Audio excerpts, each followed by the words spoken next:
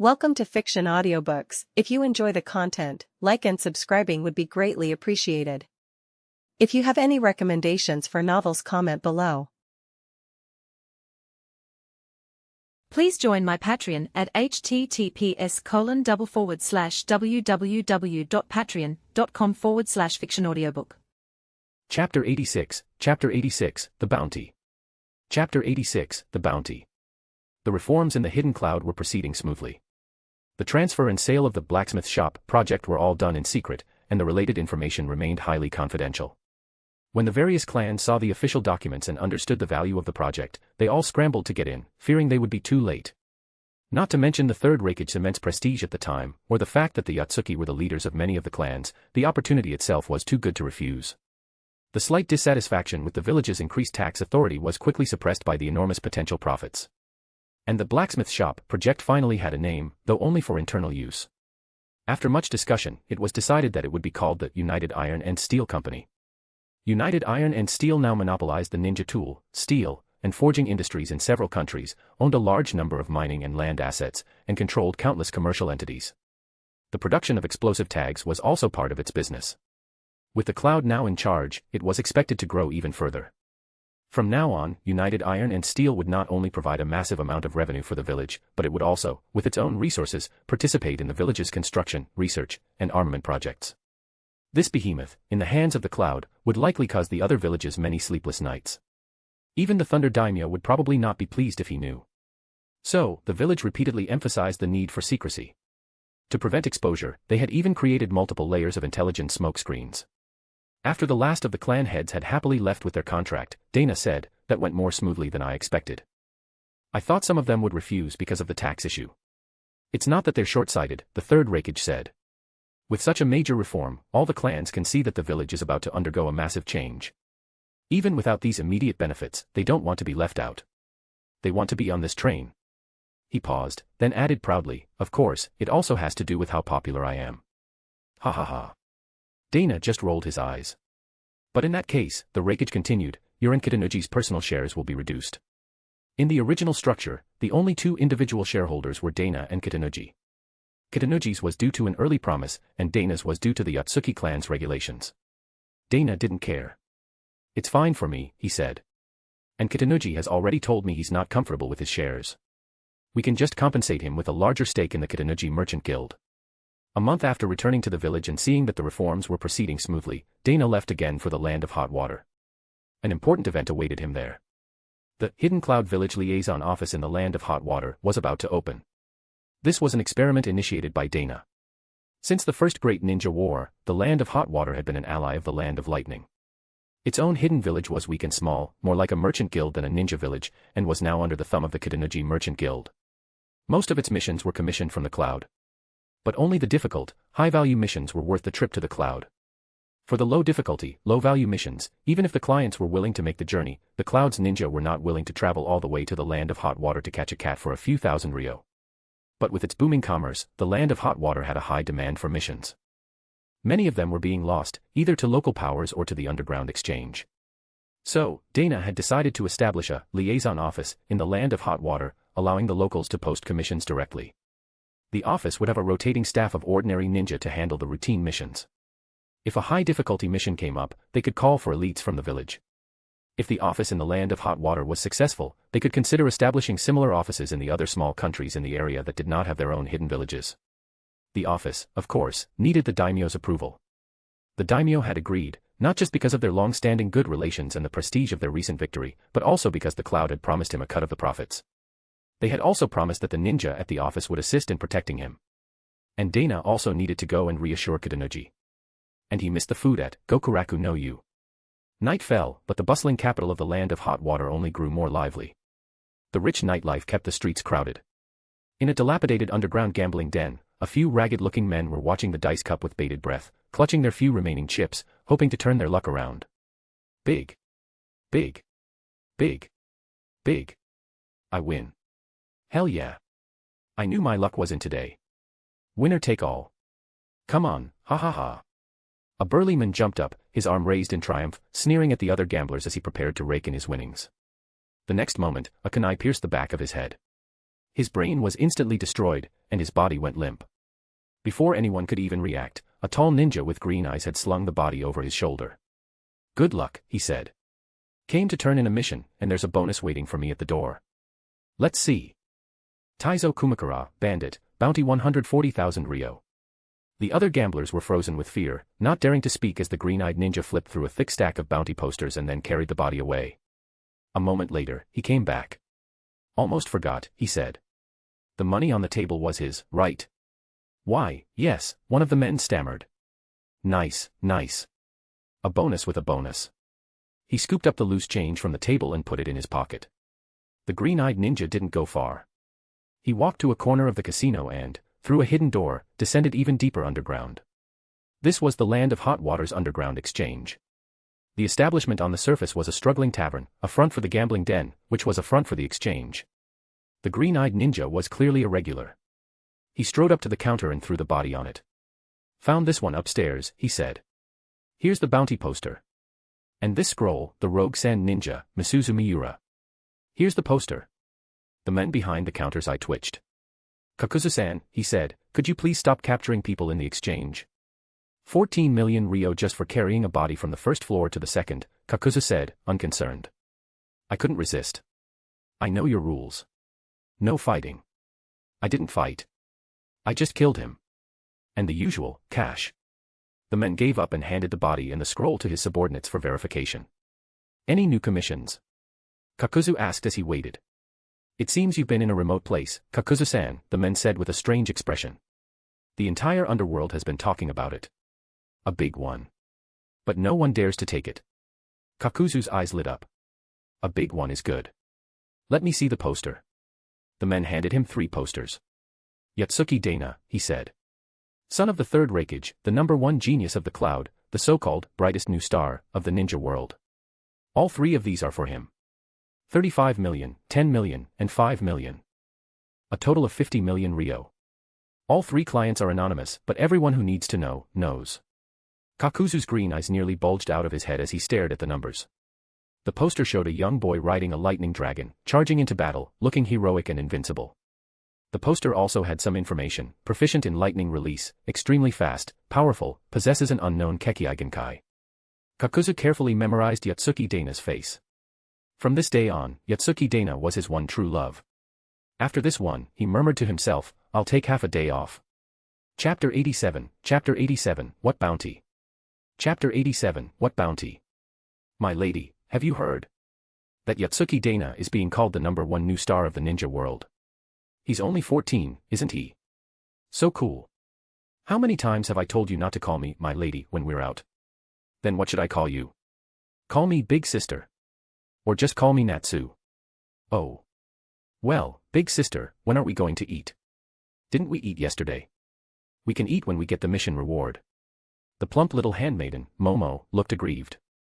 "Aren't you supposed to eat 4 meals a day? Why did we have to leave Osaka Castle anyway?" On the outskirts of a small, unremarkable village, 2 girls, about 15 or 16, were walking. One of them, the chubbier one, looked weak, as if she were about to collapse. "I told you not to come with me," the other said. "You're the one who insisted." "I'm not that stupid," Momo said weakly. "I could tell you weren't planning on coming back." Natsu just sighed. She didn't argue. She shaded her eyes with her hand and scanned the horizon. "The house with the red roof is the village chief's. That's it. Come on, Momo, we're here." She pulled the weak Momo along and ran. But as they reached the door, they saw a red-haired brat backing out of the house, bowing as he said, "Don't worry, Grandpa Chief. Leave it to me. Don't underestimate me. I'm a ninja. Someone beat us to it." Natsu rushed forward. "Excuse me," she said, "are you the village chief? I saw the bounty posting for the wild boar extermination mission." The village chief looked at her, troubled. "Oh, that mission," he said. "What a coincidence. No one's taken it for a long time, and now 2 people show up on the same day. I just gave it to this young man." The red-haired brat immediately shot her a wary look. "What do you want?" "This is my mission. I was here first." Momo collapsed to the ground as if all the air had been let out of her. Natsu's heart sank. She had finally found a mission that no one wanted because of its remote location and low reward. She had walked for almost 2 days to get here, and now it was gone. She looked at the red-haired brat. He was muscular, but clearly no older than 10. An idea sparked in her mind. "Grandpa Chief," she said, "how can you give such a dangerous mission to a child like this? It wouldn't be good if he died in the mountains. His parents would surely come and cause trouble for the village." The village chief hesitated. "This little Nagato did prove to me that he's a ninja. He can use ninjutsu. But he is very young." "You didn't say that before." Nagato protested. "You already agreed. You can't go back on your word." "Exactly," Natsu added, fanning the flames. "How can you trust a little brat like this?" The village chief thought for a moment. "In that case," he said, "why don't you two do it together? Exterminate the boars, and you can split the 50,000 Ryo reward. You're both young. You can look out for each other." Nagato was not happy about having to split his reward, but the village chief was clearly worried about his age, so he had no choice. "Thank you, Chief," Natsu said quickly. "Can my companion rest here?" Momo plopped down on a stool. "I'm not going anywhere. I'll just wait here for my sister to come back with food." On the way up the mountain, Nagato was grumbling. "Damn it. My first solo mission, and this happens. Where are your parents?" Natsu asked curiously. "Letting a kid your age go out to earn money. This is a test from my teacher," Nagato said, annoyed. "My first solo mission, and you stole half of it." Natsu blushed. "What do you mean, stole? I'm worried about your safety, you little brat. What if you get gored by a boar? Your parents would be heartbroken. Do you even know what a boar looks like?" Nagato looked at her with contempt. "Me, gored by a boar? You're underestimating me. It's you who looks like you've never seen a boar before. Are you kidding me? My grandpa was a hunter. I've been seeing boars since I was a kid. He even hunted a bear once." They walked, one in front of the other, chatting idly. "You said you know ninjutsu?" Natsu asked casually. "What can you do?" "Oh, a lot," Nagato replied, distracted. "Now you're just bragging, you little brat," she said, unconvinced. "A lot? I bet you don't even have any chakra." Nagato thought for a moment, then counted on his fingers. "The 3 basic jutsu, of course. And 5 jutsu for each of the 5 chakra natures. And some others that I'm not sure what nature they are. I know 30 jutsu in total." Now it was her turn to be skeptical. "Are you kidding me? There's a limit to bragging, you know. You think you've been training since you were born." She had been teaching herself, and so far, she only knew 1 jutsu. "No," Nagato said, scratching his head. "I've only been training for a year. But my teacher says I'm a genius. TCH. What's the point of knowing a lot of jutsu? A real genius develops their own." "I'm still a long way from that," Nagato said shyly. "My teacher says I have to learn chakra nature transformation before I can develop my own jutsu." "Chakra, what nature?" she asked, confused. "You mean, like, elements? You really are a long way off, you little brat. Unlike me. I've already developed my own unique ninjutsu." The "I don't believe you" was written all over his face. He stared at her with the eyes of a dead fish. "You don't believe me? Well then, I'll show you."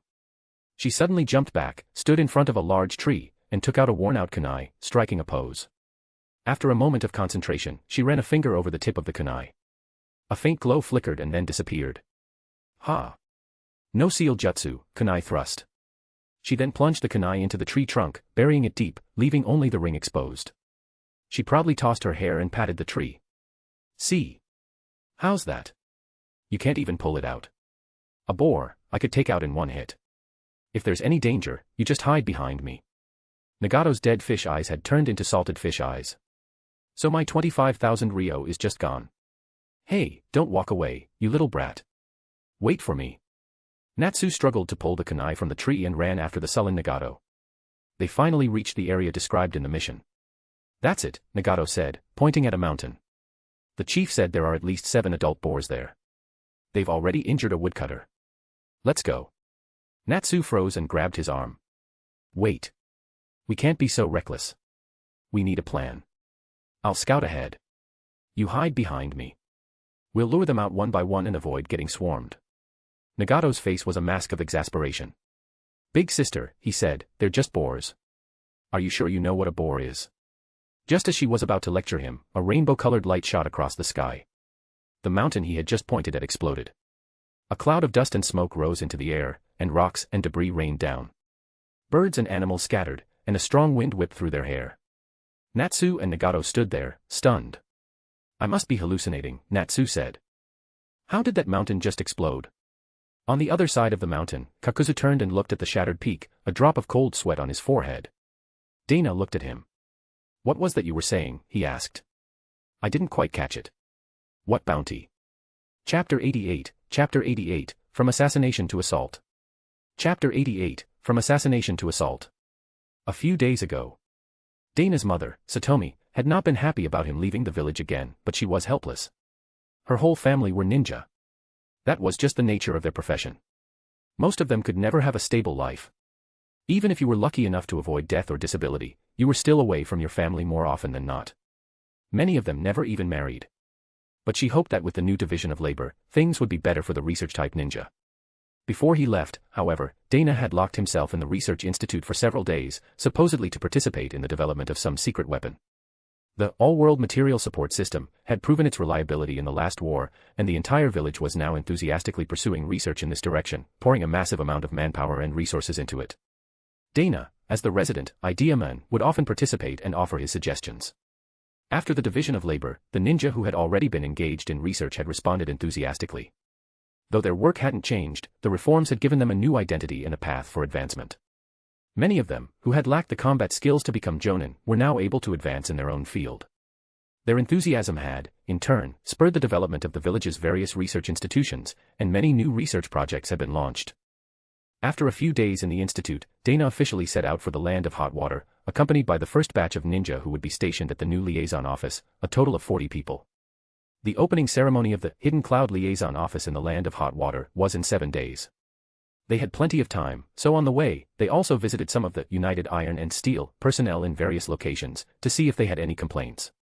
Most of them were Yotsuki clansmen. Though they were a bit unhappy, in just a few years, they hadn't yet been completely transformed into businessmen. Their ninja nature was still intact. This showed that the Third Raikage decision had been the right one. Without this change, the Yotsuki clan's future might have been completely derailed, and it was not impossible for them to have transformed from a ninja clan to a merchant clan. After arriving in the capital of the Land of Hot Water, Dana got his men settled and then, with his trusted subordinates, found a deserted spot in the wilderness. Scout the area, he ordered. Make sure Northwest One gets close. Though I doubt anyone will. As you command, Lord Dana. With his growing age and battlefield honors, the way people in the village addressed him had also changed. Dana took out a large map and, with his 2 remaining subordinates, squatted on the ground and began to calculate the coordinates. The success of the supply drop during the war had inspired several new ideas from the research department. The easiest to implement, and the one with the most direct application, was the explosive tag delivery pod. All they had to do was design a trigger mechanism and then line the inside of the pod with explosive tags. At Dana's suggestion, the trigger was designed to have 2 modes, impact and timer, allowing for both immediate and delayed explosions. In theory, it could also be detonated in midair, but the timing was too difficult to control to be practical. The 2 types of pods had already been developed and had undergone initial testing, but they had not yet been tested at long range. Since Dana had the summoning jutsu, he had taken on the task. He would never admit that he was just doing it because it sounded fun. He studied the surrounding terrain and finally chose a nearby mountaintop as his target. After calculating the coordinates and double-checking them, he used the summoning jutsu. A small, yellowish-brown snake with stripes appeared. As he handed it the paper with the coordinates, he said, "A new snake. Are you guys on a rotation? Well then, I'll leave it to you, little guy." He then took out 2 eggs, cracked them open, and fed them to the snake. A bonus for today. The snake ate them, burped contentedly, and then disappeared in a puff of smoke. While he waited, Dana found a good vantage point to observe the results. Will this be the beginning of the just blow it up era? He thought excitedly. I can't wait. The cost of explosive tags, though slightly reduced by assembly line production, was still high. A single pod could contain anywhere from a few hundred to a few thousand of them. And unlike the other pods, which could be recovered, this one would explode, its casing becoming deadly shrapnel. It was a one-time use product, and it wasn't cheap. The one person who could truly allow the cloud to engage in indiscriminate bombing, a certain printing press, had not yet matured. But she was already at the Ninja Academy with her friend Yihiko. Dana still didn't know how the paper release worked, but he was doing his best to nurture her and guide her in that direction. For this test, they would first try a 1000 yield pod, containing 1000 explosive tags. It should be quite a show. As his mind was wandering, he suddenly felt a sense of danger. He looked at the forest in the distance. A tall ninja had emerged from the trees. His cold eyes were fixed on Dana. He was holding a stack of papers. Yotsuki Dana, he said, I've finally found you. Total bounty, 50 million Rio. Your head, boy, is mine. Dana stared at the inexplicably brave bounty hunter, stunned. He had known there was a bounty on his head, but he had never thought someone would actually come after him. Before he could say anything, a clap of thunder echoed from the sky. A metal spindle, moving too fast for the eye to follow, appeared in the sky and slammed into the nearby mountaintop. A cloud of smoke and debris rose into the air. Kakuzu jumped, but he forced himself not to look back. He couldn't let his prize escape. But Dana was counting on his fingers. 3 seconds after impact, 3, 2, 1, boom. A earth-shattering explosion ripped through the mountain. The entire peak was blown to pieces. A thick cloud of smoke billowed into the air, and rocks and debris rained down. The animals for miles around fled in terror. The penetration was a bit weak, Dana mused. Probably because the pod material wasn't strong enough. But the power is incredible. At that speed, I wonder if a barrier ninjutsu could even stop it. He then looked at the green-eyed ninja. What was that you were saying? He asked. What bounty? Kakuzu couldn't help but turn and look at the shattered mountain behind him, a drop of cold sweat on his forehead. What kind of jutsu was that? He didn't even do any hand seals. And that power, it's insane. You have a hidden waterfall forehead protector, don't you? Dana said, a playful tone in his voice, especially when he noticed the man's green eyes. You wouldn't happen to be Kakuzu, would you? Kakuzu slowly regained his composure. What trick did you just pull, boy, he said. But you know my name.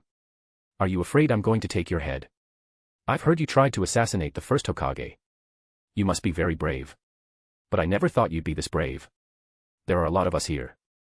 Are you planning on turning this assassination into an all-out assault? His scattered subordinates had now returned and were surrounding him. Kakuzu cursed himself for his recklessness. The 50 million had made him careless. 11 of them. They might not be that strong. I might still have a chance. I can afford to lose a few hearts. As he was thinking, Yotsuki Dana said, I really don't know what you were thinking. But to show our respect. The 11 men took out their masks and put them on. Kakuzu's heart skipped a beat. Those masks, they were so familiar.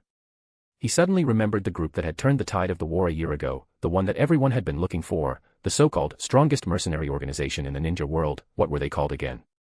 He had heard that all 11 of them were powerful jonin. Dana adjusted his, one of circles, mask. Sealing jutsu, barrier jutsu, get ready, he ordered. Get him. Chapter 89, help me up, quick. Chapter 89, help me up, quick. Though he was shocked, Kakuzu's hands moved quickly. He tore off his clothes, revealing a body covered in stitches. A mass of black tendrils shot out from his body, attacking in all directions, forcing back the approaching enemies. But Dana, instead of retreating, charged forward, weaving through the black tendrils with lightning speed and, to Kakuzu's disbelief, closing the distance. As he dodged, he even had time to relay intelligence. The enemy's body can detach. He has mastery of all 5 elemental releases. His weakness is the masks. Don't break them all. Leave one. Kakuzu. Lightning release, overclocked thunderball. Dana leaped into the air, a massive, dangerous-looking ball of lightning in his hands, and slammed it down on Kakuzu like a spirit bomb. On the mountainside, the aftershocks of the explosion had just subsided. Natsu and Nagato were crawling on their bellies, inching their way behind a large boulder to get a better look. You've got some nerve, you little brat, Natsu said, wiggling forward. You're actually going to watch? Grandpa Chief and the others aren't far from here, Nagato replied. We have to know what's happening, if it will affect them. If it's bad, I'll go back and get my teacher. Natsu suddenly found the little brat to be quite likable. At the foot of the mountain, 2 figures were talking. She couldn't see their faces, only that one was tall and the other short. Are they the ones who started it? The short one seems to be saying something. It's too far to hear. Wow, the short one has so many people with him. The tall one is in trouble. Why are they wearing masks? They're fighting. Oh my god, what is that monster? So gross. Wow, the short one is so cool.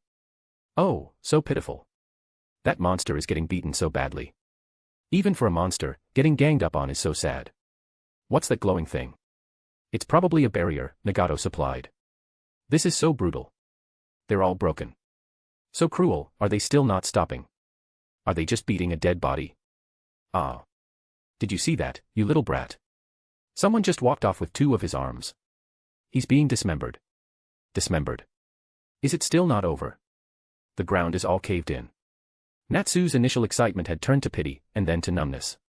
She now watched with a detached expression as 11 people ganged up on a writhing mass of black tendrils. On the battlefield, seeing that the fight was over, Dana waved his hand and his men stopped their attack. Kakuzu was now just a tangled mess of tendrils, lying in a large crater, his eyes staring blankly at the sky, his arms gone. Dana called out to him a few times, but he didn't respond. He slapped a healing talisman on his face. With his grotesque appearance, it looked like he was sealing some kind of zombie monster. The talisman slowly began to work, and Kakuzu gradually regained consciousness, letting out a groan. Seeing that he was awake, Dana squatted at the edge of the crater. "Do you want to live?" he asked. After a long silence, Kakuzu said nothing. "Do you want to make money?" "Yes." "You really are a surprise," Dana said. "In more ways than one." "How?" Kakuzu asked. Dana threw a blank scroll at him. "Write down everything you know about your Earth Grudge Fear Jutsu," he said. "The training methods, everything." "How do you know the name of my jutsu, boy?" Kakuzu said with difficulty. "And so much about me." "Your information isn't hard to find," Dana said. "As a rogue ninja, the hidden waterfall has had a bounty on you for decades. It's just that no one's bothered to look for you in a long time." "The hidden waterfall," Kakuzu chuckled. "Cough, cough. Don't waste your time. The Earth Grudge Fear is the source of my power. 50 million ryo." Kakuzu's lips moved. "That's not enough," he finally managed to say. "You'll have to pay more." "More is not an option," Dana sneered. "But I'll add a life.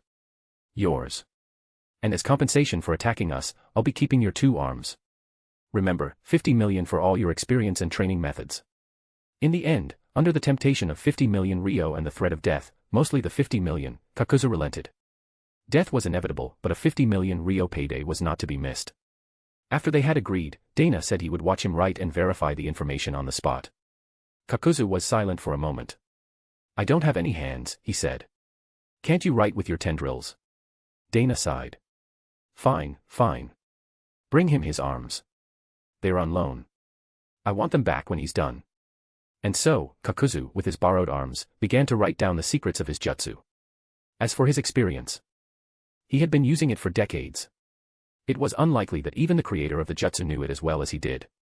It would not be a short process. "I have 2 more missions for you," Dana said. Kakuzu, who was scribbling furiously, looked up. He now knew just how rich this brightest new star of the ninja world was. "But," Dana said with a hesitant tone, "considering your recent performance, I'm a little worried you won't be able to complete them." "You can rest assured," Kakuzu said, his voice a low growl. "I have never, well, rarely, failed. Tell me, is it an assassination or an infiltration?" This whole thing had been a blessing in disguise. He had been beaten, but he was about to make a fortune. Dana toyed with Kakuzu's other arm. "Since you're so eager," he said, "let's give it a try.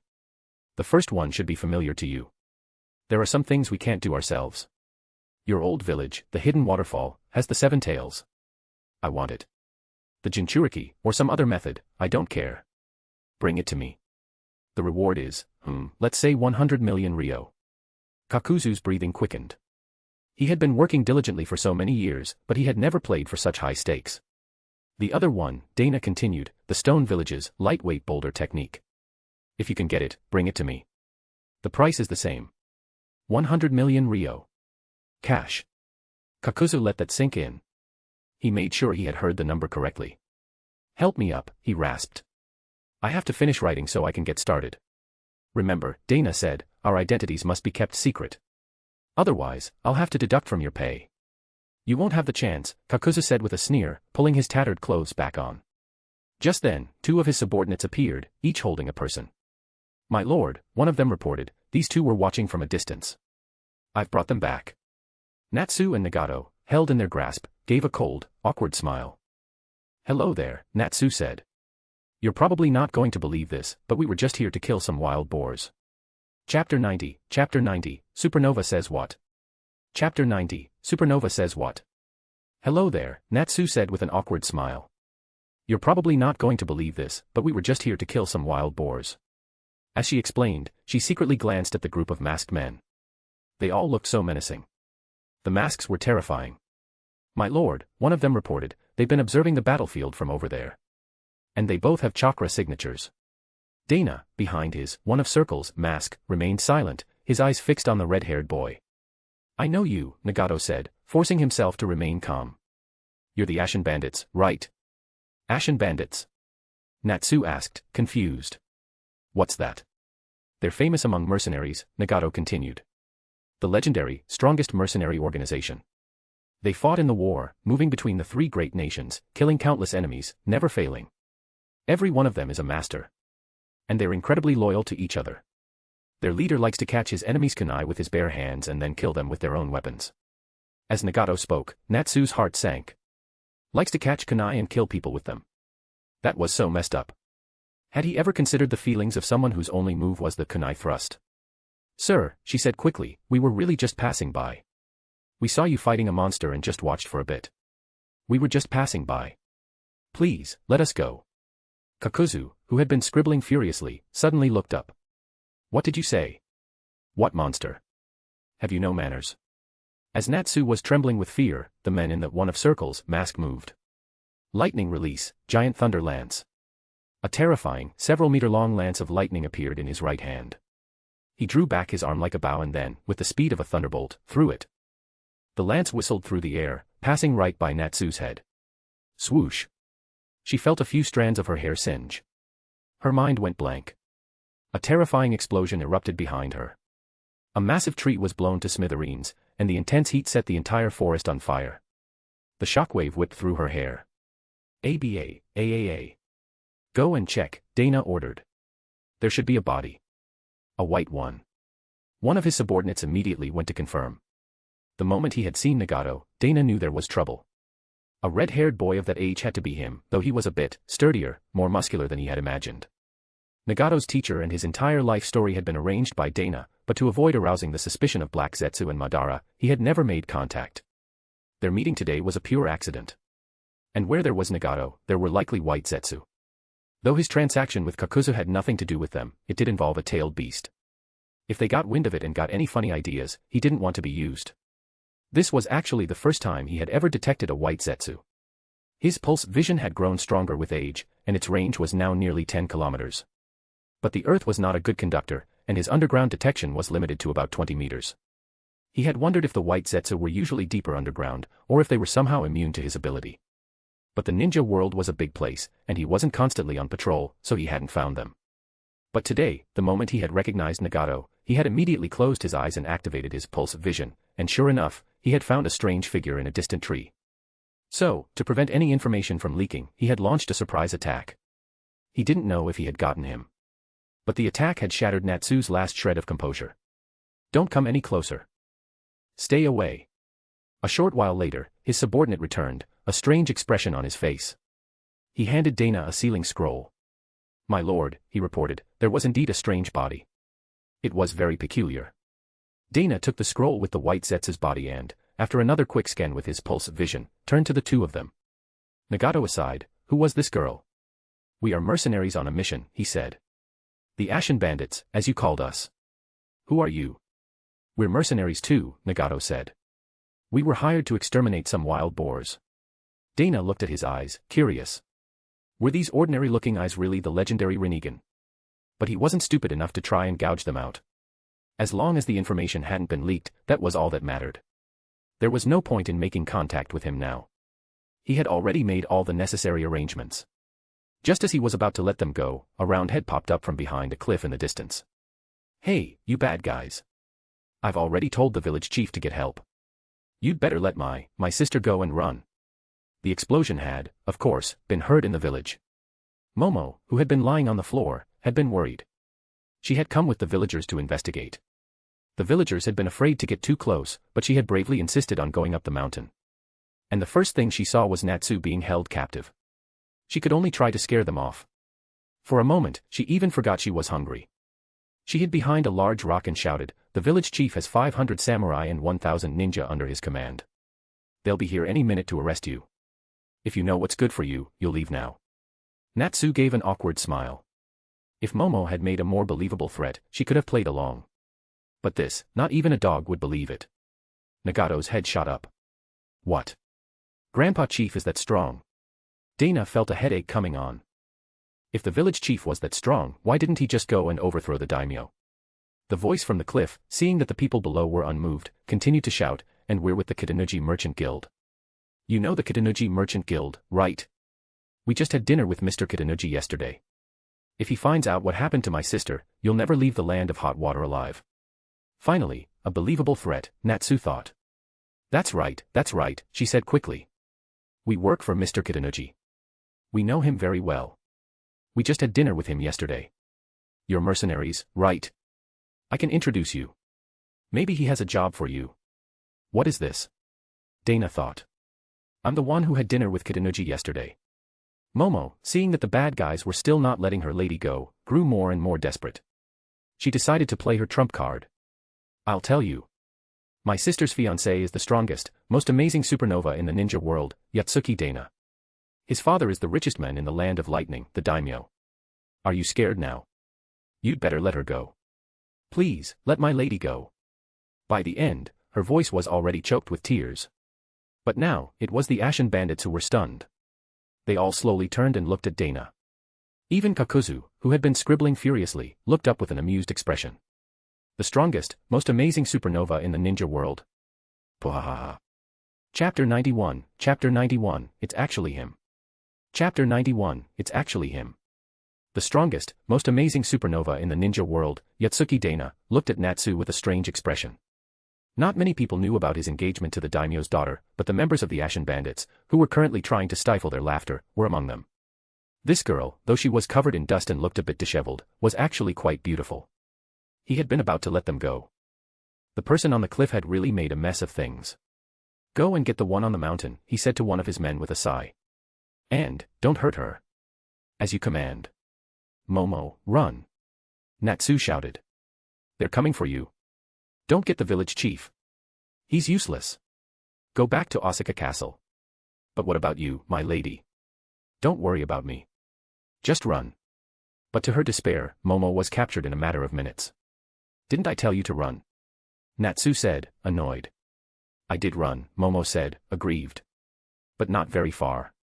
When I got there, the men who had captured her added, she had run about 7 or 8 meters.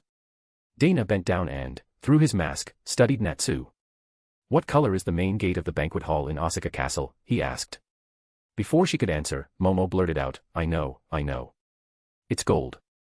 And the kitchen door is yellow, and the main tower door is blue, and the pillars are black. And what is the title of the one who is engaged to Yotsuki Dana? My lady's title is Princess Natsu. Because she was born in the summer. Dana sighed. It was her. He never would have imagined they would meet under such awkward circumstances. He slowly took off his mask, revealing his handsome face. I was wondering, he said. The wedding is approaching, but there's been no word from the daimyo. I thought he had changed his mind. But it turns out you ran away. How long have you been gone? Natsu and Momo stared at him for a long moment. I'm sorry, Natsu said. Who are you? Land of Fire, Hidden Leaf Village. Though the end of the war brought a brief respite, to be on the losing side was not a pleasant experience. In the 40-odd years since the establishment of the village system, Konoha had always considered itself the strongest. Even among the 5 great villages, they believed they were in a league of their own. But the outcome of the Second Great Ninja War was something they could not accept. The village was in an uproar. Questions about the defeat, about the tactics, about the leadership, all coalesced into a single voice, a questioning of Hiruzen Sarutobi. The battle in the Land of Rain, in particular, had been a shocking blow. The casualties from the tailed beast balls were immense. A large number of young ninja had been slaughtered without a chance to fight back. Though they were just Chunin and Genin, they were the future of their clans, of their families. Though Konoha's leadership, after repeated postmortems, had to admit that against the cloud, it wouldn't have mattered who was in command. If you couldn't deal with the Jinchuriki, if you couldn't counter the terrifying suppressive power of the tailed beast balls, you couldn't win the war. It wouldn't have mattered who was in charge. Even if they were to grit their teeth and start a second or third war, the outcome would be the same. But that didn't stop the rank-and-file ninja from being dissatisfied with Hiruzen. The public outcry was even more intense than he had imagined. When he had returned from the 6 Kage summit, he had known that his position as the 3rd Hokage was in jeopardy. And after the summit, there was another reason to denounce him. His decision regarding the Hidden Rain and Hanzo, the amicage, was seen as proof of his incompetence, even though he had voted against it. No one cared. And, of course, Danzo Shimura was fanning the flames from behind the scenes. Konoha, Foundation Headquarters. The Hyuga clan has not yet given their support, one of his subordinates reported. Danzo's face darkened.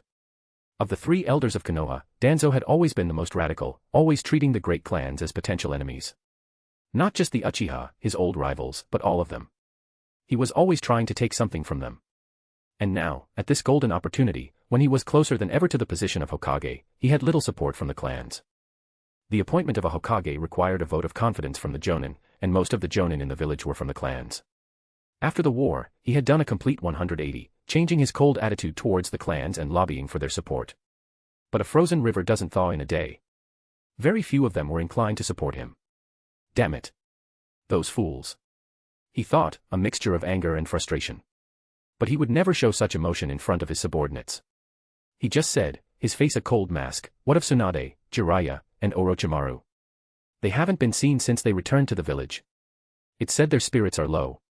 After being given their humiliating titles by Hanzo and then being captured, Hiruzen's three prized students had lost a great deal of face, which was another reason for his declining popularity. As Hanzo's ascension to Amakage became the talk of the ninja world, the joke titles of the Yellow, Gamble, and Poison 3 Ninja had also spread, becoming a source of gossip and a major blow to their pride. After the war, Hanzo had requested to deal with the three of them himself. Since he had been the one to capture them, the Third Raikage had agreed. A short while ago, Hiruzen had made some secret deal with Hanzo and had gotten them back. But they had been reclusive ever since, and Danzo, busy with his scheming, hadn't paid them much attention. He was considering whether to use them to launch another wave of public criticism against Hiruzen when an ANBU agent appeared. Lord Danzo, he said, the third Hokage requests your presence at a meeting. Danzo nodded. No matter how many plots he was hatching in the shadows, on the surface, he was still an elder of Konoha, an advisor to Hiruzen. He walked through the dark, winding tunnels, from the underground to the surface, and into the meeting room of the Hokage Tower. It was already filled with Konoha's high-ranking leaders. The third Hokage, Hiruzen Sarutobi. His fellow elders, Kohara Utatane and Hamura Mitokado. The ANBU commander, Tsukumo Hatake. The head of the interrogation and torture force, the head of the Yamanaka clan. The head of the intelligence division, the head of the Nara clan. The captain of the military police force, the head of the Uchiha clan. And the heads of the other clans, like the Hyuga, the director of the Konoha hospital, the third Hokage's 3 disciples, and many others. All the leaders of the village were here. Danzo, who had not been aware of the importance of this meeting, suddenly had a bad feeling, a sense that he was caught in a massive conspiracy. As his mind was racing, Hiruzen Sarutobi spoke. I have gathered you all here today for one reason, he said, his voice clear and firm. In the recent war, due to my own poor command and lack of ability, the village has suffered a great loss. I am responsible, and I will not make excuses. I am no longer fit to lead this village. Therefore, I have called you here today to discuss my resignation, and to nominate and decide upon a new fourth Hokage. Danzo's mind reeled. Why do I know nothing about this? Who can he nominate? His 3 idiot students. No. Could it be? Just as he was trying to make sense of it, he heard Hiruzen say, considering the current situation and the complex state of the ninja world, Konoha is in desperate need of an outstanding Hokage. I propose that the ANBU commander, Tsukumo Hatake, be appointed as the 4th Hokage. I leave it to you all to discuss and decide. Danzo's head snapped up. He stared at Hiruzen, but Hiruzen did not even look at him. It's him. It's actually him. What a brilliant move. Chapter 92, The Birth of the 4th Hokage. Chapter 92, The Birth of the 4th Hokage. If you were to ask what kind of ninja Tsukumo Hatake was, you would get different answers from different people. His teammates would say he was reliable.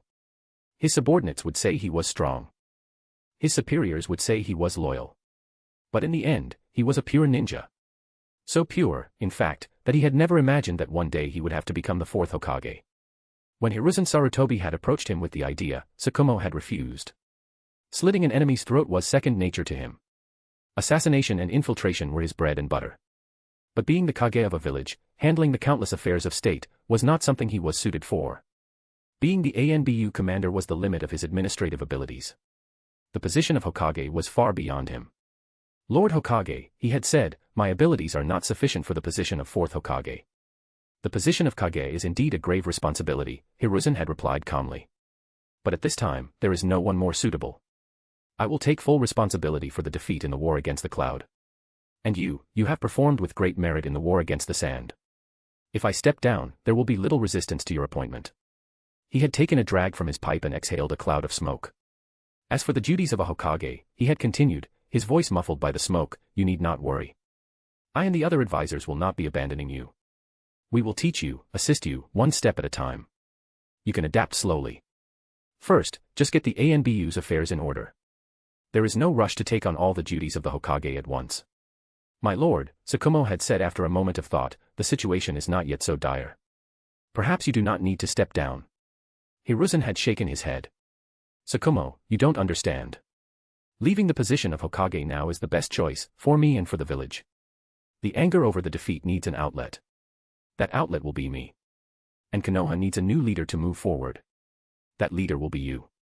Seeing that Tsukumo was still about to refuse, Hiruzen had bowed his head. Tsukumo-kun, he had said, his voice filled with a solemn gravity, I'm counting on you. Hiruzen's sudden nomination had silenced the meeting room. Some, who were already in the know, remained calm. Others, who were completely unprepared, were in a state of shock. But no matter what anyone thought, the decision for Tsukumo Hatake to become the fourth Hokage was passed smoothly. Among the clan heads and representatives, some had agreed out of respect for Hiruzen, some out of admiration for Tsukumo's own military achievements. But for most, it was a compromise. A compromise with a man who was willing to take full responsibility for the defeat and step down, allowing the other high-ranking leaders to escape the public's wrath unscathed. If Hiruzen hadn't done so, and the public's anger had been allowed to fester, his own position would have been untenable, and it would have eventually affected the other leaders and clan heads as well. After all, were they not also responsible for the defeat? Though a formal Jonin vote had not yet been held, the high-ranking leaders present represented the vast majority of the village's Jonin. Barring any unforeseen circumstances, Konoha would have a new Kage within a month. After the meeting, everyone left the Hokage Tower with their own thoughts. Orochimaru was leaning against a wall outside, waiting for his teammates. Tsunade, Jiraiya, he said, you two still look terrible. Tsunade, her expression gloomy, and Jiraiya, his face a wooden mask, emerged from the building. Orochimaru had never thought that one day he would be the one trying to console his teammates. After returning to Konoha, though he had been dejected by their capture, his ambition to master all jutsu and understand the secrets of life and death had allowed him to quickly recover. He had immediately returned to his research. But he had heard that his two teammates were not doing so well. Jiraiya had begun to doubt his own abilities as a ninja and had thrown himself into a frantic training regimen, practically living at the training grounds. Even in his student days, the cheerful Jiraiya had never worked so hard. And Tsunade was even more withdrawn. She had barely left her house since returning. If it hadn't been for the appointment of a new Hokage, she probably wouldn't have come out at all. Jiraiya's manic energy was one thing. Training was not a bad thing. But Tsunade's problem was more complex. She had lost her brother just before the war, and her lover during it. When they had been prisoners in the hidden rain, Orochimaru had already sensed a growing world weariness in her. To be told I look terrible by you, Jiraiya said with a forced smile, that doesn't exactly cheer me up. Is there something you want? Tsunade said flatly. If not, I'm going home. Orochimaru suddenly felt that he was not suited for this. He opened his mouth, but couldn't find the right words. Well then, Jiraiya said, patting him on the shoulder, I'm going back to training. Tsunade just nodded and, without a word, left with him. But at the entrance to the Hokage Tower, they went their separate ways. Under the setting sun, all three of them looked burdened with their own thoughts. The news of Tsukumo Hatake's impending appointment as the fourth Hokage quickly spread through the village. Some were surprised, some were excited, some were dismissive. But there was no denying that the White Fang of Konoha was, at present, the strongest ninja in the village, besides the third Hokage, and the one with the most distinguished military record. The common people, who did not understand the complex politics of the village, were very accepting of the choice. With the appointment of a new Hokage, the tense atmosphere in the village began to ease. There were some who tried to stir up trouble, but they were quickly suppressed. People even began to feel sorry for Hiruzen, saying that defeat in war was inevitable, and that by taking responsibility, he had shown himself to be a good Hokage, just an unlucky one. And the newly defeated Konoha needed a younger, more dynamic leader, and who better than the powerful and decorated Tsukumo Hatake. This sentiment swept through the village in just a week. Any dissenting voices were quickly silenced. It was the will of the people, an open and honest move, the kind of move Danzo would never understand. 2 weeks later, the Jonin vote of confidence for Tsukumo Hatake was held. As expected, it passed smoothly. Prepare yourself, Tsukumo, Hiruzen said. Tomorrow is your inauguration. Show them your best. As you command, Lord Hokage. Hiruzen waved his hand. Don't call me that anymore, he said. The vote has passed. You are already the fourth Hokage. Tomorrow is just the ceremony. He took off his Hokage hat and handed it to Tsukumo. With a complex mix of emotions, Tsukumo took the hat and went home. His 4-year-old son ran to greet him. "Dad," he said excitedly, "they say you're going to be Hokage. Is it true?" Tsukumo was taken aback for a moment, then a smile spread across his face. "Yes," he said. "That's right. Dad is going to be Hokage. You have to work hard too, Kakashi." The young Kakashi jumped for joy. "I will," he shouted. "Dad is the 4th Hokage, so I'm going to be the 5th." After putting his son to bed, Tsukumo returned to his room. He placed the Hokage hat on a stand and knelt quietly on a cushion. On the wall in front of him was a photo of a woman with a bright, cheerful smile, watching him silently. He lit 3 sticks of incense and placed them in front of her photo, and remained there for a long time, in silence. The next morning, the streets of Konoha were empty. Everyone was gathered in front of the Hokage tower, waiting for the new Hokage to appear. Behind the balcony, Tsukumo Hatake was adjusting his clothes. The white Hokage robe, on his tall frame, made him look even more heroic. "I had them change the style of the robe," Hiruzen said with a nod. "The one I wore was too old-fashioned. A young Hokage needs a young look. Seeing you in it, I know I made the right choice." Even with his cool demeanor, Tsukumo had to admit that the robe was stunning, far superior to the wide, baggy robe the third had worn. It was white, with red flames that seemed to burn, a symbol of the will of fire. It gave him an air of ambition and integrity. He put on the hat, took a deep breath, and, after a moment of silence, nodded to Hiruzen and walked forward. The crowd below was a sea of people. The noisy crowd fell silent the moment he appeared. Hiruzen, wearing a standard Jonin flak jacket, stood behind him. "As you can all see," he announced, his voice booming, "from this day forward, Tsukumo Hatake is the 4th Hokage of the Hidden Leaf Village."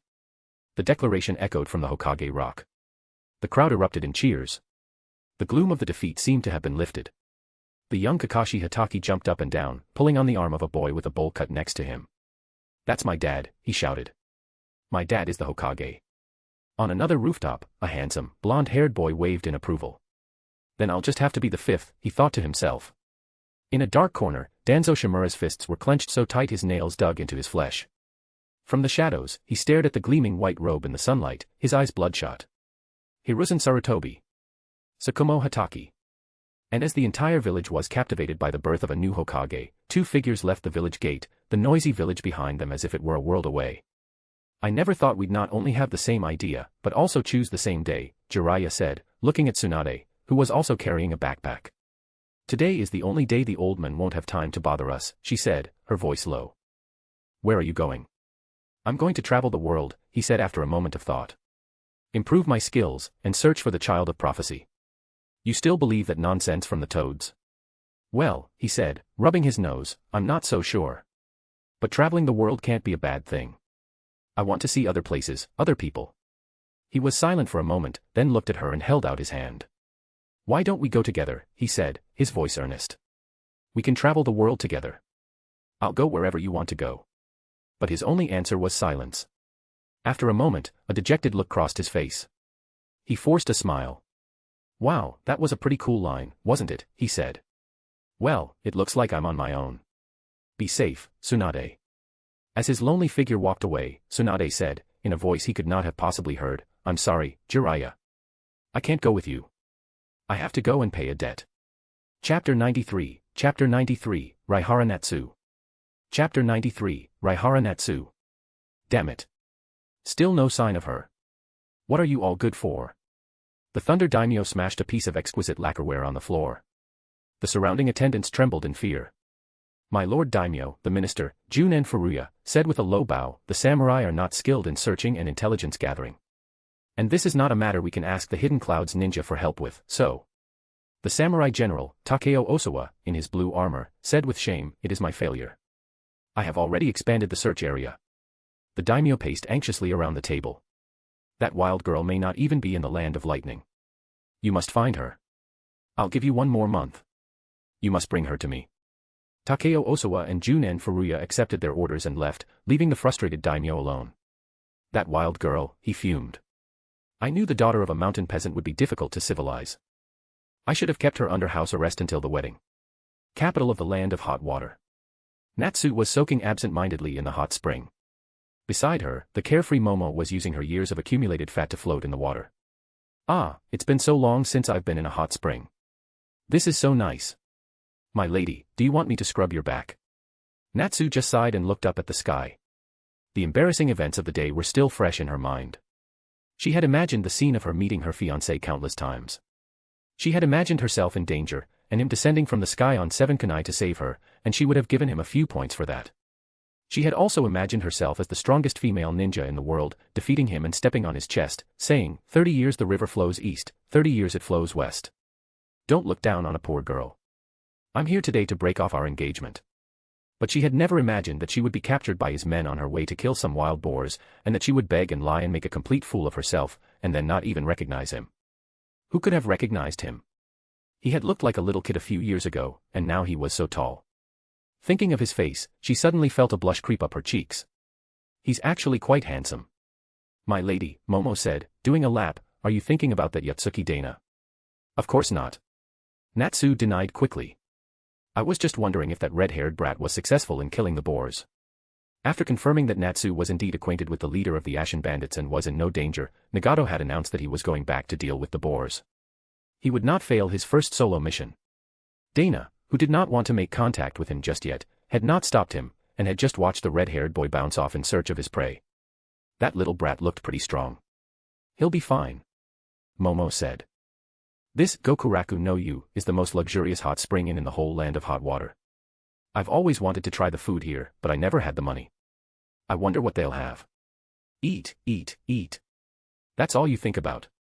After their bath, Natsu and Momo were led by a servant through a series of complex corridors. Just as they were about to reach Dana's room, a man in lavish clothes backed out of it. Seeing them, he seemed to understand something. He bowed and said, please, come in. Lord Dana is inside. Who are you?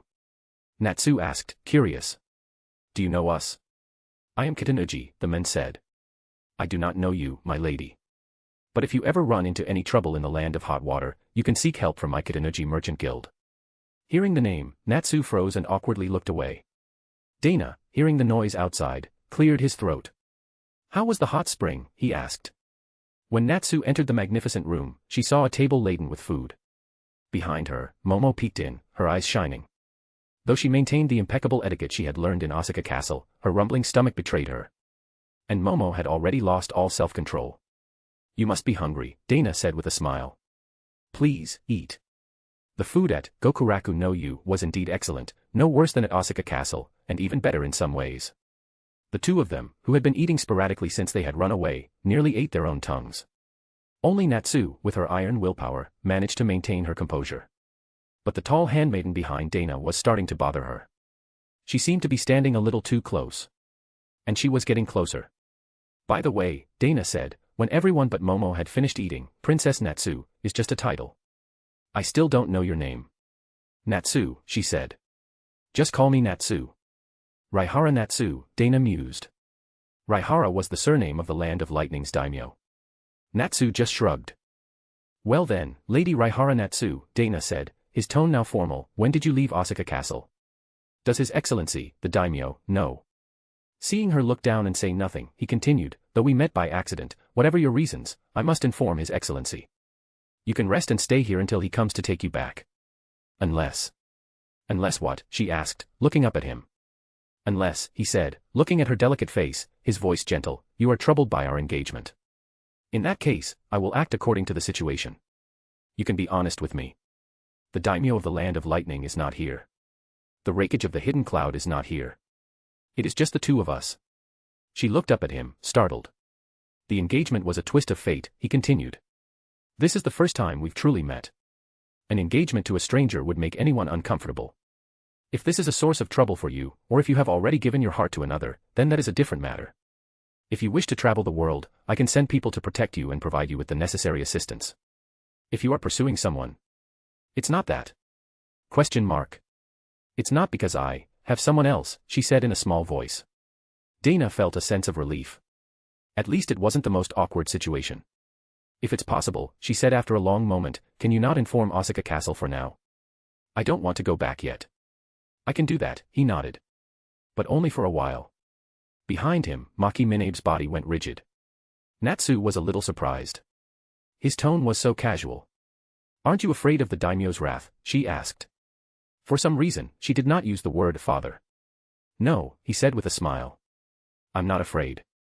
Chapter 94, The Office Opens and the Bear Hunt. Chapter 94, The Office Opens and the Bear Hunt. The Hidden Cloud Liaison Office in the Land of Hot Water officially opened. The various merchant guilds and nobles of the capital all came to show their support. They were, after all, the office's future clients. Dana, as the son of the Raikage and an advisor to the village, received the guests. Even the Daimyo of the Land of Hot Water sent a gift, a gesture of his endorsement. The hidden hot water village, which was now under the thumb of the Katanuji Merchant Guild, certainly wasn't going to cause any trouble. And the so-called underground powers wouldn't dare to challenge a great hidden village. The Cloud wouldn't hesitate to wipe out any underground exchange, they just hadn't seen the need to. Natsu, with nothing better to do, had followed him around for a day out of curiosity and had discovered that Yotsuki Dana was not the kind of ninja she had imagined. The moment the ribbon was cut, a flood of commissions came pouring in from the merchants and nobles. The volume was huge, and many of them were high-difficulty, long-standing orders. The first batch of stationed Cloud Ninja had barely had a chance to rest before they were thrown into a whirlwind of missions. Dana wasn't worried about the difficult ones. The missions the office couldn't handle would be relayed back to the village. The Cloud's ninja, at the village's mission assignment desk, could also see the commissions from the Land of Hot Water, only the ones that couldn't be completed locally, and decide for themselves if they wanted to take them. With a ninja's mobility, they could be there in 2 or 3 days. As for the missions that no one, either at the office or in the village, would take, well, that just meant the price needed to go up. Overall, due to the backlog of commissions and the prosperous commerce of the country, the mission fees in the Land of Hot Water were even higher than in the Land of Lightning. Since the office in the Land of Hot Water was running so smoothly, they could start preparing to open offices in the lands of rice paddies and grass, using the same model. The more difficult cases, like the lands of iron and waterfalls, would require a different approach. The next day, Dana received a report that Tsukumo Hatake had officially become the 4th Hokage of Konoha, and the former 3rd, Hiruzen Sarutobi, had become an elder advisor. The choice of the 4th Hokage had been known to all the villages for some time. Konoha had been running a PR campaign, but when the rumor became a fact, Dana still felt a sense of.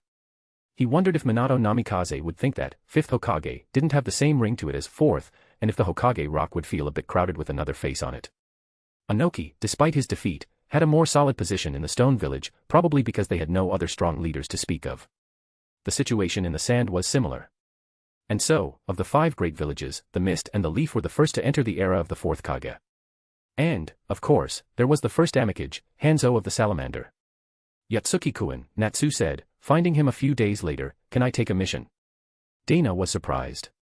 "You mean, from the liaison office?" he asked. "Only Hidden Cloud Ninja can take those missions. You need a ninja registration number to both accept and turn in a mission." Natsu looked disappointed. He didn't know why she was so fixated on missions. If the boar hunt had been for money, that was one thing. But now that she was living at Gokuraku no Yu, she certainly didn't need it. It couldn't be that she was saving up for a dowry, could it? "Why do you want to take a mission?" he asked. "Do you need money?" "Not really," she said, looking down and kicking at the ground. "I just want to. Just once." He hesitated for a moment, then, thinking that the opening ceremony was over, said, "All right. I'll take the mission in my name. I don't have anything else to do today anyway." "Thank you," she said in a small voice. They went to the liaison office. It was modeled after the one in the Cloud, with a large wooden wall covered in mission postings. "See anything you like?" he asked, letting her choose. She looked at the rows of wooden tags, then finally took one down, a C-rank mission, and handed it to him. "This one." It read, "Hunt Bear, C-rank." The address was on the back. Dana. What is it with this girl and wild animals? First a boar, now a bear. He didn't bring Momo, nor did he bring any of his men. He was no longer the fragile doll that needed protection everywhere he went. And sending a team of jonin to beat up a bear was just overkill. Natsu couldn't run on trees or water, so they had to walk. Dana didn't offer to carry her. It was a sign of respect, for both her status and for her as a person. The distance wasn't far, and by noon, they had reached the designated mountain. Natsu's forehead was beaded with sweat. She was wearing the same outfit she had been captured in, a makeshift combat uniform, a mismatched and somewhat ridiculous-looking ensemble. At the foot of the mountain, Dana closed his eyes and activated his pulse vision. The entire mountain was scanned in an instant. Not to mention the bear, he now knew how many rabbits there were. He opened his eyes and looked at her. "Need me to point the way?" he asked. She shook her head. "Thank you, Yotsuki-kun, but no. I may not look like it, but I know a thing or two about the wilderness. And the fight, if you don't mind, I'd like to do it myself." He nodded and gestured for her to go first. She tied back her sweat-dampened hair and began to seriously search for tracks. Large animals are territorial, she said as she searched. A bear would be the king of this mountain. It will definitely leave droppings or urine to mark its territory. Sometimes it will also rub against trees. Dana was genuinely surprised. He had no idea she knew such things. Nothing here, she said. Yotsuki-kun, let's check over there. He followed her, curious. Where did you learn about bears? He asked. She didn't turn around. She cut through a tangle of vines with her worn-out kunai. After a moment of silence, she said, my grandfather taught me. The previous daimyo? He asked, even more confused. No. My mother's father. After a while, as if she had made a decision, she said, Yotsuki-kun, you'll probably find out sooner or later anyway, since we're engaged. Do you want to hear a story? Chapter 95, Winter and Summer. Chapter 95, Winter and Summer. I'd like to hear it, Dana said. Once, in the northern part of the land of lightning, near the sea, there was a young hunter, she began. His father was a hunter, and his grandfather was a hunter, so he had learned the skills of the hunt from a young age. The great mountains that others feared were a treasure trove to him, a gift from nature.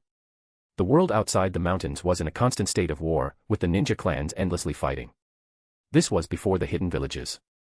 So, the young hunter had no desire to leave the familiar mountains, except to occasionally go to town to trade for the things the mountains could not provide.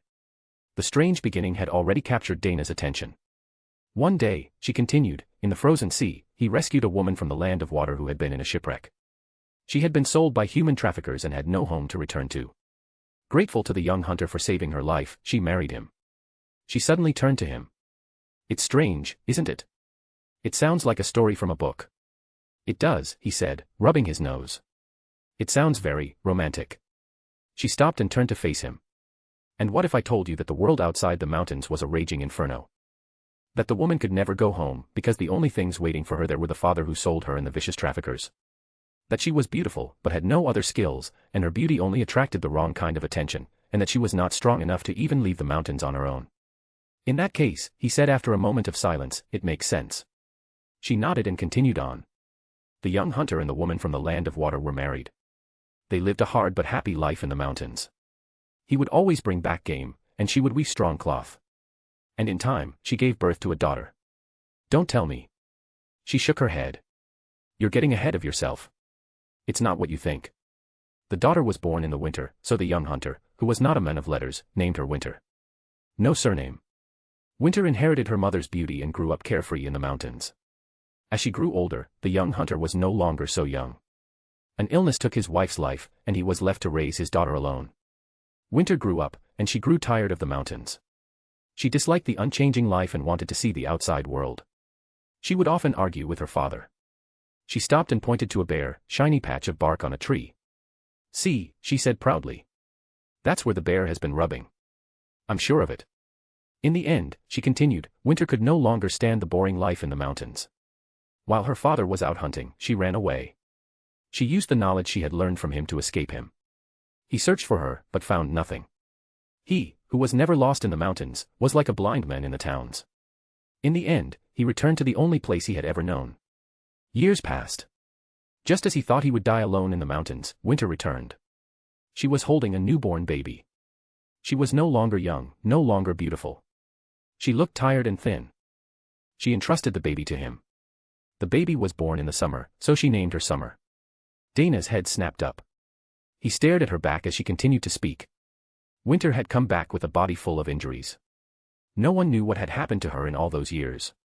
She died not long after, in the same mountains where she was born. The hunter was left to raise Summer alone, just as he had raised Winter. But he was an old hunter now, and he worried that he would not live to see her grow up. He did his best to teach her everything he knew about survival, hoping she would be able to live on after he was gone. He told her Winter's story as a warning. Until one day, someone came, saying that Summer was the daimyo's daughter and that they were taking her back. The old hunter, who was now too old to even feed himself, agreed. And so, Summer, who had lived a carefree life in the mountains until the age of 7, was taken to a place called Osaka Castle. Dana understood. I have only ever had one grandfather, she said, her voice now a low murmur. The old hunter who taught me how to identify bear droppings and how to find water. But I've forgotten most of it now. When I left, he told me that I had to learn to survive on my own, to be the master of my own fate. He didn't even know what a daimyo was. He just kept teaching me how to make traps, how to skin an animal. And then I went to Osaka Castle, and I could never leave. I was young, I had no mother there, no brothers or sisters. Even my title, Princess Natsu, was just a name. No one, not the maids, not the samurai, not the daimyo I never saw, would listen to what I said. They would not let me leave the city. Until I learned that my grandfather had died. I thought it would be better for you to hear my story from me, Yotsuki-kun, rather than from someone else. The people in Osaka Castle call me the daughter of a mountain peasant. I don't want to be like the other princesses, a tool for the daimyo to win over the nobles. And I don't want to be like Winter, covered in scars. I want to be like my grandfather. Even as a woman, even alone, I want to be strong, to rely on no one. So, I found a book on chakra molding and I practiced with the kunai in secret. I wanted to escape, to be the master of my own fate. And so, I did. We're here, she said, cutting off any questions. The bear is inside. They had arrived at a cave. The stench from within indicated that its inhabitant was not very hygienic. She took out her worn-out kunai, ready for a fight. Sensing the intruders, a brown bear slowly emerged from the cave, its eyes fixed on the two humans. A hunter would never face a bear head-on, she said. But I've forgotten most of what my grandfather taught me. It seems I'll have to rely on what I've learned as a ninja. The fight was unremarkable. Natsu, who was quite agile, dodged the bear's attacks. The tip of her kunai would occasionally glow with a faint light, allowing her to pierce the bear's thick hide and leave a series of small wounds. Though she had a few close calls, the bear, weakened by blood loss, eventually collapsed. Panting, she was filled with a sense of triumph. I did it, she cried. I did something even my grandfather couldn't do. But just as she was about to turn to Dana, the bear, which had been playing dead, opened its eyes and lunged at her from behind. Zap. Boom. A bolt of lightning shot past her. Dana slowly lowered his hand. The bear, which had been making a desperate last stand, now had a large, smoking hole in its chest. Natsu's face fell. The disappointment was fleeting, but it was there. She then turned to him with a smile. It seems I failed after all, she said. Well then, Mr. Yotsuki Dana, please inform the people of Osaka Castle. I will return to my cage and await the daimyo's arrangements. Perhaps we will meet again, perhaps not. It doesn't matter anymore. They walked back in silence. Natsu had nothing to say, and Dana didn't know what to say. When they reached the capital, and were approaching Gokuraku no Yu, they saw a group of samurai causing a commotion at the entrance. Let us in. Someone saw her go in. The guards at the entrance, who were actually members of the Special Strategy Division, in disguise, just sneered at the boisterous samurai. Natsu silently tugged on Dana's sleeve. I'll handle this, she whispered. It would be improper for you to be seen. In theory, we're not supposed to meet. Dana was silent for a moment, then nodded. He didn't care about propriety, but he didn't want to cause her any more trouble. The leader of the samurai saw her standing behind Dana and his eyes lit up. He rushed over. You've made us search for so long. So you ran off to the land of hot water. How did you get out? He ignored Dana and reached for her. Dana frowned and stepped in front of him. The samurai froze, then sneered. So you ran off with a pretty boy. You've brought shame upon the daimyo. The daughter of a peasant is truly untamable. Now come back with me. And you little brat. You dare to touch this woman. Natsu did not react to his words. It was as if, after the bear had fallen, nothing could anger her anymore. She bowed to the samurai with impeccable etiquette. Thank you for your trouble, she said. I will return with you. Your actions have shamed His Excellency. Do you know how much effort we spent looking for you? If it weren't for His Excellency's mercy, you'd still be digging in the dirt on some mountain. How dare you disobey his orders? No matter what he said, she just smiled. After venting his frustration, the samurai, seeing how cooperative she was, felt a sense of satisfaction. And you little brat. Do you know who this woman is? Just as he was about to teach Dana a lesson, he felt the eyes of everyone around him, including the two guards who had been so insolent, turn on him. He didn't know why. But he was in a strange land, so he gave up on the idea of taking him down on the spot. He would just put a bounty on him later. He turned to leave, and Natsu followed, a smile still on her face. Wait. The samurai turned back, but Natsu did not. She just kept walking. Winter did nothing wrong. The retreating figure stopped. She had the courage to embrace the outside world. She was just unlucky. What are you talking about, you brat? The samurai said, annoyed. Are you looking for trouble? Dana ignored him, his eyes fixed on her back. The old hunter did nothing wrong either. He conquered his loneliness, the hardships of survival, and he raised his daughter and his granddaughter. Her back was trembling slightly. But Summer was wrong. "What are you talking about, you brat?" the samurai fumed. She was wrong because she only tried once and then thought she had failed. She was wrong because she lost her courage after a single attempt. She was wrong because she gave up so easily. "I don't like people like that." Tears streamed down her face, blurring her vision, but she didn't dare to wipe them away. "So Summer will have to try harder. The first attempt wasn't so bad. But there's still a long way to go. And I can help." The trembling figure said, "Yes. I will. I will try harder." The setting sun cast a long shadow. "Are you in a good mood today, young master?" Maki asked, grinding ink as she watched him. "Just say what's on your mind." "I saw what happened this evening, from the second floor," she said. "About Lady Natsu. I thought you would be sad that she left. It seems she has her own troubles." "Why would I be sad?" he said with a smile. "I'm actually a little happy." "Happy? Why?" "Because I know what kind of person she is now." He paused, then added, "But I can give her some help." He picked up his brush and, on a blank scroll, wrote the title. "From Beginner to Master, the Ninja World Supernova teaches you a more efficient method of chakra molding, with practical basic ninjutsu and kunai techniques." Chapter 96, Chapter 96, Training and a Visitor. Chapter 96, Training and a Visitor. After Natsu left, Dana returned to his daily routine, monitoring the liaison office, gathering and analyzing intelligence at the Special Strategy Division's secret base, and training. In a spacious and secluded training room, Dana, bare-chested and wearing only training pants, held a gleaming tachi. The sword was from United Iron and Steel. It had no fancy name, but its quality was that of a masterwork. Dana was not one to believe in the legends of famous swords. In his view, as technology progressed, a new sword would always be better than an old one. The tachi was forged with expensive chakra-conductive metal. He assumed a stance and slowly infused it with his lightning-natured chakra, mimicking the sharpness of his thunder-severing wave. The sword began to hum and vibrate, and a white arc of electricity flashed along its edge. He threw a kunai into the air and let it fall. He then held the glowing tachi in its path. Under the force of gravity, the kunai was effortlessly sliced in two. He barely felt the impact. A look of joy crossed his face.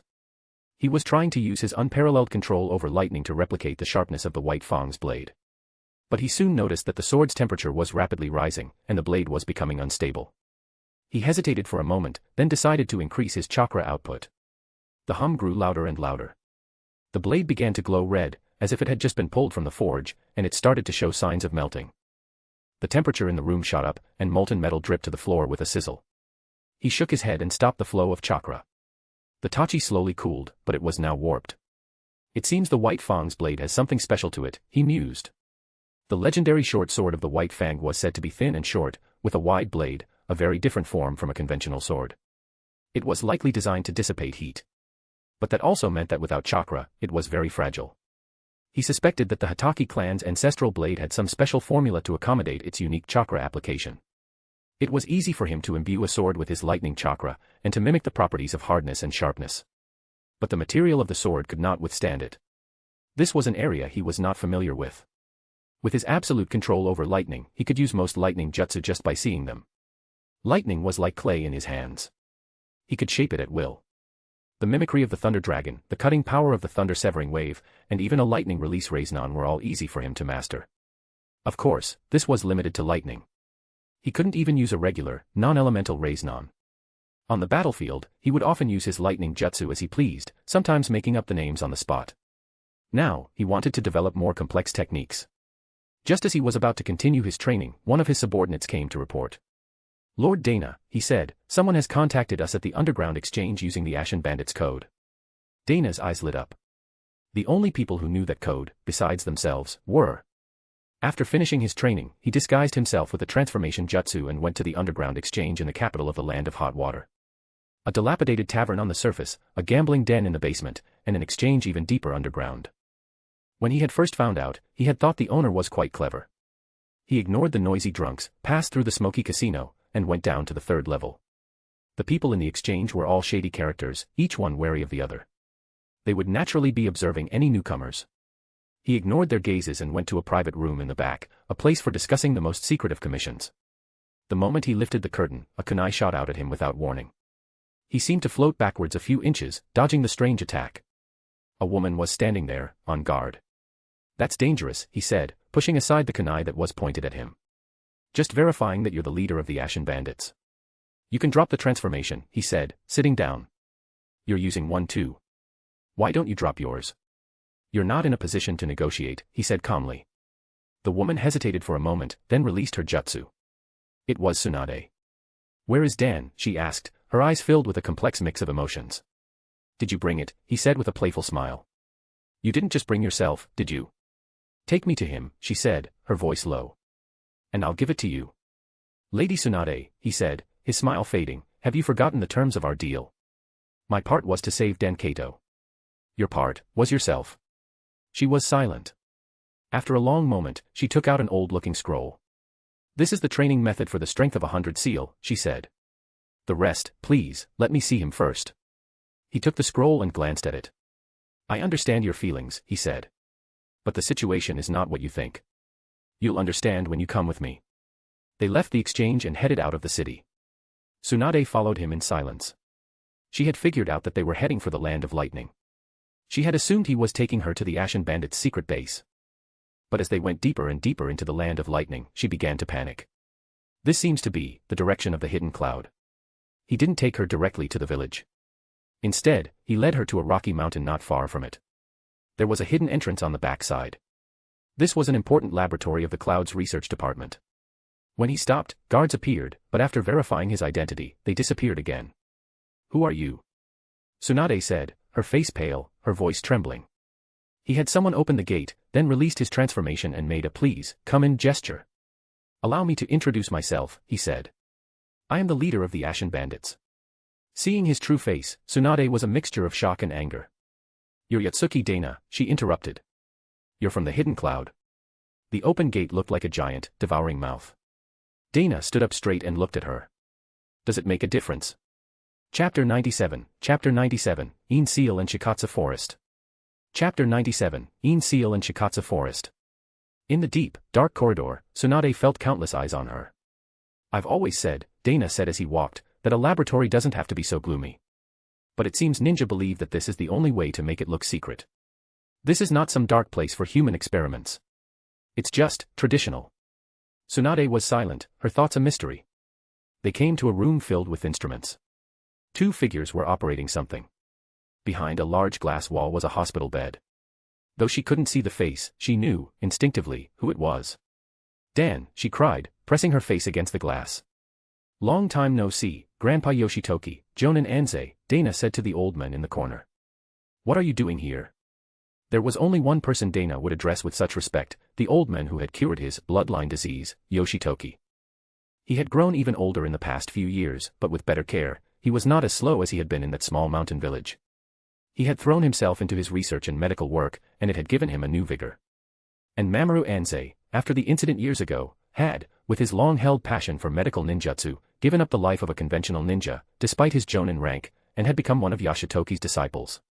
He now looked more like a doctor than a ninja, always in a white coat. Oh, it's little Dana, Yoshitoki said. This patient's condition is very interesting.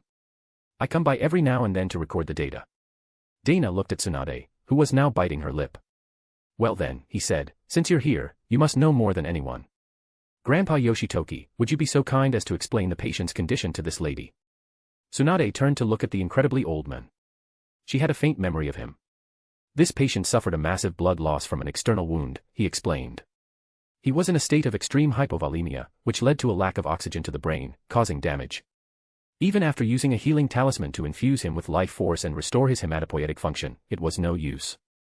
I have used various medical ninjutsu to completely heal his injuries, including the brain damage, which I treated with the life return jutsu, but he will not wake up. I heard that this ninja possessed a strange jutsu that allowed his soul to leave his body. I believe this case will be very useful in studying the relationship between the brain and the soul. You are a medical nin yourself, Dana said to Tsunade. You should be able to tell if he's telling the truth. I need to examine him myself. Impossible. I came all this way, she said, her fists clenched, and you're just going to let me see him through a piece of glass. I suggest you calm down, he said calmly, sensing her agitation. A deal is a deal. I told you at the time, you could have refused. I don't owe you anything. In fact, I still haven't received what you promised. You weren't just trading for Dankato's life, but your own. If the Ashen Bandits hadn't held back, you would have all died there.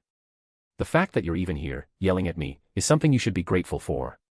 If you want to try and take him and run, go ahead. I have more than enough countermeasures in place. You won't leave here alive. And it would be a shame for your teammate. Do you even know where he's being held? She bit her lip so hard that blood trickled down her chin. What do you want me to do, she said, her voice filled with a desolate emptiness. The name Kakuto was the last straw. She should have known, from the day she had chosen to make a deal with the enemy, that she had, in effect, betrayed her village. Dana nodded to Mamoru, who stepped forward and placed a hand on her. He then formed a one-handed seal. Ninja art, appointment sealing technique. A reddish chakra erupted from her body, and a strange, metallic smell filled the air. She felt several of her acupoints being sealed, and she could no longer access a single drop of her chakra. It will hold for 2 days at most, Mamoru said to Dana. Maybe even less. I'm not a monster, Dana said to Tsunade. You will report to Jonin Anze every day to have the seal reinforced. You can, without the use of chakra, research a way to treat Denkato. But you will also cooperate with the other researchers. You are both a researcher and a research subject. From this day forward, you have no further connection to Konoha. Do you understand? I understand, she said with difficulty. Then, hand it over. That night, Dana returned to the Yotsuki compound and sat cross-legged in the training grounds. To his left was a normal-sized scroll. To his right was a massive, barrel-shaped scroll, over a meter tall. He calmed himself and then opened the smaller scroll. As complex as I thought. The strength of 100 seal, or the In seal, was a sealing jutsu of the Uzumaki clan.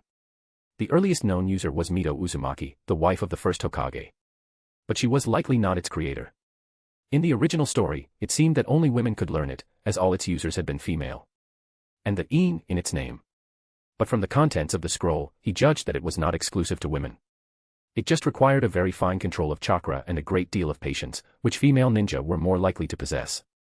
It was an incredibly complex jutsu. It required the user to circulate their chakra in a special way, guiding it drop by drop. It was as intricate as painting with gunpowder. A single mistake could result in failure and injury, which was why it was recommended that the user also be a medical nin, so they could heal themselves. But I'm not going to learn it the normal way. The conventional In seal stored non-elemental chakra because it was the most stable and gentle. But for him, the most stable and gentle was lightning. And he could control it at will. He decided to just do it. He could always stop. It was almost impossible for him to be harmed by his own lightning. He gathered a small amount of lightning-natured chakra and began to circulate it according to the method in the scroll. It was a long process. Sometimes he would feel a stinging sensation, as if a blocked gate had been opened. Sometimes he would hit a dead end and would have to change course. The final step was to seal it. This part was not so difficult. After all, neither Tsunade nor Sakura had been sealing jutsu masters. With his half-assed sealing skills, he could manage. After 3 failed attempts, he finally succeeded. It seems I can choose the location of the seal. He hesitated for a moment, then decided against the rather feminine location on the forehead. A faint light flashed, and a diamond-shaped mark appeared in the center of his collarbone. Unlike a normal In seal, this one, made of lightning, was a deep, ocean blue. The size of the mark was not related to the amount of chakra stored. Otherwise, it would grow into a birthmark with prolonged use. At present, there was not much chakra in the seal. It would have to be accumulated over time. A single In seal could store an amount of chakra equal to 10 to 30 times the user's normal reserves, depending on the individual. The more chakra you had, the more beneficial it was. He touched the mark. He felt nothing. The only difference was the color. 30 times is good, but I wish I could have more. Like, 10 of them. A 300x Kaioken. A necklace of them would be nice. He then looked at the massive scroll. He unrolled it. A list of names was written inside. The second to last name was Hashirama Senju. This was the other thing he had gotten from Tsunade. It was probably the most expensive healing talisman in the history of the ninja world. Unfortunately, she had said she couldn't steal the legendary scroll of seals. He wasn't sure if she couldn't, or just didn't want to. Compared to the Ryuchi Cave contract he had seen from Orochimaru, the Shikatsu Forest scroll had very few names. The name before Hashirama's was so old it was almost faded, and it was not Senju. I don't know if this is the scroll the god of shinobi used to carry on his back, but it's definitely the summoning contract of the Great Sage region, Shikatsu Forest. This scroll was of a special significance to him, and to the cloud. This wasn't just a single spot on a contract, like with Ryuchi Cave. This could become a legacy. And Katsuyu's abilities would be of great help to the village. He decided to try it himself. He had heard that the three sage regions were mutually exclusive, but it didn't cost anything to try. What was there to lose? If it didn't work, he could just give it to his father to find a suitable contractor in the village. He bit his finger and, using his blood as a medium, performed the contract jutsu, then tried to write his name on the scroll. It actually worked. I thought the three sage regions were mutually exclusive. He was a bit confused. Well then, let's try summoning Katsuyu. A small one. Shikatsu Forest had only one inhabitant, the great slug sage, Katsuyu. All contractors summoned a part of her body. He formed the summoning seal and offered a small amount of chakra. Based on his experience with the little snakes, he expected to summon a slug about the size of his palm. Boar, dog, bird, monkey, ram. Poof. The slug did not appear. But Dana had disappeared from the spot where he had been standing. A gust of wind blew, adding to the awkward silence. Chapter 98, Shikatsu Forest. Chapter 98, Shikatsu Forest. Dana's vision blurred, and he felt as if he had stepped into a sticky swamp. What the hell? He immediately went on alert. He was in a massive, dark swamp. The sky was a strange purple, and he was surrounded by peculiar stone pillars. They looked like stalactites, but upon closer inspection, he realized they were petrified bones. The swamp beneath his feet looked strange. Though he didn't feel any corrosive effects, he decisively jumped up and stood on the surface, using his water walking technique. This must be Shikatsu Forest, he murmured. But why am I here? Did I do the hand seals wrong? Did I accidentally use the reverse summoning? No, that can't be right. He had been in the Yotsuki compound's training grounds, so he was empty-handed, not even carrying a ninja pouch. No one's here, and Katsuyu is nowhere to be seen. This is weird. He tried to use the preset reverse summoning for Ryuchi Cave, but it didn't work. He tried to summon one of the little snakes to deliver a message, but that failed too. So, he activated his pulse vision. A blue wave expanded from his body. Well, this is a surprise. His pulse vision had a massive range, but this space was even larger. Even with its current 10-kilometer range, he couldn't find a boundary. Most importantly, the purple sky was not a sky at all. It was the ground. His senses told him he was in a massive underground cavern, thousands of meters high. The purple sky was the cumulative effect of a faintly glowing moss that had been growing for who knows how long. And in the distance, there was a colossal creature. A drop of cold sweat trickled down his forehead. I was prepared for this, he said to himself, but this size, it's insane. He walked in that direction. A short while later, a white, fleshy wall appeared before him. It was hundreds of meters high and was slowly undulating. Who's there? A female voice echoed in his ears. It was a pleasant voice, but considering it was coming from the massive creature in front of him. Excuse me, he said respectfully to the giant wall of flesh, are you Lady Katsuyu? I am Yotsuki Dana. I have just signed the summoning contract for Shikatsu Forest. It is a pleasure to meet you. The wall of flesh rippled, and a ridiculously large slug head turned towards him. The simple movement created a strong gust of wind that whipped through his hair. If he hadn't already signed the contract and known that she wouldn't harm him, he probably would have turned and run. Yotsuki Dana. You succeeded in signing the contract. Dana gave an awkward smile. You don't know. Is there a delay on this thing, or is Lady Katsuyu just a high-ping player? How did you succeed? The voice in his head said, confused. I set a restriction. I see. You are the one from the prophecy. You've finally come. Dana. Little Tsunade came here before, Katsuyu explained. She asked me to refuse anyone who tried to sign the contract after her. So I set a restriction on the scroll. In theory, it should have been unusable for the past year. But you still managed to sign it, and you were brought directly here. There is only one explanation. She paused. You are the one chosen by the prophecy. Are you sure you haven't gotten the wrong script? He thought. Or have you been possessed by the great toad sage? From her explanation, he learned that as native creatures of this planet, when beings like her reached a certain level of power or age, they would gain some form of prophetic ability. The white snake sage was the same, and the great toad sage was a master of it. According to her, there were not many beings like her, but there were many strange and wonderful creature clans in the world, whose existence was far older than that of the ninja. It was just that this was now the era of the ninja, and many of them chose not to appear. He thought of the various summoned beasts that the Pain's animal path had controlled with black rods. They were all powerful, with a variety of strange abilities. He had always wondered where he had gotten them. Many years ago, Katsuyu had received a prophecy that a chosen one would become her contractor and fulfill her wish. So she had set a trap on the scroll. The chosen one would be directly transported to Shikatsu Forest. After hearing her explanation, Dana felt a strong sense of déjà vu. The most mysterious of the three great sage regions, and it turned out to be just as grounded in the world of ninja as the others. No wonder its sacred ground was deep underground.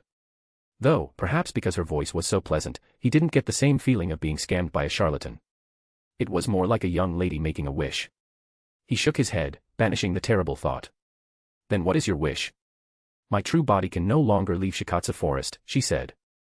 But I want to see the outside world again. I want to see the land that is now called the ninja world, every corner of it. Dana's brow furrowed. He realized that this was not a simple matter. This prophecy had some substance to it. Hidden Cloud Village, Raikage Tower. The Third Raikage, smashed his desk with a single punch. What do you mean, he's gone? Are you kidding me? This is the Yotsuki compound. The ANBU ninja kneeling before him broke into a cold sweat. Lord Raikage, he said, it is as I said. Many people saw young Master Dana go to Training Ground 7. From the looks of it, there was a mishap with his summoning jutsu training. What kind of mishap can you have with a summoning jutsu? A fumed. Did he summon himself into a contract with a beast? The ANBU quickly brought the massive contract scroll to him. He immediately recognized its quality. He opened it. Shikatsu Forest, it read. And a series of names, the last three of which were Hashirama Senju, Tsunade Senju, and Yotsuki Dana. Shikatsu Forest, the god of shinobi's summoning contract. But where is Dana? Lord Raikage, his secretary said, I have heard that powerful summoned beasts have their own minds, even temperaments like humans. It's possible that the being in Shikatsu Forest wanted to meet the new contractor and summoned him. In any case, young Master Dana has successfully signed the contract. The other party should not be able to harm him. I ran a hand through his hair, frustrated. He bit his finger and tried to sign the contract himself, but, as expected, he failed. You too, try it, he ordered his secretary and the ANBU. The result was the same. Damn it. Get more people. Someone has to succeed. I don't believe that no one in the entire village can sign this contract. Lord Raikage, his secretary said, please calm down. The priority now is how to reply to Konoha's secret message. The Third Raikage gradually calmed down. The reason he had been looking for Dana in the first place was because of a letter from their good brother in Konoha, Danzo. He had wanted to discuss it with him. After all, Dana had been involved from the very beginning, and many of the replies to Danzo had been carefully worded by him. And then he had found out that his son had disappeared from his own backyard. Thinking of Danzo's letter, he forced himself to be calm. Lord Raikage, should we send someone? He considered it. Danzo's proposal was so insane that he suspected it was a trap. But considering Danzo's past behavior, it was also entirely possible that he was serious. After all, this was Danzo. Though we cannot rule out the possibility of a trap, he said after a moment of thought, we still have to send someone to try. And we will send someone that Konoha absolutely cannot handle. Even if it is a trap, we will crush it. Wise, my lord. Chapter 99, Sage Mode and the Eyes in the Shadows. Chapter 99, Sage Mode and the Eyes in the Shadows. Dana looked at the thumb-sized slug in his hand. It was quietly eating moss, looking rather cute. If you ignored the fact that it had just split off from a mountain of flesh. Lady Katsuyu, he asked, is this little guy's consciousness shared with yours? It has an independent consciousness, she replied, but I can receive its thoughts and vision at any time, and control it, even from a great distance. How long can it exist? Does it need to eat? There is no time limit, but it needs food. It eats almost anything. If there is no food, a little chakra will do.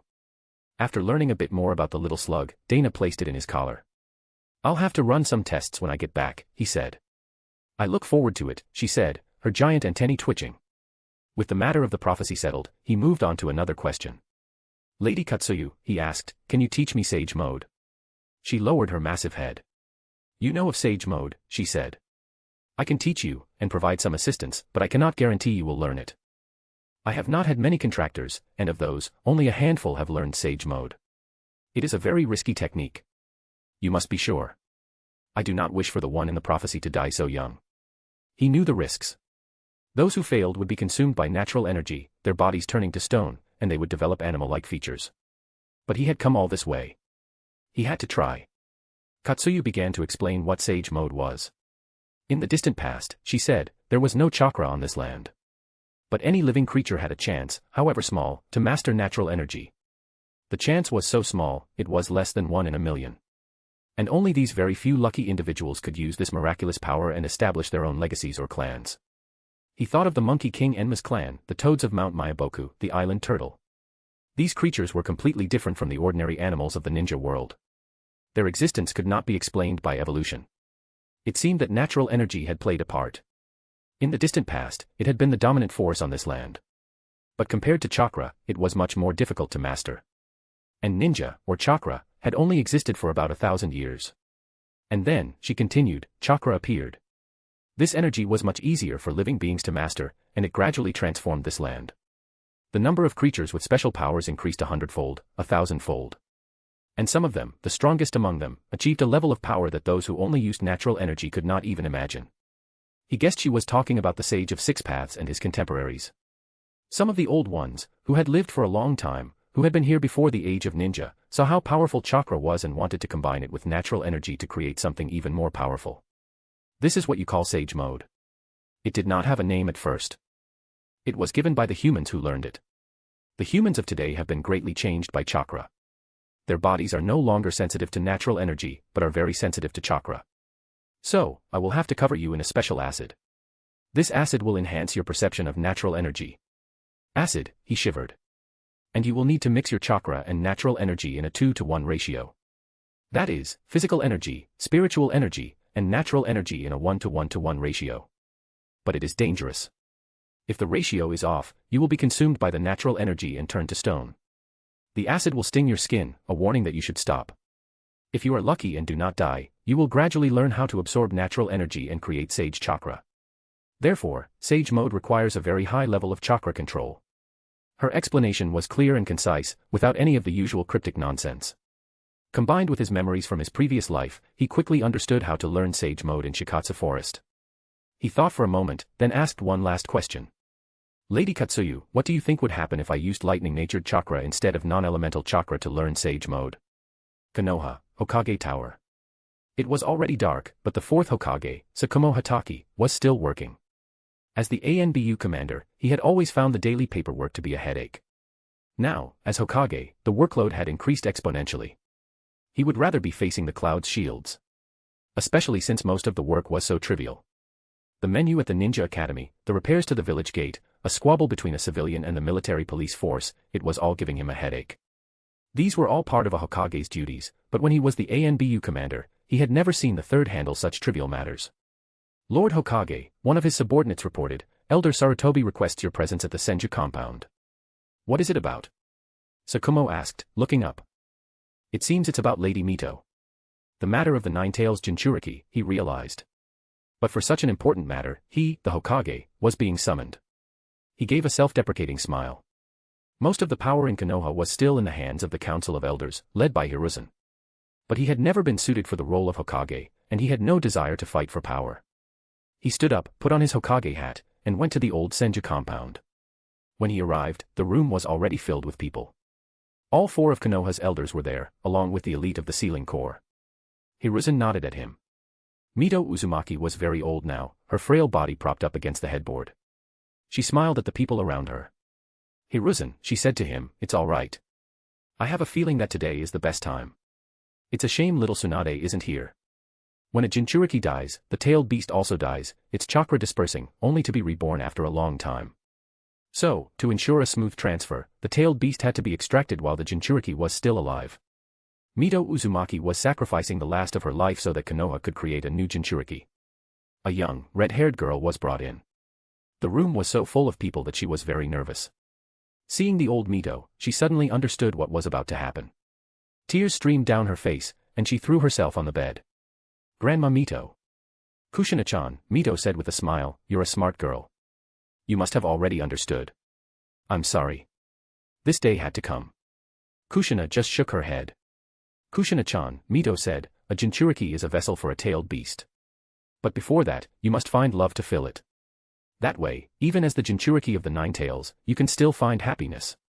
That night, with the help of the first Nine Tails Jinchuriki, Mito Uzumaki, Konoha successfully sealed the Nine Tails into Kushina Uzumaki, creating a new Jinchuriki.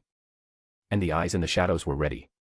At the same time, Minato Namikaze was sitting on a rooftop, alone, gazing at the moon. Kushina was taken away today, looking so sad, he thought. I hope she's alright. Chapter 100, Burned by the Fire of Resentment. Chapter 100, Burned by the Fire of Resentment. After the war, all the villages had made controlling their Jinchuriki a top priority. Blue Bee's overwhelming power had been a knife in their hearts. Until they had a way to counter him, they would not be able to rest easy. They were all searching for a way to make their own Jinchuriki as reliable and powerful as Blue Bee. Only then would they feel safe, would they have the confidence to face the cloud. And unlike the other villages, which were starting from scratch, Konoha had the answer right in front of them, the Uchiha clan's Sharingan. All they had to do was transplant it into their Jinchuriki, and they could replicate the cloud's method. But some things, though simple, cannot be done.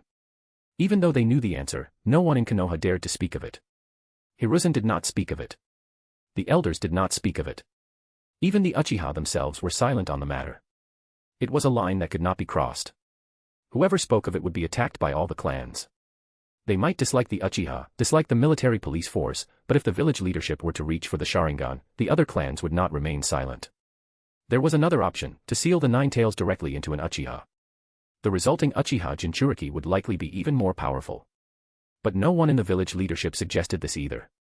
The entire process of changing the Jinchuriki was conducted in a strange, secretive atmosphere. In the end, they just stuck to the original plan. In Hiruzen's view, it might not have been the best choice, but it was the safest. Kushina had been in the village for some time and had been chosen as the next Jinchuriki long ago.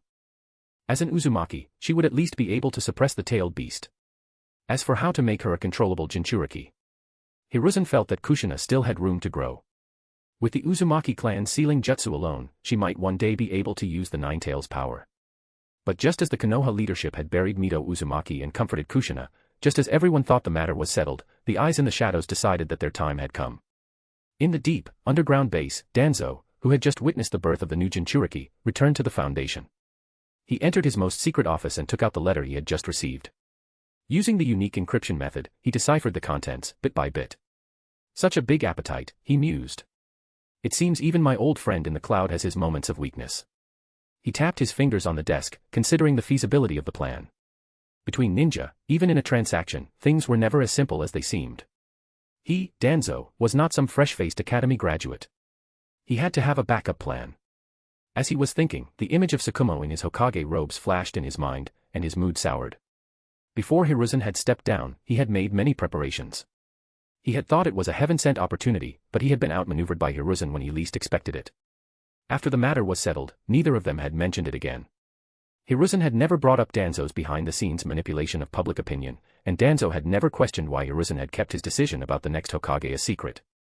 In the end, Danzo had lost. He had lost to the more skilled, and more popular, Hiruzen. He had thought he could endure it.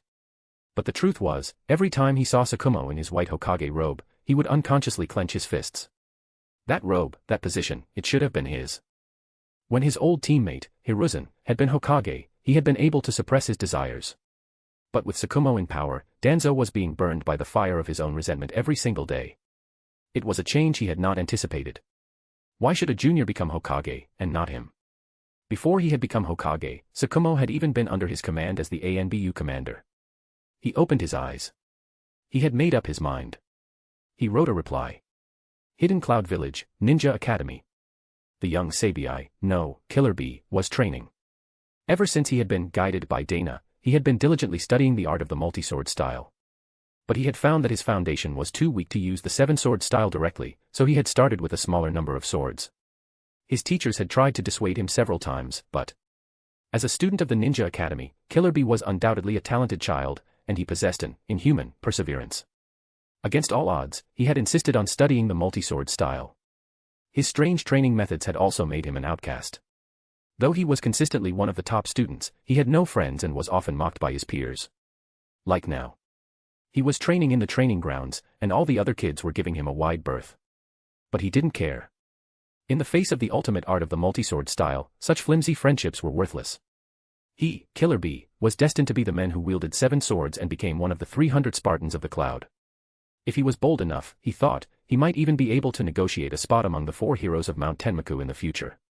Perhaps this was another kind of genius, to persist day after day in something that others found ridiculous. But a journey of 1,000 miles begins with a single step.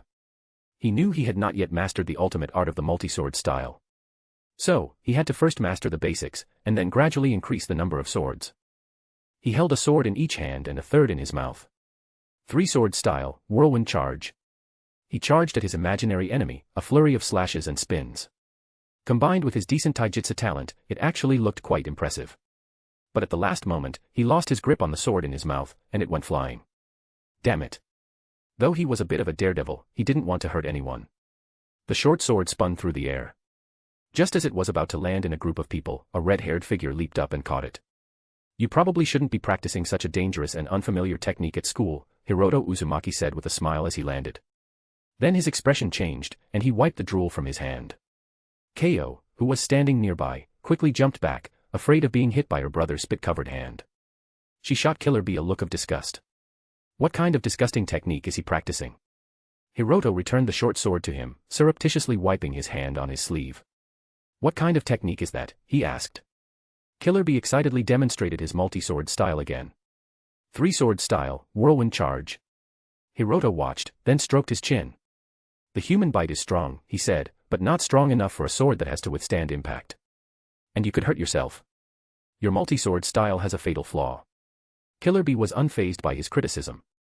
He had never been one to care about what others thought. But I can give you some advice, Hiroto said. Killer Bee's eyes lit up. Look, he said, a thrust requires less force than a slash, right? You could try holding the sword vertically in your mouth and stabbing your enemy. The handguard would also prevent it from slipping.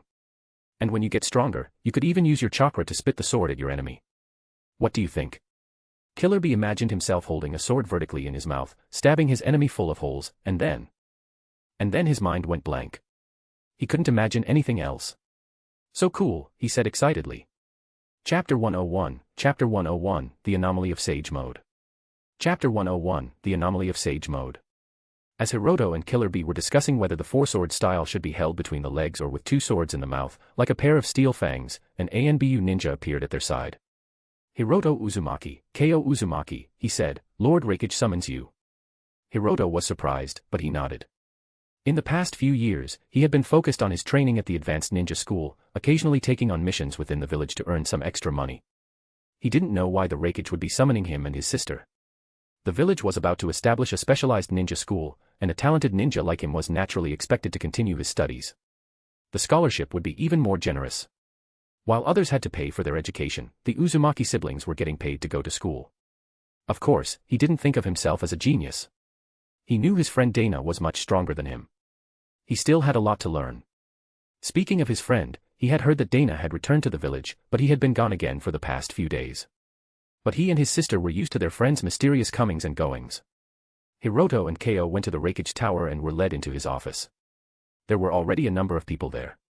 Besides the Raikage and a few ANBU, there was a male ninja he didn't recognize, with a short sword strapped to his back, and a very attractive female ninja. How attractive? So attractive that Ko instinctively puffed out her chest. The third Raikage was no stranger to the two of them. Not only were they his son's friends, but they were also important bloodline seeds for the village. He gestured for them to be seated. I have summoned you here for a special mission, he said. It is urgent. You will be leaving shortly. The team leader will explain the details. The mission is tentatively ranked S.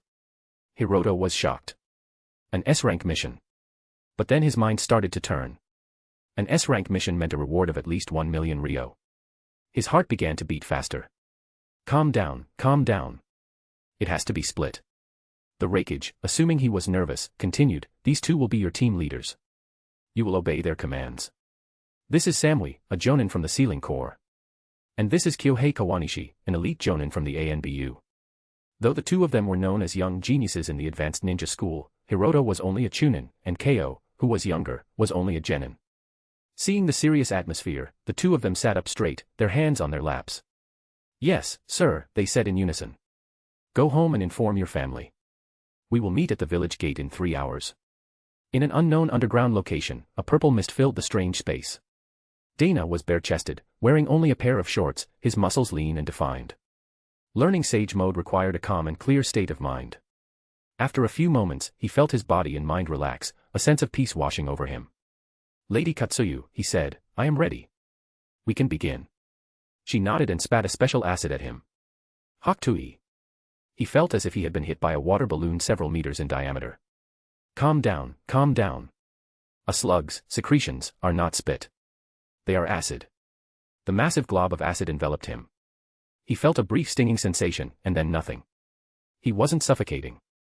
Her pleasant voice echoed in his mind. Now close your eyes and feel the natural energy around you. Guide it into your body. He tried for a while, but felt nothing. Each step of learning sage mode is difficult, she said, unconcerned. Even with the necessary talent, it can take days, even years, to succeed. I don't have years, he thought. But he forced himself to be calm, to feel the so-called natural energy. The process was boring. If he wasn't covered in acid, he felt like he was just spacing out. It was supposed to be training, but there was no effort to be made. As he sat there, his mind began to wander. He knew that chakra was an external energy, and that natural energy was the native power of this world. He also knew that the combination of the two was sage chakra. But he had a question. Did it have to be mixed inside the human body? Chakra was a real, physical energy, not some metaphysical concept. It was like electricity or heat. It could be stored, consumed, and sealed. And natural energy was likely the same. It had a concept of quantity, of concentration. It could be consumed and stored. So, if there was some kind of precise instrument or jutsu that could absorb natural energy outside the body, and then mix it with chakra in the correct ratio, what would that be? And what could it be used for? After all, a 2-to-1 or 1-to-1-to-1 ratio didn't sound very complicated. An idea sparked in his mind. If he understood natural energy well enough, he could build a device to absorb it. Then, a person could just release their chakra in the correct ratio, and they could safely produce sage chakra. There would be no risk of turning to stone, because the mixing would happen outside the body.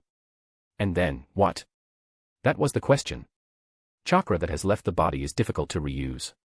There were many ways to store chakra in external objects, like sealing jutsu, but very few ways to absorb external chakra into one's own body.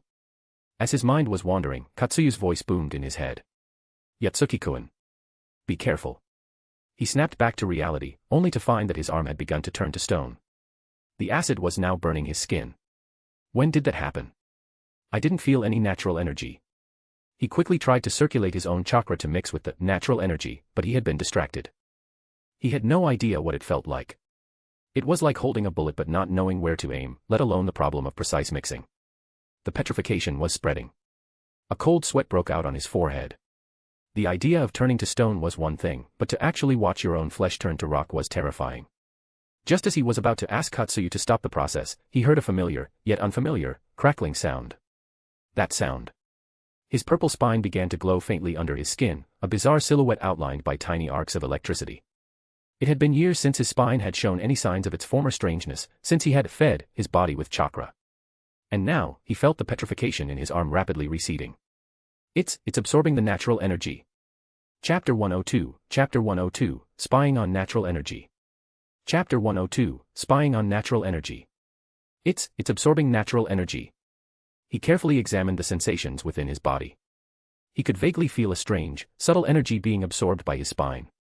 It was a strange feeling. If he hadn't been covered in the special acid, which had increased his sensitivity to natural energy, he was sure he would have missed it.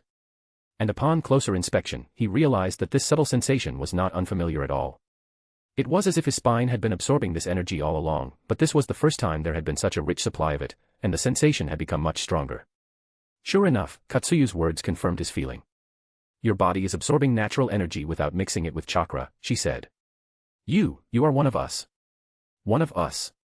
What is us? Us referred to the beings on this planet, the 1 in a million individuals who were born with the ability to absorb and use natural energy. The chosen children of this planet.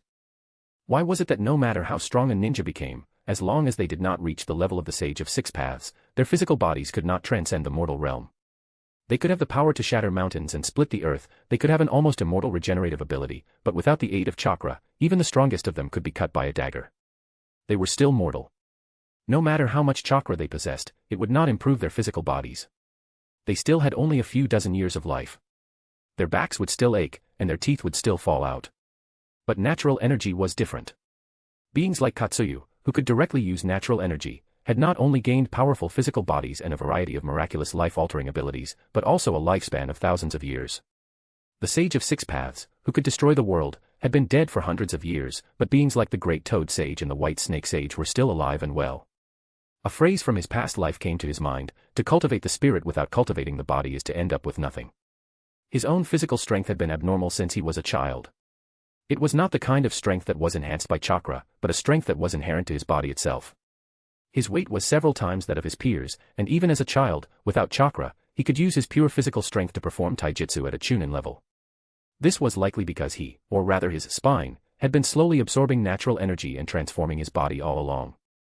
But the absorption was so slow that it had been mistaken for normal development. Just as milk makes you grow taller, you don't feel it happening when you drink it. Chakra was not some sweet nectar that benefited all.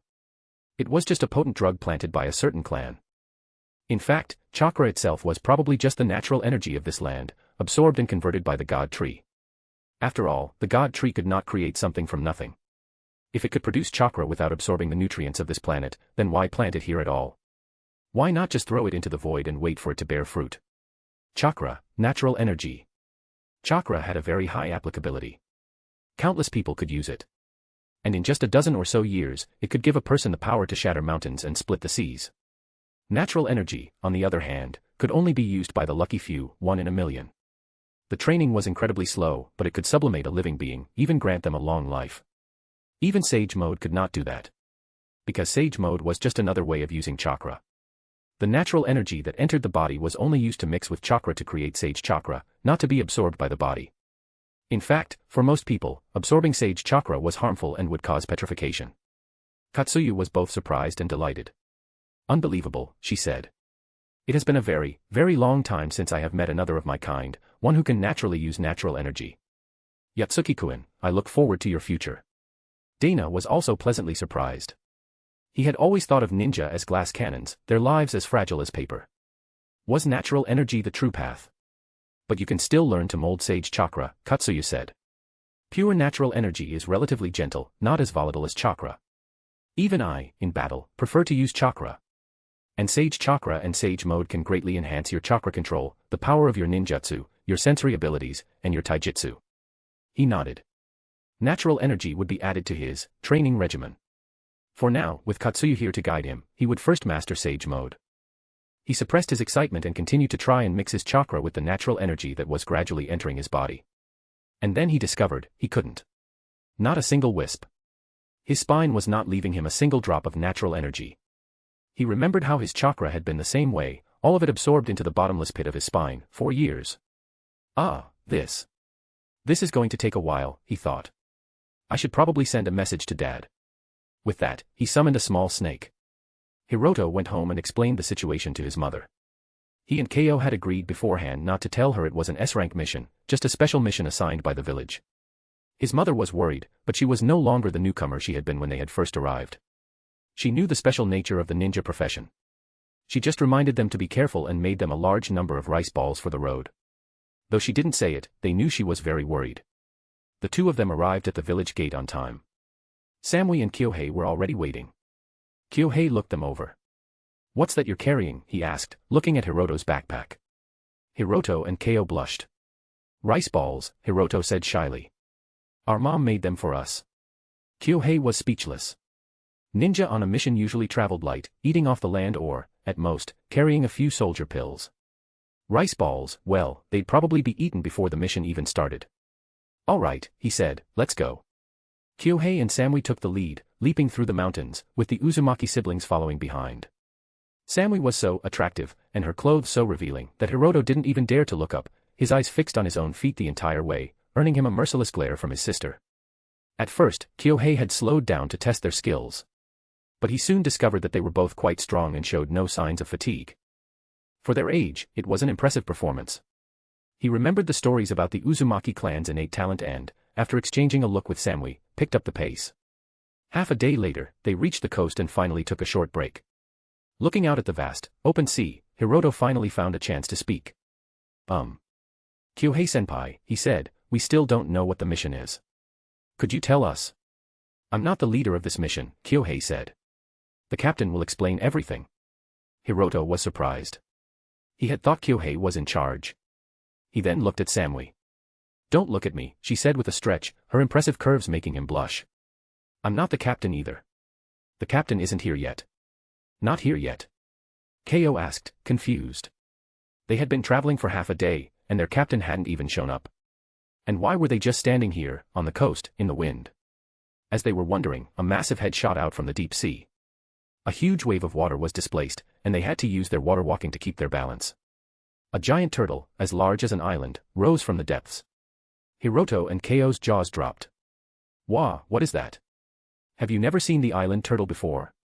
Kyohei explained. "It's a special creature raised by the village." On the turtle's head stood a powerful figure. His half-black, half-white hair revealed his identity. Even Hiroto and Keio, who rarely left the village, knew who he was. His picture was plastered all over the village. The war hero, the Eight-Tails Jinchuriki, the leader of the 300 Spartans of the Cloud, the current B of the AB combo, Blue B. Hiroto and Keio's minds went blank. "Mom," Hiroto thought, "I think I'm on a very important mission." Chapter 103, Chapter 103, Attitude is Everything. Chapter 103, Attitude is Everything. No time, no space, not even a sensation. Oh, now there was. Dana's leg had fallen asleep. It had been 3 days since he had arrived in Shikatsu Forest. After the first day, he had spent the next 2 absorbing natural energy. It was incredibly boring. Even the most tedious chakra molding was more interesting than this. The absorption of natural energy was a slow and gentle process. He didn't even have to do anything. In Katsuyu's special acid, all he had to do was maintain a calm mind. This, in turn, was incredibly boring. It was like being forced to meditate for 2 straight days. He felt less like he was training and more like he was cultivating immortality. The natural energy in Shikatsu Forest was much denser than in the outside world, and it had been further refined by Katsuyu's influence over the years. Whether for learning sage mode or simply for strengthening the body, this was the best place to be. Once he left this special environment and Katsuyu's special acid, his absorption rate would drop dramatically. This was why, despite the boredom, he persisted. But even at this relatively fast pace, he had no idea when his spine would finally be full. And he couldn't learn sage mode until it was. He shifted his weight, relieving the numbness in his legs. After an unknown amount of time, the mountain-sized Katsuyu arrived, her pleasant voice echoing in his mind. "Yotsuki-kun, are you hungry today?" Dana's face fell. He remembered yesterday's unpleasant dining experience and shook his head. "Not really," he said. "Let's skip it today." "Lady Katsuyu, is there any way to speed up the absorption process?" Katsuyu shook her massive head, creating a gust of wind. "That is dependent on the talent of each individual," she said. "Your speed is not slow. On the contrary, it is very fast. When I first started, I was nowhere near as fast as you. Any being who masters natural energy needs decades, even centuries, to familiarize themselves with it and to transform themselves. You are just used to the speed of chakra training." Dana just sighed and resigned himself to more staring into space, no, more meditation. On the giant head of the island turtle, under the fierce sea wind, Hiroto and Keio's minds were as chaotic as the wind itself. "The sea seems to be telling of her troubles," Keio said wistfully, smoothing down her hair. "But who can I tell my troubles to?" Hiroto took a rice ball from his backpack and, to the sound of the seagulls and the light of the rising sun, began to eat. "The wind is too loud," he said. "I can't hear you." "Brother," she said, "do you think we might be in a dream? Or a genjutsu? Maybe we're still in the classroom, and this is just a test from the genjutsu teacher." Hiroto said nothing, just silently ate his rice ball. Keio threw a tantrum, then finally sat down on the deck in resignation. "Why do we have to infiltrate Konoha all of a sudden? Everything was fine before." Hiroto finished his rice ball. "Keio," he said, "I've been thinking. Compared to the others, we're missing something crucial. Something that could make or break this mission." "What is it?" "Strength?" she asked, listlessly. "No. It's attitude." She looked at him, confused. "Not only are we going to infiltrate Konoha," he continued, "but we're going to be meeting with their ninja. If we act like rookies, they'll look down on us, and they might even get funny ideas. We have to hide the fact that we're newbies. We have to act calm, like masters. That's how we'll intimidate any potential enemies. Look at Blue B-senpai. He's been sitting there, watching the waves, since we set sail. Even if you didn't know him, you wouldn't want to mess with him." Keio thought for a moment, then nodded. "You're right. Samui-senpai is the same. No ninja would wear so little. She must be a master." "Oh no, brother. That means we'll be seen as the weak links in the team, the first ones to be attacked. This is terrible. We are the weak links," Hiroto thought. "Think of Dana," he continued. "He's always smiling, but he also has an air of mystery. The safest way is to eliminate the danger before it even arises. When the time comes, we'll do this. In the distance, Kyohei was sharpening his short sword, keeping an eye on them. What are those two kids talking about? He said to Samui. It's their first important mission, she said, holding a parasol to shade herself from the sun. They're bound to be nervous. Let them talk. It will help them relieve the stress. Kyohei just smiled. He remembered being the same way when he was young. But the younger generation was getting more and more impressive. When he had first graduated, he was nowhere near as strong as these two. He was starting to feel like he was being left behind. But it was a good sign. It meant the village was prospering. The island turtle continued its journey for an unknown amount of time. Their destination was the land of fire, but they stopped a few kilometers from the coast. Everyone, transform, Blueby ordered. They all nodded. Blueby concealed his half-black, half-white hair and changed his facial features. Hiroto and Keo concealed their red hair and made minor adjustments to their faces, making them look like a couple of random passers-by. The two of them exchanged an encouraging look and then leaped from the turtle. Old friend, Blueby said to the turtle, patrol this area for a while. Try not to surface. The turtle nodded and disappeared into the deep sea. The group headed for the shore. A short while later, the coastline was clearly visible. The moment they set foot on land, a dozen masked ninja appeared. From their attire, they were Konoha ANBU. Hiroto and Keo swallowed nervously and quickly adjusted their expressions. Blueby, the leader of the group, was unfazed. This was not enough to intimidate him. The masked ninja sized them up, trying to glean any information from their appearance, especially the two shorter ones, who, for some reason, were both smiling with the corners of their mouths turned up, their eyes narrowed to a slit. They looked like a pair of ruthless, cold-blooded killers. They were not to be taken lightly.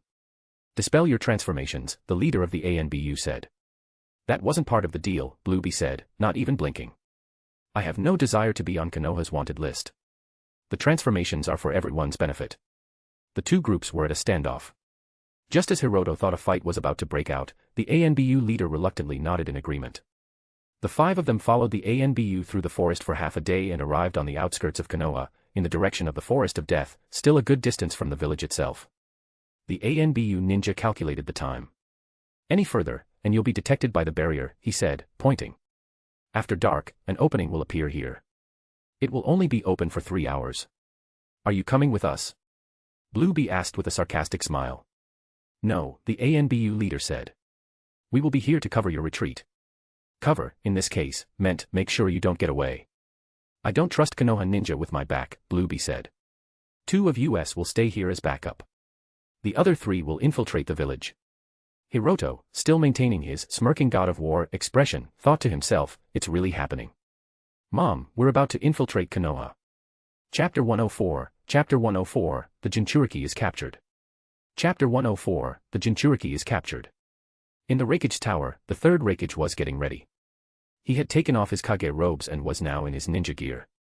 By now, he said, Blueby and the others should be getting close to Konoha. Yes, Dodai said.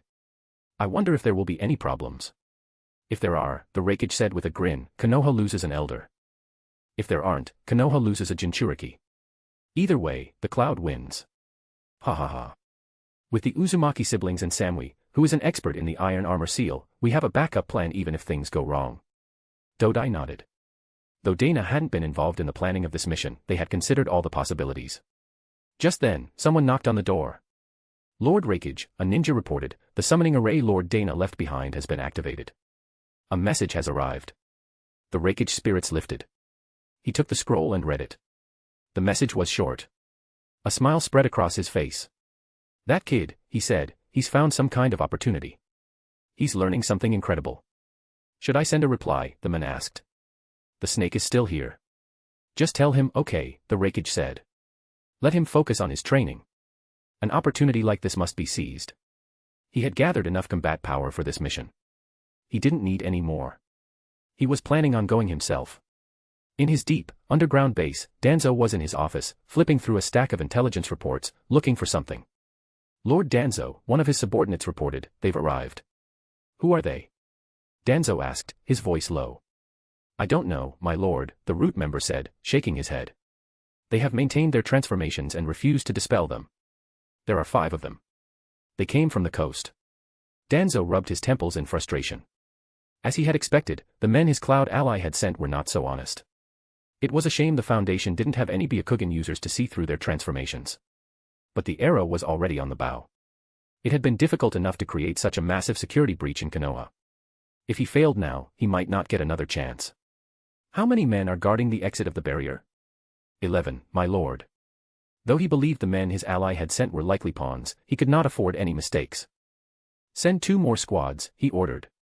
This was a risky move. He was prepared to sacrifice his connection to his cloud ally to see it through. From the fact that they were unwilling to show their true faces, he suspected his ally might have his own plans. Of course, it was also possible that they had realized they were pawns and were being cautious. But no matter what, he had to get the 9 tails. He could not fail. As evening fell, Kushina Uzumaki was walking through the streets of Konoha, her head bowed. She was almost 15 now and had long since graduated from the academy. But because of her special status as the backup Jinchuriki, she couldn't go on missions like her classmates, and she didn't have a team leader. And now that she was the official Jinchuriki, her entire life was arranged by the village's leadership. She had never had many friends, and lately, she had become even more reclusive. Every day, besides studying the sealing jutsu as ordered by the village elders, she would just go home to her empty house and eat and sleep. Today was no different. In this foreign land, no one cared how she felt, or if she liked her current life. Her red hair would occasionally attract the stares of the villagers, but it was mostly a mixture of surprise and alienation. But today, someone called her name. Kushina. Over here. A golden-haired boy with a bright smile was waving at her from a distance. A flicker of emotion crossed her otherwise blank face. He was one of only 2 people in this village who would ever greet her. The boy said goodbye to his teammates and ran over to her. Kushina, he said cheerfully, are you heading home? I just got back from a mission. The little son, Minato Namikaze, began to recount his latest adventure. The bandit was so mean, but when we finished the mission, the villagers were so nice and treated us to a meal. I envy you, she said, her voice low. You can leave the village, go on missions. Unlike me. I can never leave. Minato stopped talking. He looked at her sad face and, after a moment of silence, said, Kushina, let me treat you to dinner. I just got my mission pay. We can invite Mikoto. You can have whatever you want. She was tempted, but in the end, she just shook her head. No, I'm going home. And Mikoto's cousin is having some trouble. She won't be able to come out. Maybe next time. Goodbye. She then quickened her pace and left him behind. Hey, Kushina, he shouted after her. What about tomorrow? We can go see Mikoto. We can bring a gift. Sorry, she said without turning back. We'll see about tomorrow. After turning a few corners and making sure he was out of sight, she stopped and clenched her fists. I'm such an idiot, she muttered. Her mood sank even lower. By the time she got home, it was already dark. She pushed open the door and entered the empty courtyard. She thought about making something to eat, but it seemed like too much trouble. She just lay down on her bed. It didn't matter if she was healthy or not. No one cared. If she just fell asleep, everything would be fine. As she was lying there, she suddenly felt that something was wrong. Was there someone on the ceiling beam? Was she seeing things? No way, she muttered to herself. It's probably just a stain. But just as she was about to dismiss the thought, 3 ninja dropped from the ceiling. Before she could even react, one of them struck her in the stomach. The sudden blow knocked the wind out of her, and her chakra went into a chaotic mess. A sealing jutsu was her last thought before she lost consciousness. I can't believe a Jinchuriki this week is unguarded, one of her attackers said, surprised. Were the guards drawn away? It seems Konoha's internal strife is quite severe. Hiroto Uzumaki looked at the unconscious Kushina, also finding the situation strange.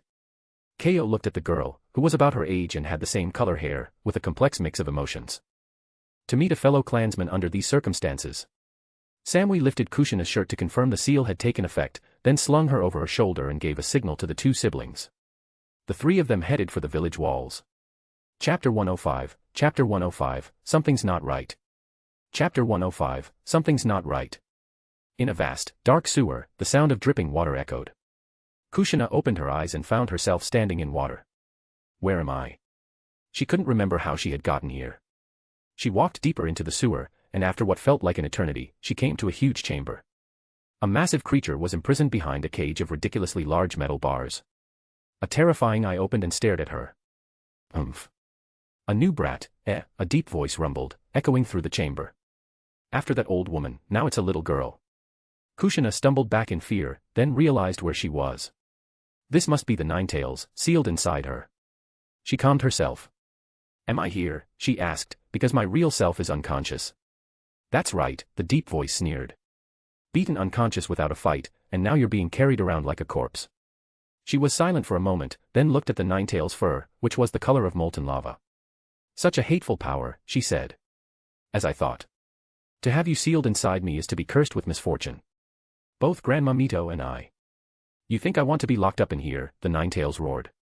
It's all your fault, you damn humans. I'm not the one who locked you up, she said, her face a blank mask. We're both just prisoners.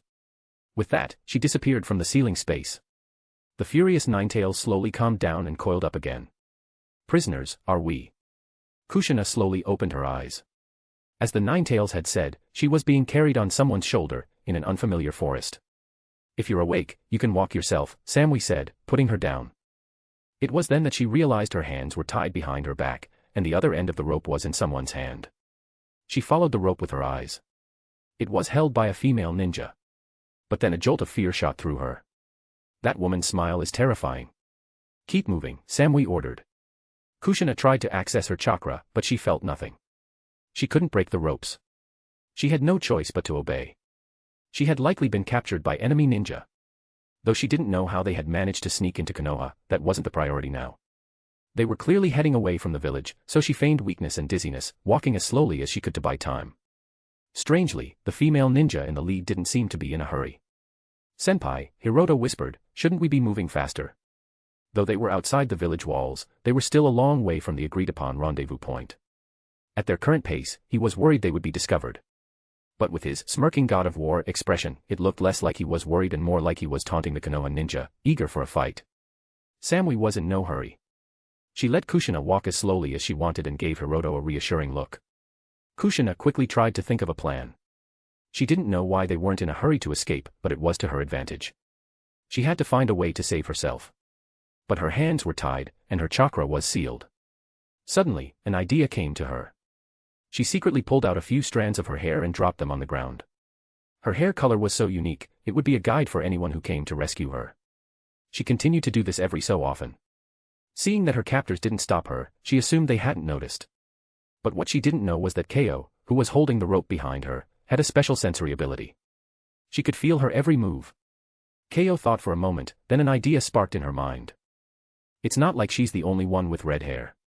She secretly pulled out a few strands of her own hair. The moment they left her body, the transformation jutsu was dispelled, and they returned to their bright red color. And so, at every fork in the road, after Kushina had dropped her hair, Keo would drop her own, but in a different direction. After returning to his small apartment, Minato Namikaze couldn't shake the feeling of unease. The image of Kushina's sad face was stuck in his mind.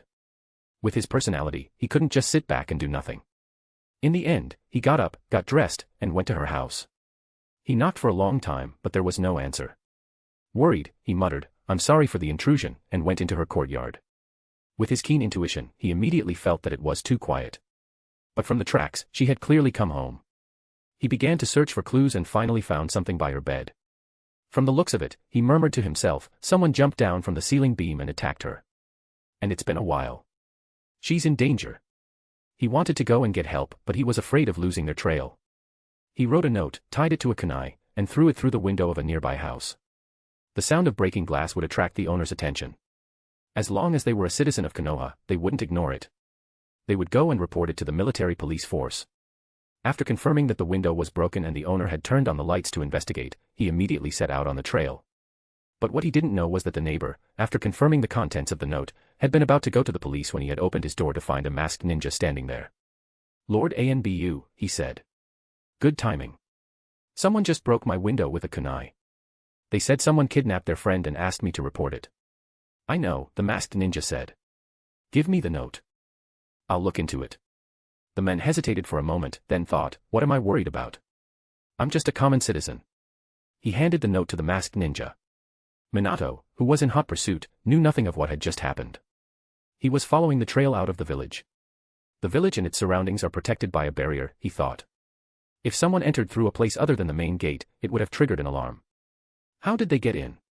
Unless, the ones who took her were from inside the village.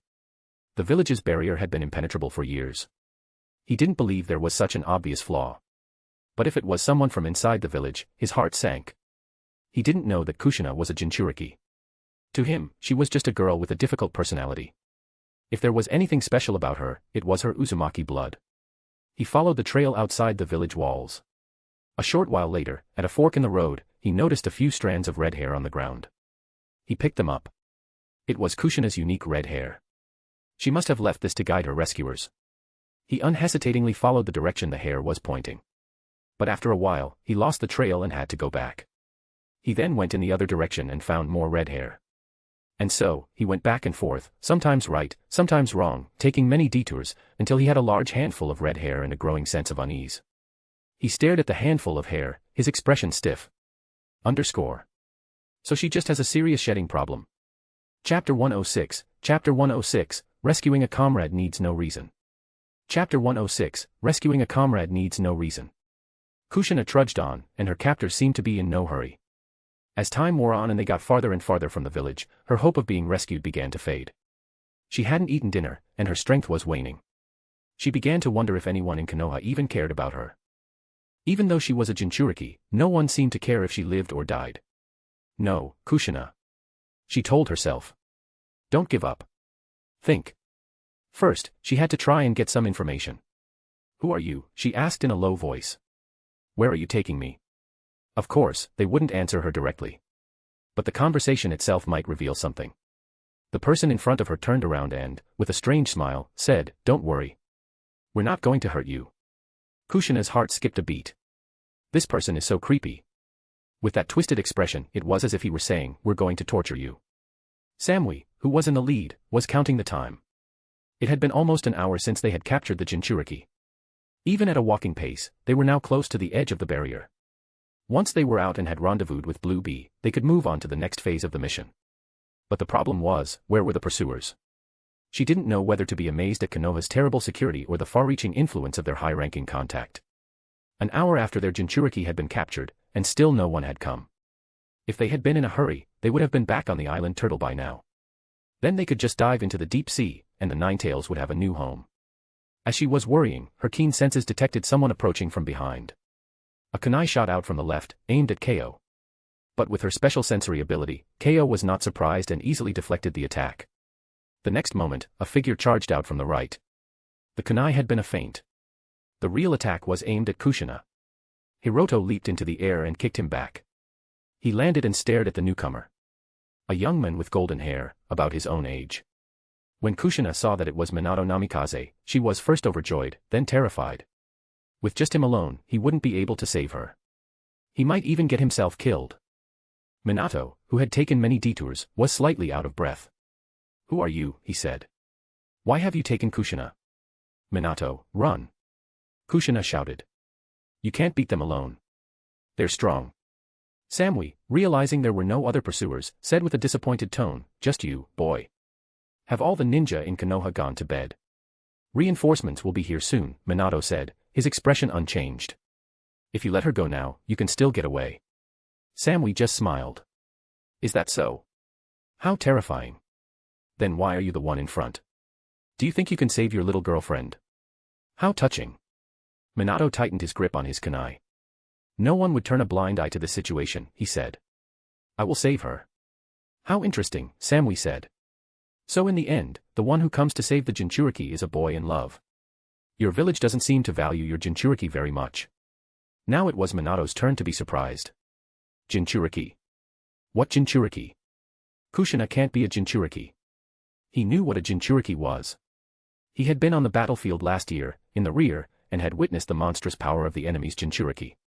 If he had been any closer, he would have been vaporized like the others. The memory still haunted Konoha. The mere mention of a Jinchuriki or a tailed beast struck fear into the hearts of their ninja. Kushina's eyes dimmed. So now even Minato knows I'm a monster. Just as she was about to give in to despair, she heard him shout, I don't care if she's a Jinchuriki or anything else. She's my comrade. She looked up, surprised. Rescuing a comrade needs no reason. Samui clapped her hands. How touching. Well then. She calculated the distance. They were only a kilometer or two from the edge of the barrier. If it weren't for the trees, they would have been able to see Blue Bee and the others. She walked over to Hiroto and whispered in his ear, he's yours. Stall him. Make a lot of noise.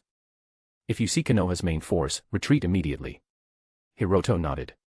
She patted Kushina on the shoulder. Well then, boy, she said to Minato, we'll be taking your little girlfriend with us. Minato was about to move, but Hiroto stopped him. Earth release, earth flow river. Engulfed in a torrent of mud, Minato could only watch as they took Kushina away. After he had recovered, he held his kunai in front of him. It seems, he said, his voice cold, that I'll have to go through you to save her. 10 minutes ago. On the outskirts of the forest of death, at the edge of the Konoha barrier, Blueby was wiping the blood from his sword.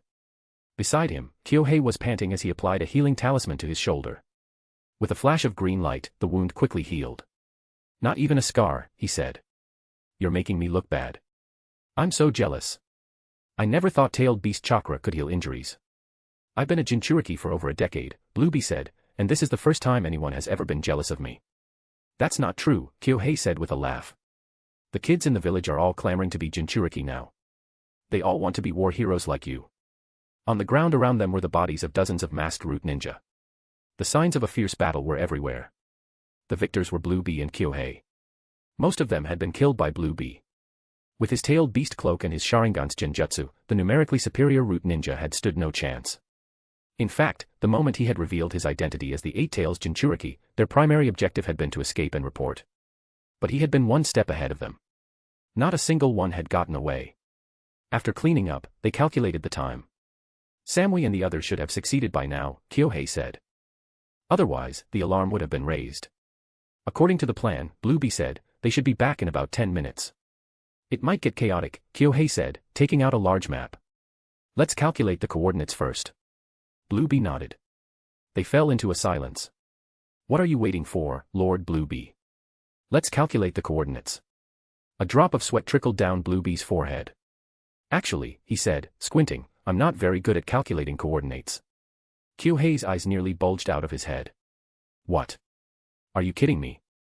I specifically asked the Raikage. He said you knew how. He gave me a book on it, Blueby said, looking away. But I was busy watching the sea. I mean, training. I didn't have time to learn. What about you? You've been in the village. Isn't this a required skill now? Kyohei also awkwardly looked away. I've always been bad with numbers, ever since the academy. I really tried to learn, but I just don't have the talent. They fell into another silence. Well, Blueby said after a long moment, we should have asked Samui to calculate it before. But I still have the book with me. Let's hurry. Right. Kyohei said, nodding eagerly. We can still learn it now. Let me see. They spread the manual on the ground and stared at the complex symbols and diagrams. And then they fell into another silence. Half an hour later, they were still squatting on the ground, scribbling in the dirt. The book says, Kyohei said, that the x-coordinate for Konoha and its surrounding area should be between 100 and 150. Why did we get a 4-digit number? Wait, are we missing a decimal point? Let me see, you're right. Good catch. Let's add the decimal point, but now it's a 2-digit number. In the distance, they could hear people approaching. It was almost time to turn in their homework. Move it one space to the right. Quick. We're out of time. Now it's a 3-digit number. A 3-digit number starting with 9. Chapter 107, Chapter 107, something's not right. Chapter 107, something's not right. Minato Namikaze stared at the man who was about his age but had a strange, twisted smile. He just used a jutsu, he thought, analyzing the situation. He's fast, and the jutsu was powerful. He's probably a ninjutsu type. As a civilian-born ninja, Minato didn't know many jutsu. But his excellent combat intuition and reflexes had always given him an edge over his peers. He had graduated at the top of his class, defeating many ninja from the great clans. His fighting style was to think before he acted. First, a test. He threw 2 kunai, one to the left and one to the right, to distract his opponent, and then used the body flicker technique to circle around. With his reaction speed, he could launch a surprise attack from the side while his opponent was busy dodging or blocking the kunai. This is a forest, he thought. There's a lot of cover. It's not easy to hit someone with a ninjutsu. If he still prioritizes ninjutsu in this situation, then he's definitely a ninjutsu type, and not very good at taijutsu. He used a tree to change direction and then shot towards Hiroto. Wind release, great breakthrough. A violent gust of wind erupted from Hiroto's mouth, its range far greater than Minato had anticipated, covering almost the entire area. Not only were the kunai blown away, but even Minato, in the middle of his attack, was forced to retreat. What kind of power is that? He thought, hiding behind a tree. To use such a powerful jutsu just to block a few kunai. Hiroto, on the other hand, was just thinking that Samui-senpai had told him to make a big noise. What kind of noise was big? He quickly formed a series of hand seals. Fire release, dragon fire technique. A torrent of flames shot from his mouth, chasing Minato as he dodged behind the trees. A large section of the forest was set ablaze. Minato ran in a circle around him. His chakra is definitely abnormal, he thought. And his jutsu is very strong. I have to get in close. Even his own Jonin leader couldn't use a jutsu with such power and range. But it wasn't over. Hiroto formed more hand seals. Wind release, great breakthrough. The wind fanned the flames, and the fire instantly spread, turning into a raging forest fire. This fire should be visible from the village, he thought. That should count as a big noise. Minato covered his mouth and nose. He knew he couldn't hide any longer. The smoke was starting to choke him. I'll have to try the jutsu, he thought, even if it's not stable yet. He waited for the moment his opponent's jutsu ended, and then, without hesitation, he shot out from behind the burning tree, threw his last kunai, and charged. Hiroto also took out a kunai and blocked the incoming projectile. But the kunai, before it even hit the ground, disappeared in a puff of smoke and was replaced by Minato Namikaze. A transformation. Hiroto thought, surprised. Or a clone. Two Minatos attacked him at the same time. A clone was just an illusion and had no real attack power. He had thought he could tell which one was real by the feel of their attacks, but to his surprise, both of their attacks were weak. They're both clones. Though he was surprised, his guard was lowered. He was about to search for the real Minato when one of the clones suddenly burst into a puff of smoke. But instead of disappearing, a new Minato appeared, a kunai in his hand, and stabbed at him. What? He barely managed to dodge, but the kunai still grazed his cheek. Using a clone for a substitution to create a sudden movement effect. To be able to use the three basic jutsu to this extent. Minato, his attack a success, knew he couldn't let his opponent get away. He pressed his advantage and engaged him in a close-quarters battle. He threw a punch, which Hiroto caught. He then spun and threw a kick, which Hiroto also blocked. They traded blows, Minato sticking close, giving him no opportunity to use his jutsu. His taijutsu isn't as good as his ninjutsu, Minato thought. But I can't take him down quickly. He quickly tried to think of a plan. In a close-quarters fight, you usually use taijutsu. So, if I can use a ninjutsu in a close-quarters fight, it will have the element of surprise. This jutsu isn't fully developed yet. Please, let it work this time. It was a jutsu he had been developing, inspired by Blue Bee's tailed beast ball. But because of the different course of the war, he had developed it much earlier than he should have. He stabbed at Hiroto, and when he was blocked, he immediately pulled back his other hand and began to gather his chakra. A ball of blue light appeared in his palm. But at the last moment, he realized that his enemy was doing the same thing. Rasengan. Rasengan. How is that possible? Two blue spheres of spinning chakra slammed into each other. Konoha, Hokage Tower. Late at night, Tsukumo Hatake was still working overtime. He sometimes thought that he was lucky he had white hair. Otherwise, everyone would have noticed that his hair had turned white since he had become Hokage. He didn't know if that counted as a bloodline advantage. Even Kakashi, who had initially been so excited about his father becoming Hokage, had recently started to complain that his work was too busy and that he had no time for him. Now, every night, Kakashi would just stare at the still unfinished Hokage rock, wondering when his dad would come home. Tsukumo stretched. He was beginning to understand why the third liked to smoke. Under this kind of workload, if you didn't have a hobby to take a break with, it was hard to relieve the stress. He had already decided to bring his whetstone to work tomorrow, to polish his beloved sword in his spare time. Just as his mind was drifting, an ANBU agent appeared in his office. Lord Hokage, he said, there is a large fire in the Forest of Death. Tsukumo was surprised. Had another clumsy ninja set the forest on fire while training? It happened a few times a year. For a ninja, putting out a fire was not difficult. The culprit would just be fined and reprimanded. But then he realized. Why didn't the barrier react, he said, his voice cold. The Hokage's office had a special facility that was connected to and monitored the entire village's barrier. If there had been a fire, he would have known. That is why I am here, my lord, the ANBU said, his voice grim. The barrier corps reports that the barrier in that direction has failed. The barrier had failed. For a hidden village, the importance of the barrier was self-evident. Whether the fire was an accident or not, the nature of the situation had changed. Tsukumo didn't hesitate. He put on his Hokage robe and took his sword. His entire demeanor changed, from a weary office worker to a sharp, deadly blade. When he was serious, he was still the White Fang of Konoha, the men who struck fear into the hearts of his enemies.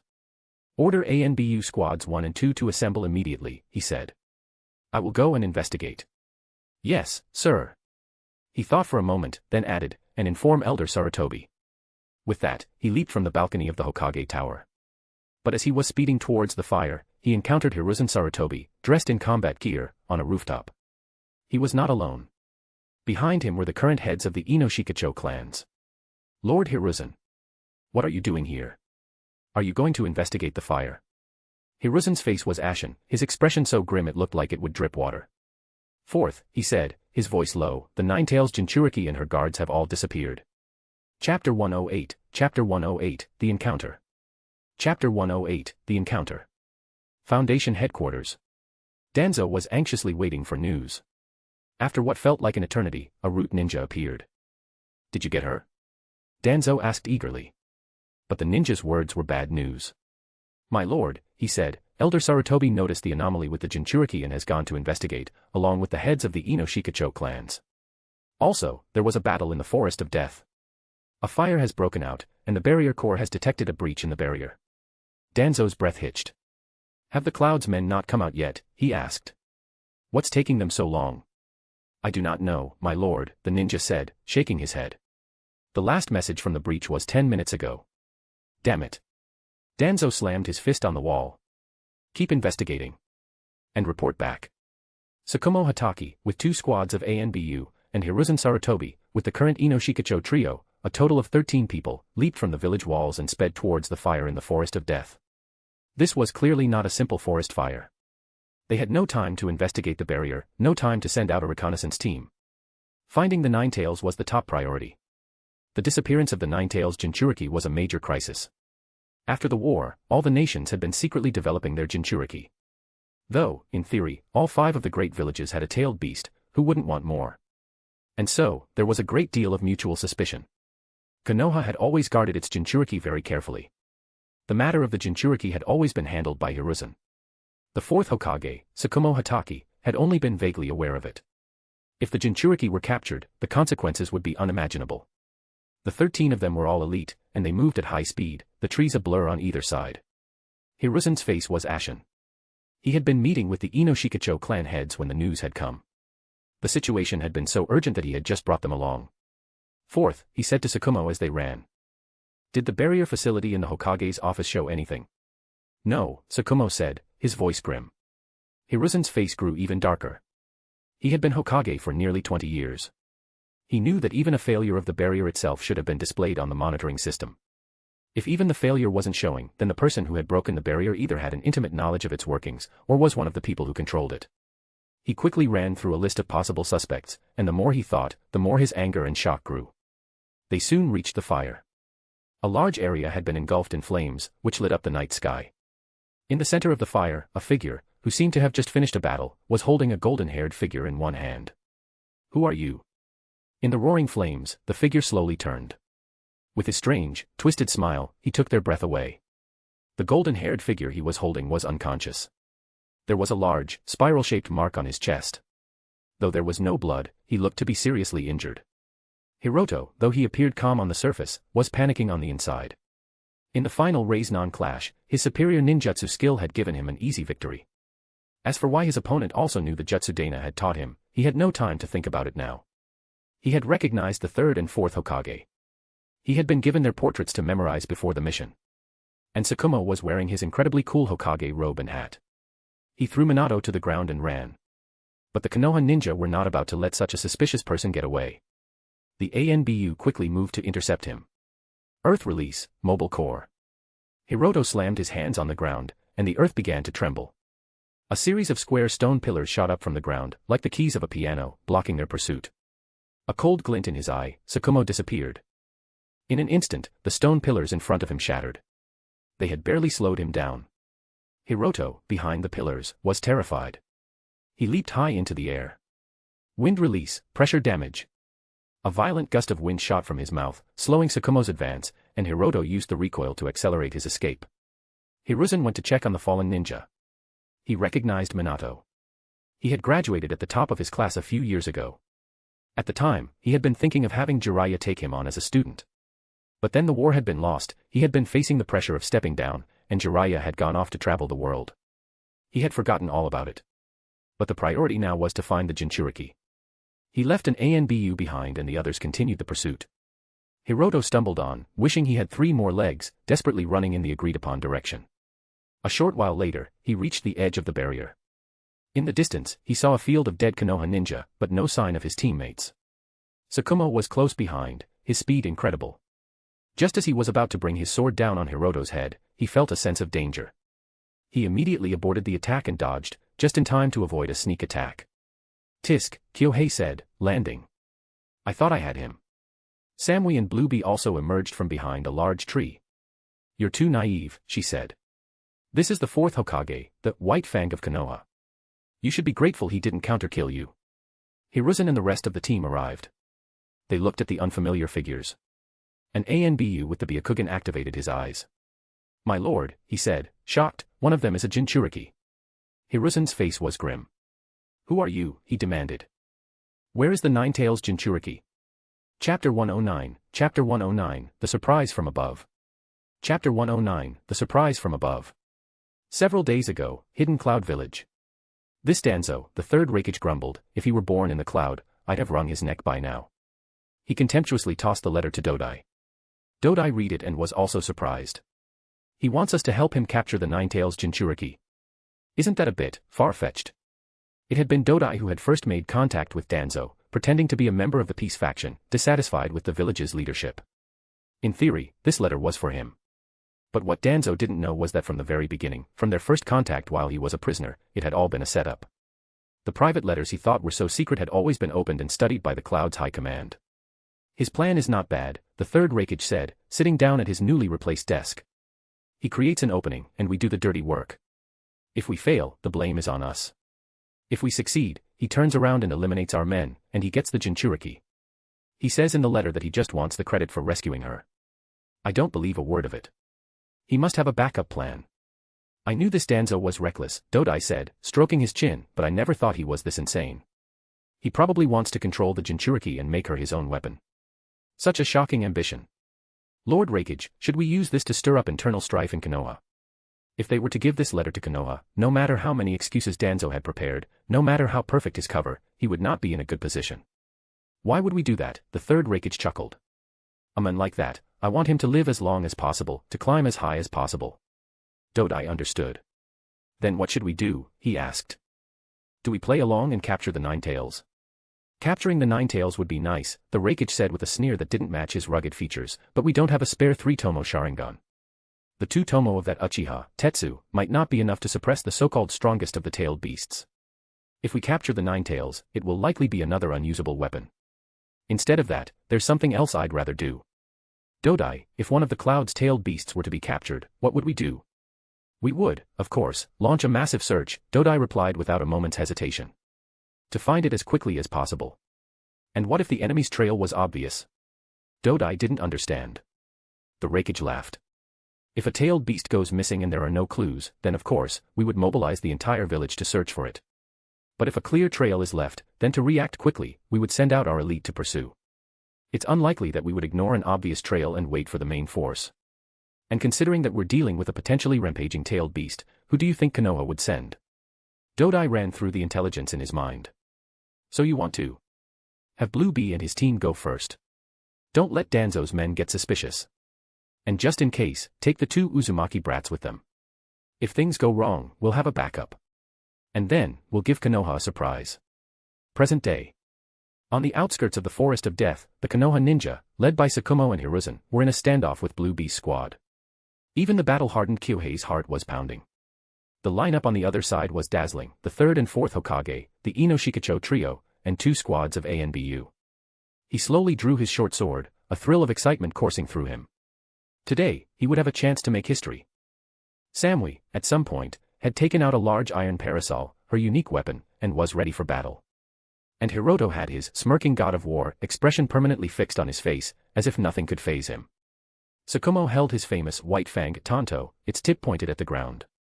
His eyes, as sharp as a drawn blade, swept over the men before him, but he did not see the nine-tails Jinchuriki.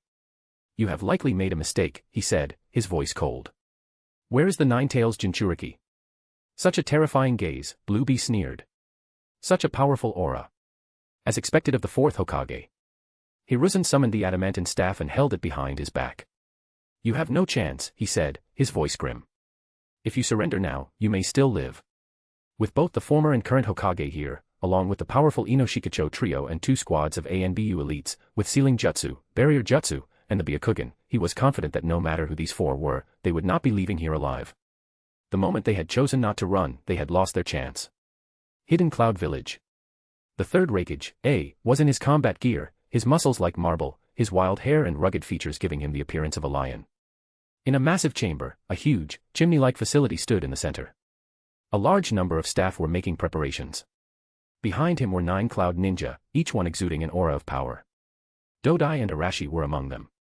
They were the 9 most elite ninja in the village, all of them battle-hardened veterans. And now, they were waiting to follow their Kage and make history. "The delivery pods are ready," a staff member reported. "Lord Dodai, please apply the protective membrane." Dodai nodded and used his unique lava release, pouring a liquid rubber into the 9 massive pods, which then solidified into a tough, elastic protective layer. The membrane required a continuous supply of chakra to maintain, but it would allow those without the Raikage's incredible physique to safely use the heavenly transfer jutsu. Yes, this would be a surprise attack from the heavens. And 9 was the maximum number of people Dodai could currently maintain the membrane for. A staff member handed the Raikage a menacing-looking battle axe. "Lord Raikage," he said, "this is the weapon Lord Dana had forged for you." The Raikage's fighting style was known for its raw power, and an ordinary sword could not keep up. Dana had had this weapon specially made for him, especially considering that they might be facing a tailed beast. The powerful, long-handled battle axe would be put to good use. He took the chakra metal-infused axe and admired its powerful lines. The word "storm" was engraved on the blade. He was already imagining sinking it into a tailed beast's head. He turned to his men. "The 300 Spartans of the cloud was just the beginning," he roared, raising the axe. "The 4 heroes of Mount Tenmaku was not the peak. My men, charge with me, and let our names ring throughout the ninja world once more. OSU." With a wave of his hand, he was the first to step into the heavenly transfer facility. As if on cue, Blue Bee, Kyohei, Samui, and Hiroto all leaped into the trees, looking down at the Konoha ninja. "Now that we're at this stage," Blue Bee said, his voice cold, "there's no need to hide it anymore. You'll find out soon enough." Release. All 4 of them simultaneously dispelled their transformations, revealing their true forms. The sight of the half-black, half-white hair made Hiruzen and Tsukumo's pupils contract. They had suspected it when the Byakugan user had said there was a Jinchuriki among them. 1 8-tails is not enough for the cloud. They've gotten a taste of a Jinchuriki's power, and now they want the 9 tails too. We cannot let them succeed. Otherwise, Konoha will never recover. "I'm sorry," Blue Bee said. "You thought you were the hunters, but you never realized that the hunter and the prey can switch places." Hiruzen and Tsukumo's heart skipped a beat. Blue Bee calculated the time. "It's time," he said. The moment he spoke, several streaks of light shot across the night sky, and a series of thunderous booms shook the very earth. 10 streaks of light, in a V formation, like a flock of shooting stars. The one in the lead was red, and the ones on either side were blue. They shot from the horizon.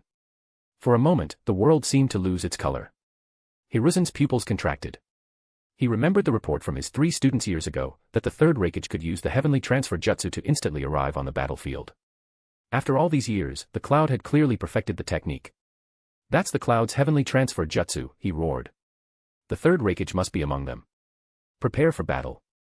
The Konoha ninja suddenly realized that the situation was far more dire than they had imagined. This battle could decide the future of their village. Tsukumo took off his Hokage hat and stared at the approaching streaks of light. As the Hokage, he would not shy away from a fight to the death. Blue Bee, seeing the panicked Konoha ninja below, slowly drew his sword, his fighting spirit soaring. It had been a long time since the AB combo had fought together. Kyohei pointed his sword forward. Samui opened her iron parasol, the complex sealing formula within glowing faintly, and slung it over her shoulder. Hiroto held a raise-non in each hand. The battle was about to begin.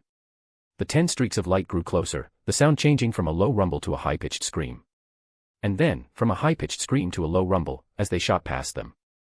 Farther and farther, until they disappeared over the horizon, over the vast, open sea. A moment of silence. Blue Bee and Kyohei stared at each other, their faces rigid. Did we miscalculate the coordinates?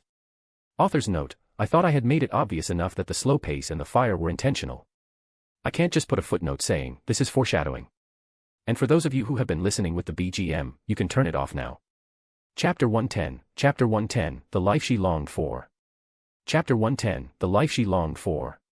Kyo led Kushina by the hand, her slow, leisurely pace now a frantic rush towards the edge of the forest of death.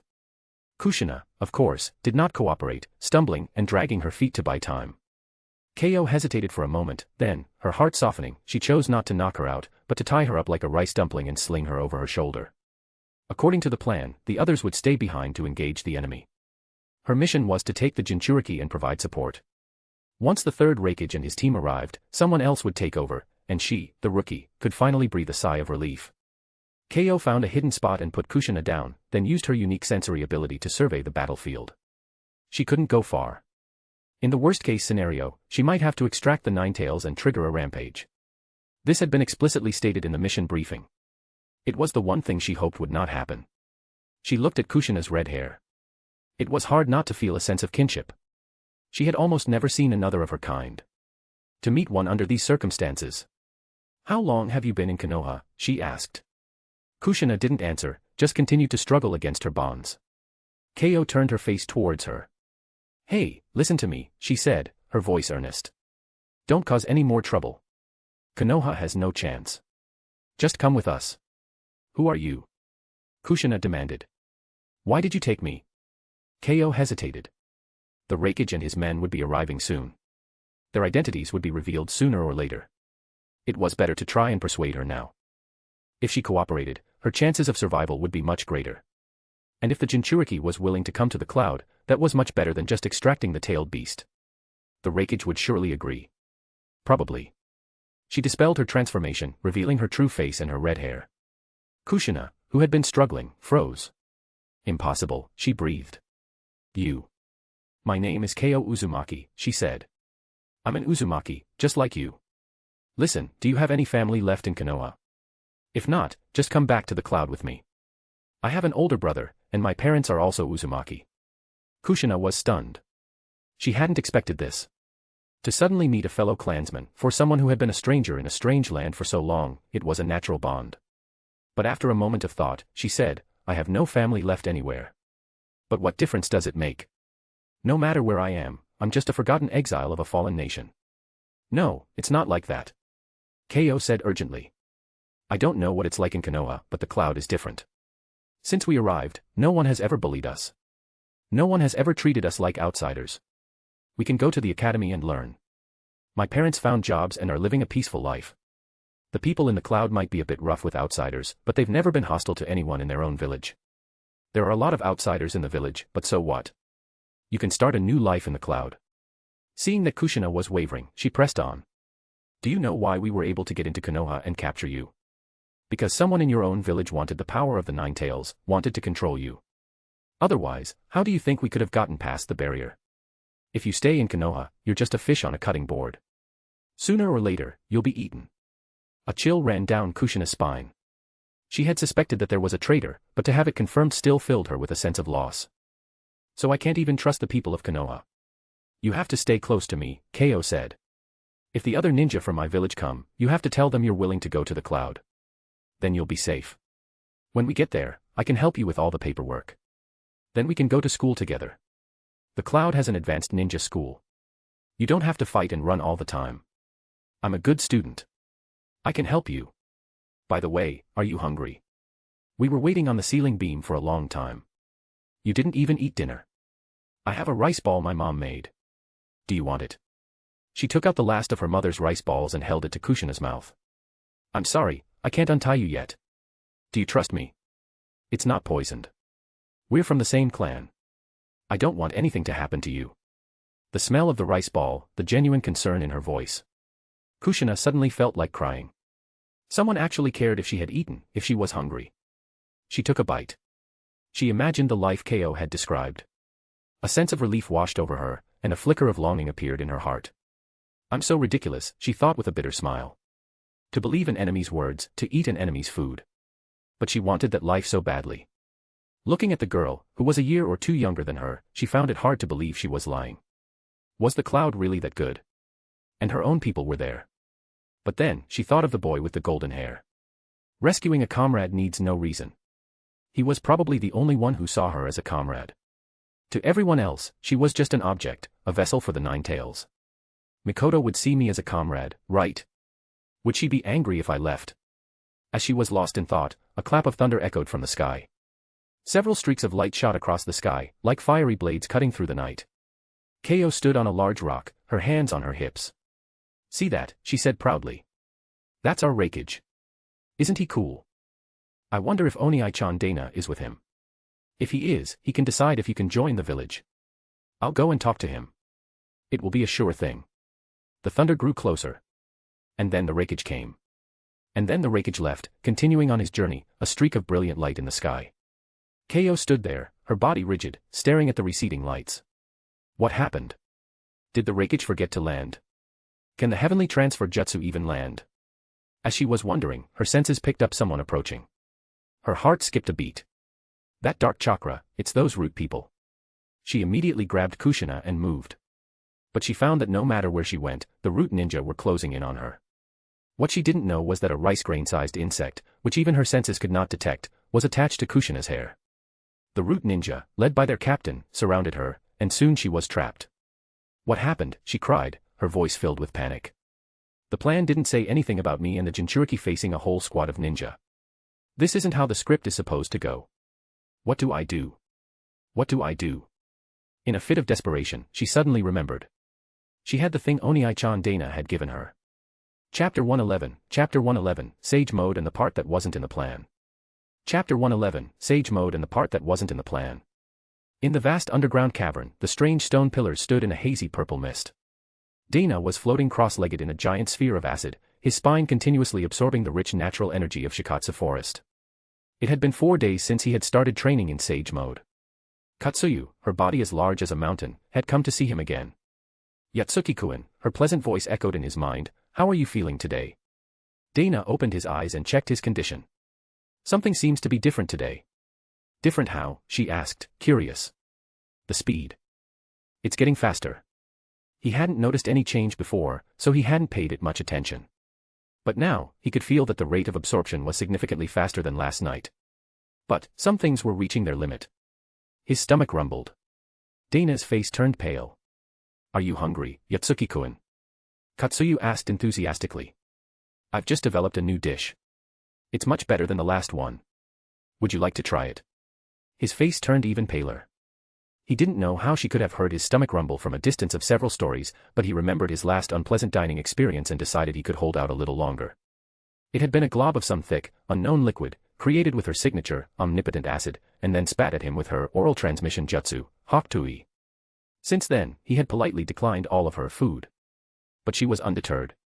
In her long life, she probably hadn't had many opportunities to cook for someone. She had been searching for ingredients in Shikatsu Forest, trying to create a unique dish for him.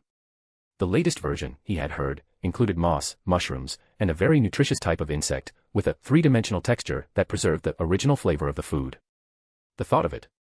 After careful consideration, he decided to refuse. He could hold out a little longer. It was almost time for him to go back to the village. The first phase of his sage training was about to end. Just as he was about to speak, he felt the absorption rate of his spine increase again. It's only been a few moments. How has it gotten so much faster? Even Katsuyu had noticed the anomaly. His current speed was astonishing. Yotsuki-kun, she said urgently, are you feeling any discomfort? He checked himself over but found nothing wrong. But the absorption rate was still increasing. A few moments later, a vortex of air began to form around him, a result of the massive amount of natural energy being drawn to him. The special acid sphere, under the pressure of the natural energy, quickly lost its effectiveness and dissipated into an ordinary liquid. But his absorption rate only increased. Katsuyu, fearing that without the buffer of the acid, his training would go wrong, supplemented it with a large amount of new acid, but that, too, quickly lost its effectiveness. Dana closed his eyes, his hair blowing in the wind. He had a feeling that something was about to change, that he was about to become like Katsuyu and the Great Toad Sage, a one-in-a-million being, that his physical body was about to undergo a transformation. The tide of natural energy continued to surge, accelerating towards him. It reached its peak, and then, just as suddenly, it subsided. The wind died down. A crisp, cracking sound. As if something had broken free from its shackles. The lower part of his spine, from his waist down, had turned from purple to gold. His lumbar vertebrae and tailbone emitted a faint golden light, and then the strange phenomenon faded, hidden beneath his skin and flesh. He carefully examined the changes and began to understand. So that's how it is. With a thought, the chakra in his body, without his control, automatically combined with the vast amount of natural energy in his spine, forming sage chakra. Without any movement on his part, his hair began to float. Pale blue, lightning-shaped markings appeared at the corners of his eyes, extending up to his temples, crackling with electrical light. A vertical, lightning-shaped mark appeared between his eyebrows, forming a trident-like pattern with the markings at the corners of his eyes, making him look like a roaring bolt of thunder. He clenched his fists, feeling the surging power. He closed his eyes and activated his pulse vision. Shikatsu Forest, whose boundaries he had not been able to perceive before, was now clearly defined. He didn't know how much his range had expanded. So this is Sage Mode. It was different from the Sage Mode he knew. The markings on his face glowed and crackled with electricity, the difference between paint and an LED strip. It was likely because he had used lightning-natured chakra instead of non-elemental chakra. Even with all her knowledge, Katsuyu had never heard of such a thing. And, he thought, if before, lightning chakra was like clay in my hands, to be molded at will, now, it's like my own hand, a part of my body. A ball of lightning chakra appeared in his hand. It did not spin like a raisin, nor did it shoot out like a ninjutsu. It flowed like mercury, changing into various shapes, a lifelike little snake, then a goofy-looking slug. He had not just mastered the Sage Mode of Shikatsu Forest, but his own, unique Sage Mode. A playful urge came over him. He was about to explore this miraculous new ability when his stomach rumbled again. His face fell, and the LED-like markings faded. He hung his head, weakened. Well, he thought, even a sage has to eat. And a sage needs a bath. Lady Katsuyu, he said, I have mastered Sage Mode. I've been away for a few days. I should be going. Though she was a little disappointed that he hadn't tried her latest dish, she congratulated him. Then I will send you back to the location of the contract scroll. She had sealed the summoning passage to Shikatsu Forest to refuse new contractors, but she had now reopened it. No need, he said. I have a preset reverse summoning. He was in a hurry to get home, take a bath, and eat. He didn't know where the contract scroll had been put away. He bowed to her. Thank you for your hospitality, he said. I will be going now. Safe travels, Yotsuki-kun, she said, her antennae twitching. He formed a hand seal and disappeared from Shikatsu Forest. Land of Fire, outskirts of the Forest of Death. Keio was carrying Kushina, cornered by a dozen root ninja, her face filled with panic. This wasn't in the plan. What do I do? Wait, I have the thing Oni-chan Dana gave me. She quickly took a small scroll from her ninja pouch. On it was written the character for summon. When she had graduated, Dana had given the scroll to her and Hiroto, telling them to use it if they were ever in danger. She had always carried it with her. And this was the most dangerous situation she had ever been in. She unrolled the scroll, activated it, and threw it in front of her. Poof. A milky white, arm-length snake appeared on the ground, coiled up and apparently asleep. Keio's face fell. What is this thing supposed to do? Did Oni-chan Dana make a mistake? Even the bound Kushina looked confused. The little white snake, as if just waking up, opened its eyes and found itself surrounded by a group of menacing ninja. It jumped in fright and slithered up Keio's body. Hiss. You scared me. What's going on? This wasn't in the plan. Are you kidding me? Keio hissed at the snake on her head. Do something. Why are you hiding? The leader of the root ninja didn't even bother to give a surrender ultimatum. He just held out his hands, and a swarm of black insects flew from his body, like a black cloud, and enveloped them. Keio felt the insects around her releasing some kind of gas. Her eyelids grew heavy, and the already weak Kushina passed out. The little white snake on her head's eyes lit up. Its intelligence had finally rebooted. It remembered what it was supposed to do. Is it done? One of the root ninja asked his captain, looking at the black cloud of insects. Take them back to the base, the Aburame clan ninja replied. Just then, a poof sound came from within the cloud. Before they could react, a flash of lightning erupted, and the insects were electrocuted, falling to the ground. And the people inside were gone. A figure leaped from the cloud and landed on a large tree. Keio, breathing in the fresh air, slowly regained her senses. The first thing she saw was a set of 8 well-defined abs. A drop of water slid down them, and she could smell the faint scent of soap. The completely naked Dana was holding her under one arm and Kushina under the other. He even had a bar of soap in one hand and a toothbrush in his mouth, his head still covered in shampoo. His face was a mask of fury. Damn it. This wasn't in the plan. Chapter 112, Crushing the Weak. Chapter 112, Crushing the Weak. Dana stood on a large tree, looking down at the enemies below. After a moment, the root ninja awkwardly looked away. Who's the real root here? Compared to them, the calm and collected Dana was clearly in a different league. A strong psychological fortitude is a must for a ninja. He had just gotten back to the compound and was in the middle of a shower. He had no idea what was going on. All he knew was that the scroll he had given to Hiroto and Ko had been activated, and in the blink of an eye, he was here. From their attire, they were likely Konoha Anbu. How had Ko gotten into a fight with them? And who was this other Uzumaki he was holding? It was all a mystery. Oh, and he was still a bit foggy. The shampoo foam was still in his hair. He remembered that when he had gotten back to the compound, someone had told him to go to the Raikage Tower after his shower, that there was something important. He hadn't had a chance to go yet. Ko, he said, his voice low, where are we? What happened? But she didn't answer his question. Ah. So strong. So muscular. So powerful. Lick. Wait. Ko. That tickles. Stop messing around. Tell me what's going on. Just then, Kushina also came to. She opened her eyes, then immediately blushed and closed them again. But before Dana could figure out what was going on, the root ninja below had already recognized him. Yotsuki Dana. The genius of the cloud, the strongest new star of the ninja world. Thank you for not adding that super part, Dana said. Now, if you don't mind, we'll be leaving. No, Onii-chan Dana. Ko said quickly. The mission has gone wrong. The Raikage and the reinforcements didn't arrive. Lord Blue Bee and my brother and the others might be in danger. I heard the third and fourth Hokage are after them. A cold glint appeared in Dana's eyes. Though he still didn't have the full picture, he knew the situation was urgent. You can give me the details later, he said. For now, we just have to deal with them, right? Be careful, Onii-chan Dana. There are a lot of them.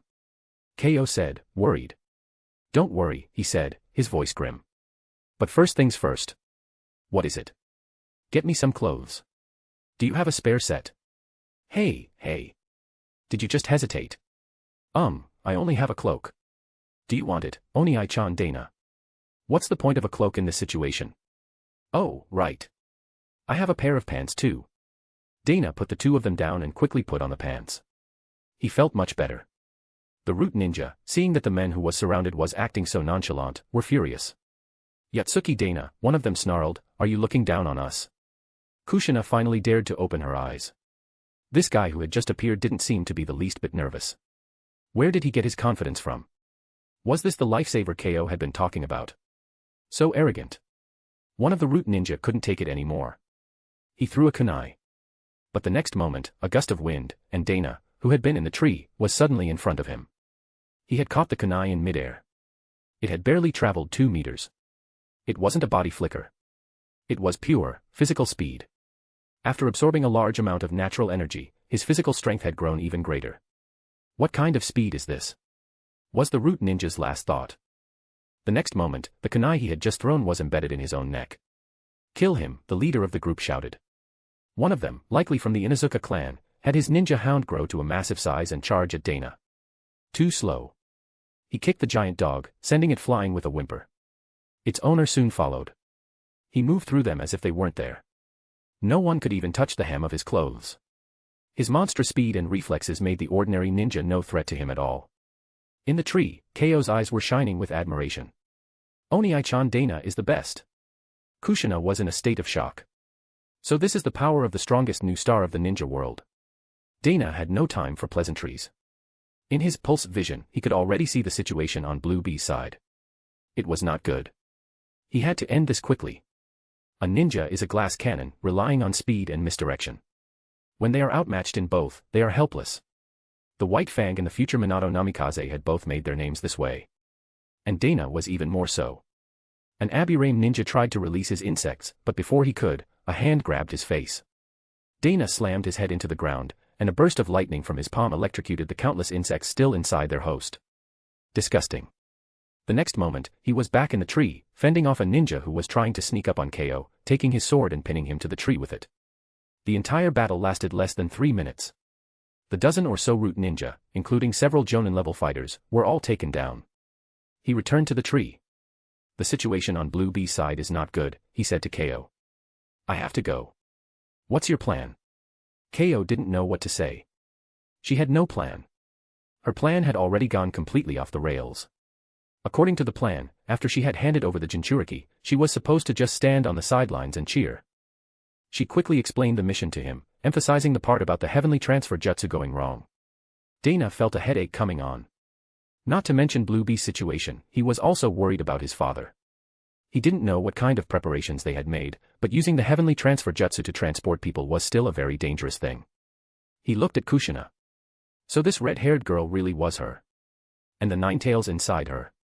KO subtly moved to block his view. Oni-chan Dana, she said, I've already talked to her. She doesn't have any family in Konoha. She's willing to come to the cloud with us. The nine tails is the strongest of the tailed beasts, isn't it? That's great, ha ha ha. Kushina could see that she was trying to protect her. She hesitated for a moment, then said nothing. Dana was silent for a moment, then said to KO, take her and head for the island turtle. It might not surface to meet you, but just keep moving around on the sea. Don't stop.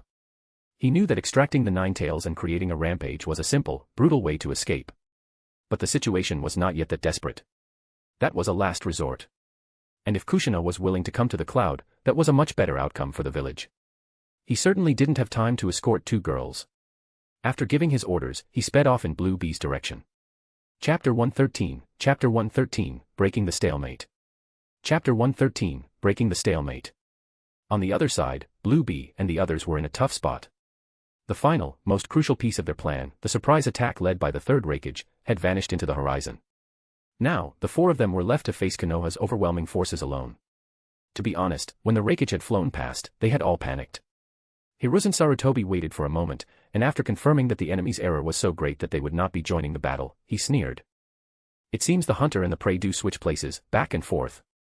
Blue B didn't hesitate. He immediately activated his tailed beast cloak. Tsukumo Hatake, his left hand behind his back, quickly gave a series of hand signals to the ANBU behind him and then charged at Blue B. The first thing Blue B did was to fire a tailed beast ball in the direction of Konoha. For Violet Flames formation. A massive, purple wall of light appeared and blocked the tailed beast ball. After a brief stalemate, the barrier held. Soon, more walls of light appeared, enclosing a huge area, forming a massive cage. At each of the four corners, an ANBU agent, a specialist in barrier ninjutsu, was squatting. You will bypass this area and continue the pursuit, Tsukumo ordered the ANBU outside the barrier. The Jinchuriki may have been moved. Leave this to us. The last war had proven that without sufficient strength, facing a Jinchuriki was a death sentence.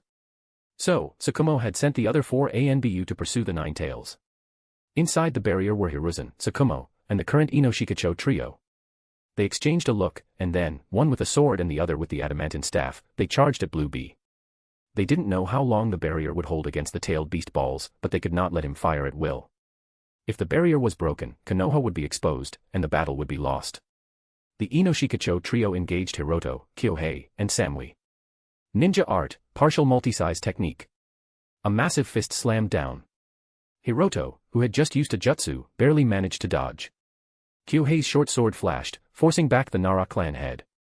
But then, a voice echoed in his mind, and he instantly lost control of his body. The invisible mental attack was the most difficult to block. Ninja art, mind-body switch technique. Kyohei's eyes widened in horror as he fought against the control. Ninja art, shadow neck binding technique. The black shadow easily caught the immobilized Kyohei and quickly crawled up his body, heading for his neck. Just then, a large parasol appeared in front of him.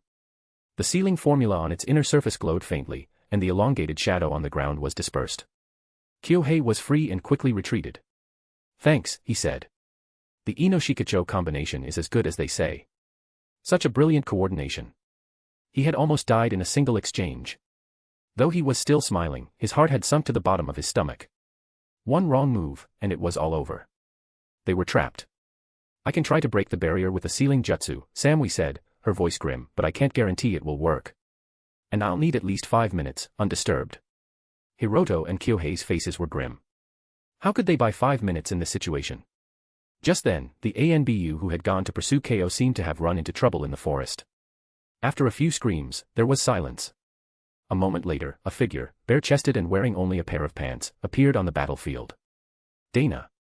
What are you doing here? Hiroto cried out, his spirits lifted. Kyohei's eyes also lit up. Where are the Raikage and the others? He asked eagerly. He had thought Dana had landed with them. Was it possible their coordinates hadn't been that far off? I came through a reverse summoning, Dana said, shaking his head. I'd also like to know where Dad and the others flew off to.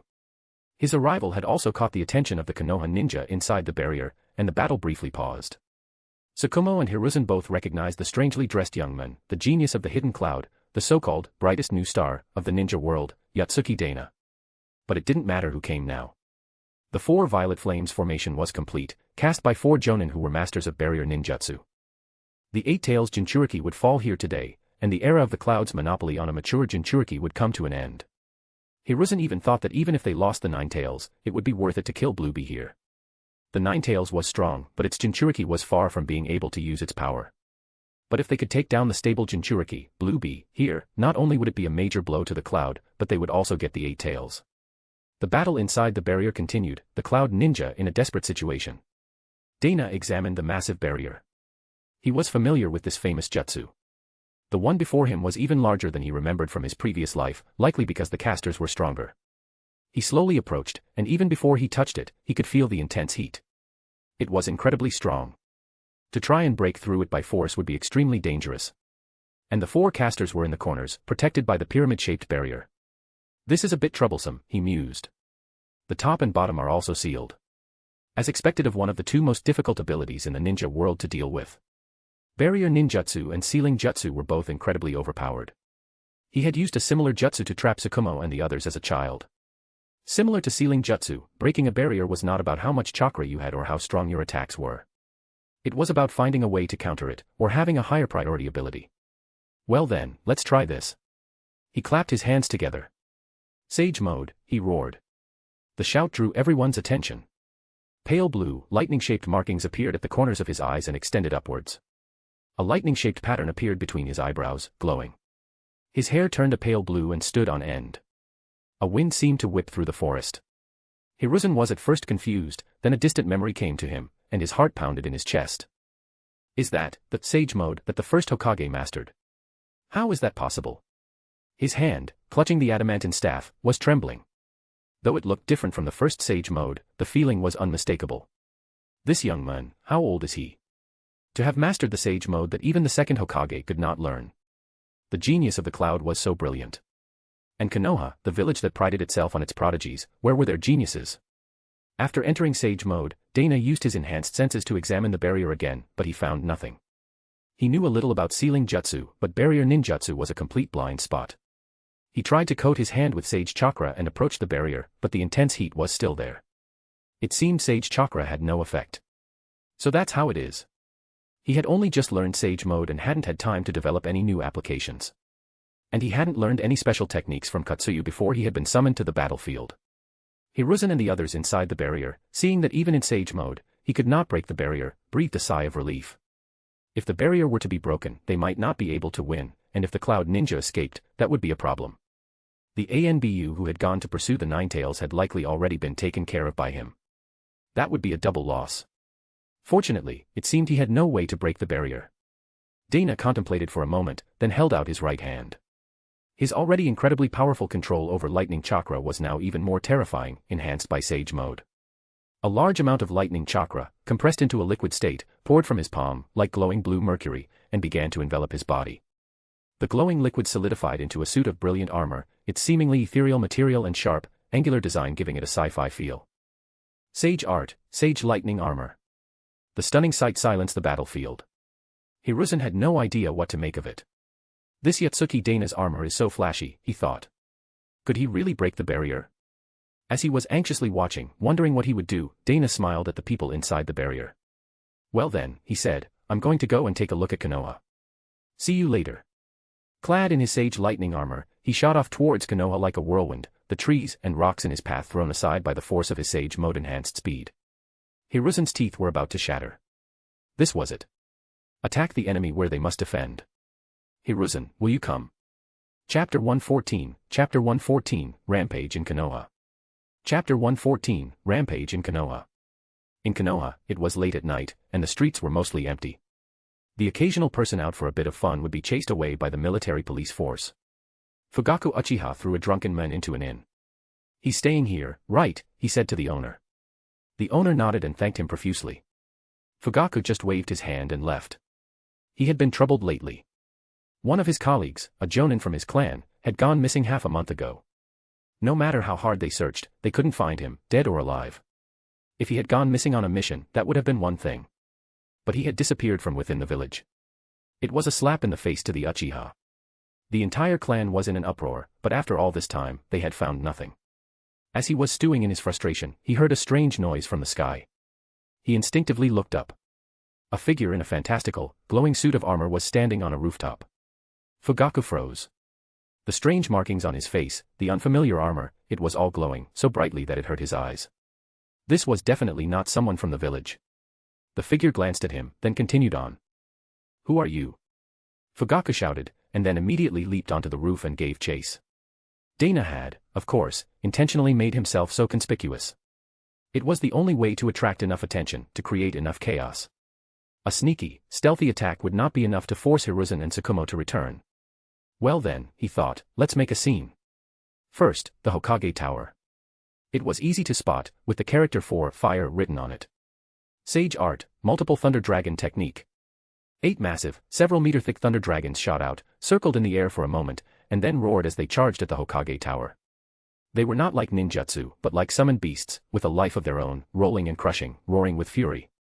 An unknown barrier flickered to life around the building, blocking the dragon's assault, but it soon began to crumble. The surrounding buildings were not so lucky. Countless houses collapsed. With the Hokage Tower under attack, countless ninja appeared. Some tried to fend off the still raging dragons, while others charged at the incredibly conspicuous Dana. Sage art, overclocked thunder-severing burst. A wrist-thick laser shot from his mouth, sweeping across the rooftops. Several ninja were killed on the spot. The laser did not dissipate, but continued on, striking the Hokage rock in the distance. After a brief delay, a massive explosion tore through it, disfiguring the faces of the Kage. The still unfinished face of the fourth Hokage, Tsukumo Hatake, was half destroyed. Massive chunks of rock rained down like cannonballs. The explosion woke up the entire village. It was a sufficiently spectacular opening. Ninja began to converge on the scene from all over. Get to the shelter. Tsum Inuzuka's mother said, throwing a bag of supplies at her daughter. Konoha is under attack. Tsum shouted back. I'm a ninja too. I have to fight. Her mother grabbed her. The safety of Konoha is not your responsibility, you little brat, she snarled. Don't cause any trouble. What kind of person do you think would dare to attack Konoha? A genin. Hayashi Hyuga was woken by the explosion. He immediately activated his Byakugan and saw the chaos in the village. The sliding door to his bedroom opened, and Hisashi Hyuga, who looked almost identical to him, knelt on one knee. Lord Hayashi, he said, what are your orders? Hayashi had no time for their usual squabbles. He quickly began to dress. Someone is attacking Konoha, he said. Come with me. But as he was about to leave, one of the main family elders stopped him. Without an order from the Hokage or Elder Sarutobi, the old man said, we are not to interfere. It is just one person. Someone will deal with him. I am a ninja of Konoha, Hayashi said, looking at the decrepit old man. Am I supposed to just stand by and watch the village be destroyed? Without another word, he left through the roof. Hisashi hesitated for a moment, then followed. In a dark laboratory, Orochimaru's hand froze as he heard the explosions outside. But after a moment of hesitation, he returned his attention to the test tube in his hand. Cloning, is it the key to eternal life? Dana did not stay in one place. He used his incredible speed to move through the village, creating explosions and chaos. With Sage Mode, his pulse vision had a massive range. Even from within Konoha, he could sense the situation inside the 4 violet flames formation in the Forest of Death. As long as Hiruzen did not dispel the barrier, he would not stop. He intentionally avoided the populated areas, minimizing civilian casualties. But he showed no mercy to the ninja who pursued him. One of them, seeing that he couldn't catch him, set an ambush, turning invisible. The moment Dana landed, he struck. The blade shattered against his sage lightning armor, and the attacker, in a state of disbelief, was sent to meet the sage of 6 paths. Dana flicked the blood from his hand and clapped his hands together. Sage art, giant thunder lance. A several-meter-long golden spear appeared in his hand. He twisted his body like a drawn bow and threw it at the pursuing ninja. Get back. Earth release, earth-style wall. Countless earth walls rose up, but the sage art-enhanced lance tore through them like paper and exploded in the middle of the pursuers. Fugaku Uchiha was among them. But after realizing he was at a complete disadvantage in terms of speed, some of the ninja had stopped chasing him. The enemy seemed to be focused on destruction, running in circles on the rooftops. Many had chosen to try and surround him instead. Fugaku, with his knowledge of the village, had circled around from the side, his 3-tomo Sharingan spinning, waiting for the enemy to make eye contact so he could use his genjutsu. But when he finally saw him, he discovered that his opponent's eyes were closed. His greatest weapon was useless. Intimidated by his opponent's power, he didn't dare to get close. He used the Uchiha clan's shuriken jutsu, throwing a few kunai from a distance, hoping to slow him down. The 3 kunai collided in midair, their trajectories becoming even more unpredictable as they flew towards the enemy. But the men just casually caught them in one hand. The scene brought back some bad memories for Fugaku. Dana crushed the kunai in his hand and charged at him. Fugaku's heart skipped a beat. A fist, crackling with lightning, grew larger and larger in his Sharingan's vision, but his body could not react in time. This is the power of youth. With a strange cry, a figure wreathed in green light shot in and kicked Dana, blocking the fatal blow. The force of the kick was incredible. Dana was sent flying, crashing through a building. He rose from the rubble and dusted off his sage lightning armor, which was completely unscathed. He looked at the glowing green ninja. The signature green jumpsuit and hairstyle. I forgot about this guy, he thought. This is a problem. Is that the 6th gate? Or the 5th? His senses told him that the battle inside the barrier was still raging. The Konoha side was now fighting even more fiercely, likely because of the commotion here. Blueby was taking the brunt of the damage. With his tailed beast chakra's healing ability, he was practically trading his life to protect the others. He knew that the harder Konoha pushed, the more they had to hold on. The longer they held on, the better their chances of escape. Hiruzen, Sakumo, and the Inoshikacho trio were fighting like madmen. Hiroto and Kyohei were already using their healing talismans. They were in a desperate situation. Then I'll just have to turn up the heat. The chaos had been going on for a while now.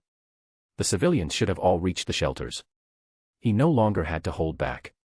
He ignored the men who was shouting about youth and clapped his hands together. Sage art, overclocked thunder dragon technique. A massive thunder dragon, even larger than before, appeared. He stepped onto its head and flew towards the center of Konoha. Don't run. Might Due shouted, giving chase. Dana rode the dragon to the center of the village and looked down at the sprawling city. After a moment of concentration. Sage art, lightning release, Super Otama Great Thunder Raisnon. A massive, purple lightning release Raisnon appeared in his hands. He held it up, as if he were holding a purple moon. The pursuing ninja looked up, bewildered. You don't care because I'm not carrying any rice, is that it? Chapter 115, Konoha's blood is still hot. Chapter 115, Konoha's blood is still hot. The massive purple sphere was like a fallen moon. Dana stood on the thunder dragon, holding the purple moon, clad in his sage lightning armor, a picturesque scene in the night sky. Many of the Konoha ninja, upon seeing this, instinctively stopped in their tracks. But their awe was quickly replaced by terror. And then, the purple moon fell. First, an eerie silence. Then, a massive boom.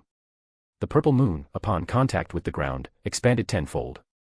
The high-speed rotation of the chakra tore apart all the surrounding buildings, like a black hole, sucking in everything around it, dirt, houses, and the ninja who were not fast enough to escape.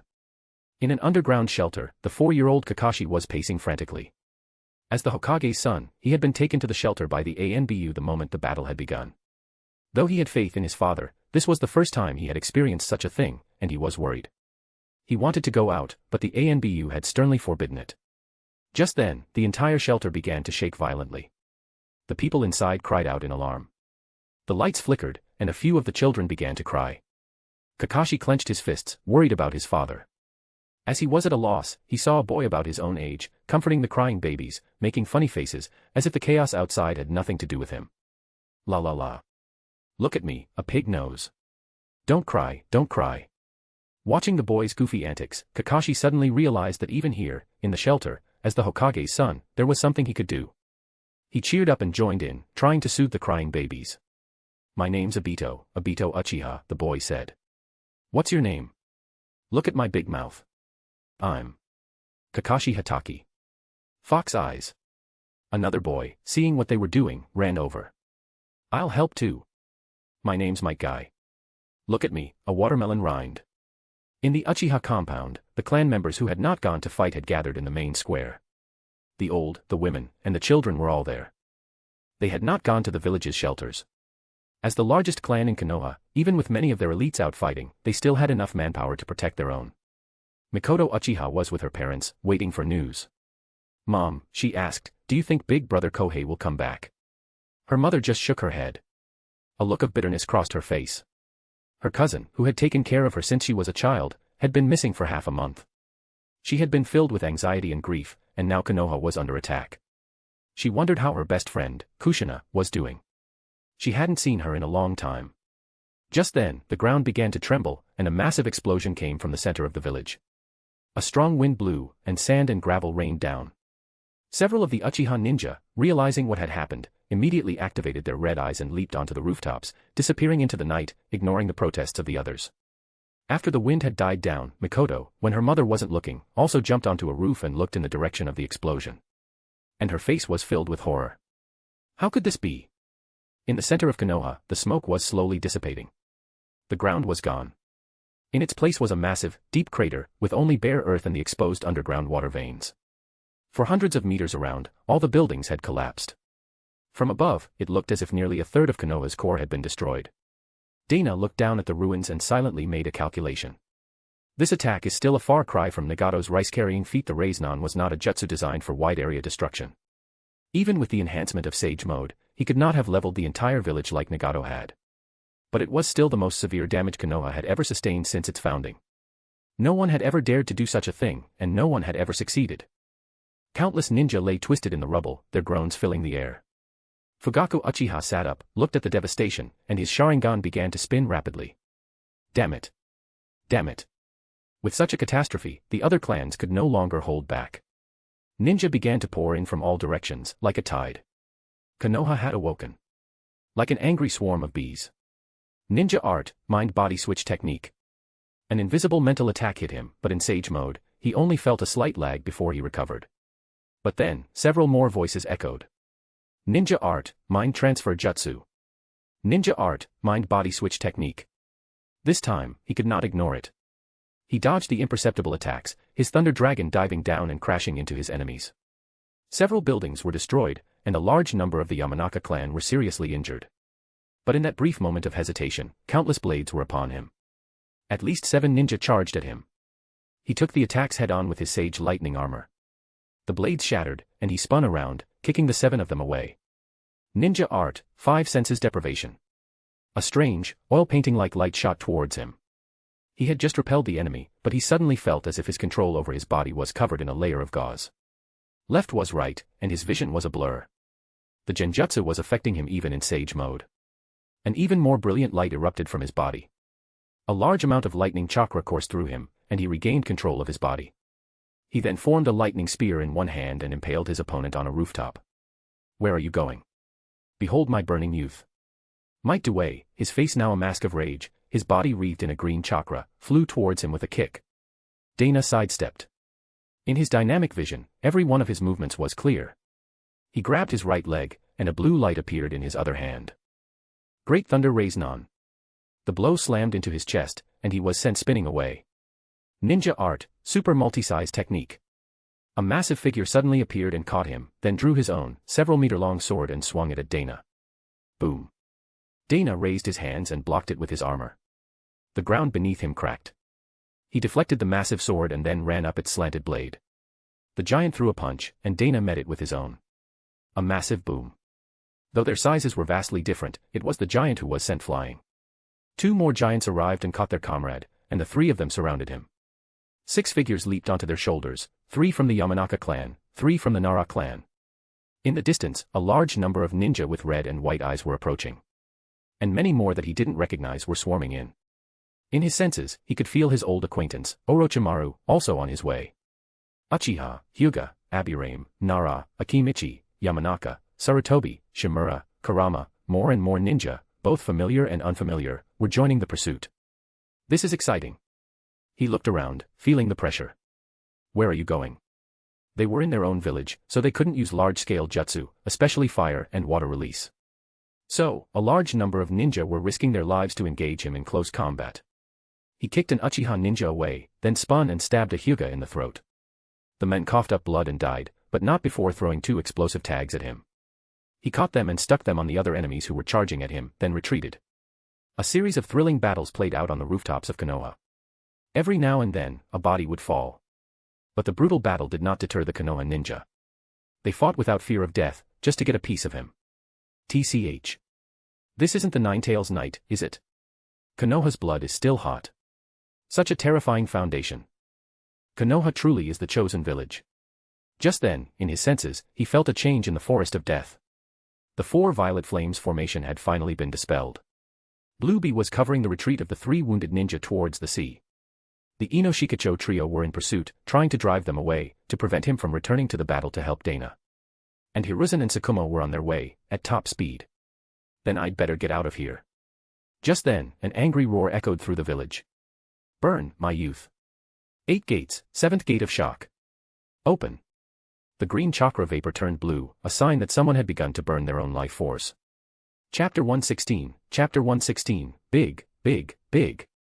Chapter 116, Big, Big, Big. Burn, my youth. 8 gates, 7th gate of shock. Open. With a massive roar, Might Dway, his body wreathed in a blue chakra vapor, his face flushed, charged forward like a shooting star. Morning Peacock. His fists flew with lightning speed, the friction with the air creating a barrage of fiery projectiles. The 4 violet flames formation was down. Dana had no desire to continue the fight. He turned to leave, to rendezvous with Blueby and the others. But Might Dway, with the 7th gate open, was not about to let him go. He could now keep up with Dana's speed, but his opponent was too fast to be hit by a ranged attack like the Morning Peacock. He chose to engage in close combat. The countless Konoha ninja who did not know him watched in astonishment as this unknown powerhouse appeared from nowhere. Dway threw a punch, the compressed air creating a slight drag on Dana. But it was not enough. He met the charging Dway with a straight punch of his own. The 2 fists met with a massive thud that made the hearts of the pursuing ninja skip a beat. A powerful gust of wind blew back. Neither of them retreated. Dewey's fist, wreathed in blue vapor, was bleeding, the blood quickly evaporating. The knuckle part of Dana's sage lightning armor had cracked. Again. Dana responded with a side kick. Dway met it head-on. Another massive boom. The earth cracked, and a house collapsed. Dway, his face grim, took half a step back, one of his legs trembling slightly. A cracked bone. It seems my youth is not yet enough. But Dana's expression was unchanged. Again. A straight punch. Dway barely blocked it. The earth cracked. He took another half step back. Come. A front kick. Dway blocked it. A roar echoed through Konoha. He took 2 steps back. Come. He no longer threw a punch, but crossed his arms to block. He took 3 steps back, his arms trembling. Come. With 3 great shouts, Dway could no longer withstand the immense force. He was sent flying, a cannonball crashing through several buildings and disappearing in a cloud of dust. Dana panted slightly, his fist still extended. A cold glint of light. The sage lightning armor on his arm shattered into a shower of sparks. Tsukumo Hatake had joined the battle. He looked at the devastated village, his hair and beard bristling, his eyes filled with a murderous rage. Dana looked at the blood on his hand. It was the first time he had bled in this fight. The blood dripped, and new liquid chakra flowed out, repairing the armor. The white fang of Konoha was sharp indeed. He glanced at the enraged Tsukumo and the tide of Konoha ninja in the distance, then turned to leave. You're not getting away. The white fang's speed was incredible. He was on his heels, and though Dana was faster in a straight line, he couldn't shake him. Tsukumo knew the village better than he did. The deadly white blade had come dangerously close several times. Then I'll just go from above. Sage art, Thunder Dragon technique. A massive thunder dragon carried him into the sky. He headed for the coast, to rendezvous with Blueby. Though Blueby's chakra was almost limitless, he had expended a great deal of energy in the previous battle. The others were all seriously injured and were relying on healing talismans to stay alive. And with the Inoshikacho trio in pursuit, they were not out of danger. He had to get there. But he was now moving at the speed of the Thunder Dragon, not his own. The advantage of flight was absolute. Tsukumo, who had been such a threat, could only watch as he was about to escape. In the ruins, Might Dway struggled to push aside the massive rock that was pinning him. Ha. Ha. Ha. I can still fight. Ha. His breathing was like a bellows, and his legs were trembling. Others might have given up and waited for rescue, but not him. It seems I have no choice but to use that technique. Guy. Forgive me. Just as he was about to make the ultimate sacrifice, a hand clapped him on the shoulder. Lord Hokage, no, Elder Sarutobi. Hiruzen, in his black combat gear, stood in the ruins of his village, his face surprisingly calm. Might Due, is it, he said. I remember you. The 8 Gates is a remarkable technique. And you are a remarkable ninja. Though it was not the time, to be praised by the former Hokage was a great honor. Lord Hiruzen, he said, his voice firm, I still have one more technique. If I use it, I may be able to stop him. But. I know, Hiruzen said, waving his hand. I know about the 8 Gates. That's why I'm asking you not to be reckless. Konoha still needs you. My lord. Only you and Tsukumo have the speed to catch him. I need your help. Due was stunned by what Hiruzen said next. Dana was sitting cross-legged on the Thunder Dragon's head. He was approaching the village walls. The ninja below were helpless against him. He was getting a taste of what it was like to be Inoki. Flight was a huge advantage. He had been able to ride a Thunder Dragon before, but he had not had the control to keep it in the air for long. The Konoha ninja were not about to let him go. They were in hot pursuit. If he escaped, how could Konoha hold its head up in the ninja world? Tsukumo was among them, but he couldn't fly, and he was just doggedly keeping up. Just as he was approaching the walls, he sensed a brilliant figure approaching at high speed. It was Might Due again. The blue chakra vapor around him was now dim and faded. The previous exchange had clearly taken its toll. Dana was wary. If he were to open all 8 gates, he would have to be very careful. But things did not go as he had expected. Due leaped into the air, holding a black iron staff with golden ends. It was the signature weapon of the third Hokage, the adamantine staff, the transformed Monkey King Enma. What? This combination was completely unexpected. Due was still a good distance away, but he locked his eyes on him and roared, "Big! Big! Big!" The adamantine staff grew in size, and Due, with all his strength, swung it like a falling pillar at the airborne Dana. Damn it! The Thunder Dragon was shattered, and the staff continued on, smashing through the high walls of Konoha. In midair, Dana clapped his hands together. Sage Art, Multiple Thunder Dragon Technique. 8 smaller Thunder Dragons appeared, and he used them as stepping stones to move through the air. But it wasn't over. Due retracted the staff and, taking advantage of Dana's momentary pause, slammed it into the ground. Extend. Extend. Extend, he roared, holding onto the other end. Send me up, adamantine staff. The staff, like a ladder to the heavens, instantly carried him to a height he could not have reached before. He then used the momentum to retract the staff and launch himself even higher, above Dana. Adamantine Morning Peacock. Countless fireballs shot out from behind him, like a fiery peacock spreading its tail. He spun the staff, creating a high-pressure airflow that sent the fireballs hurtling towards Dana. The fireballs might not have been able to harm him, but they could destroy the Thunder Dragons beneath him. He leaped between the dragons, batting away the fireballs one by one. He was unharmed, but he was now down to 3 dragons. Due, feeling himself begin to fall, hesitated for a moment. The staff in his hand trembled slightly, as if urging him on. Finally, when he was at the same height as Dana, he gritted his teeth and roared, "Go!" He threw the adamantine staff at the airborne Dana and then fell to the ground. Dana, who had been busy dealing with the fireballs, was taken aback. What does he mean, go? He saw the staff flying towards him. He sidestepped, thinking it would miss. But just as it passed in front of him, it disappeared in a puff of smoke, and Hiruzen Sarutobi, in his combat gear, appeared in its place. They were face to face. Just as Dana was reeling from the shock, Hiruzen quickly completed the last hand seal. Reaper Death Seal.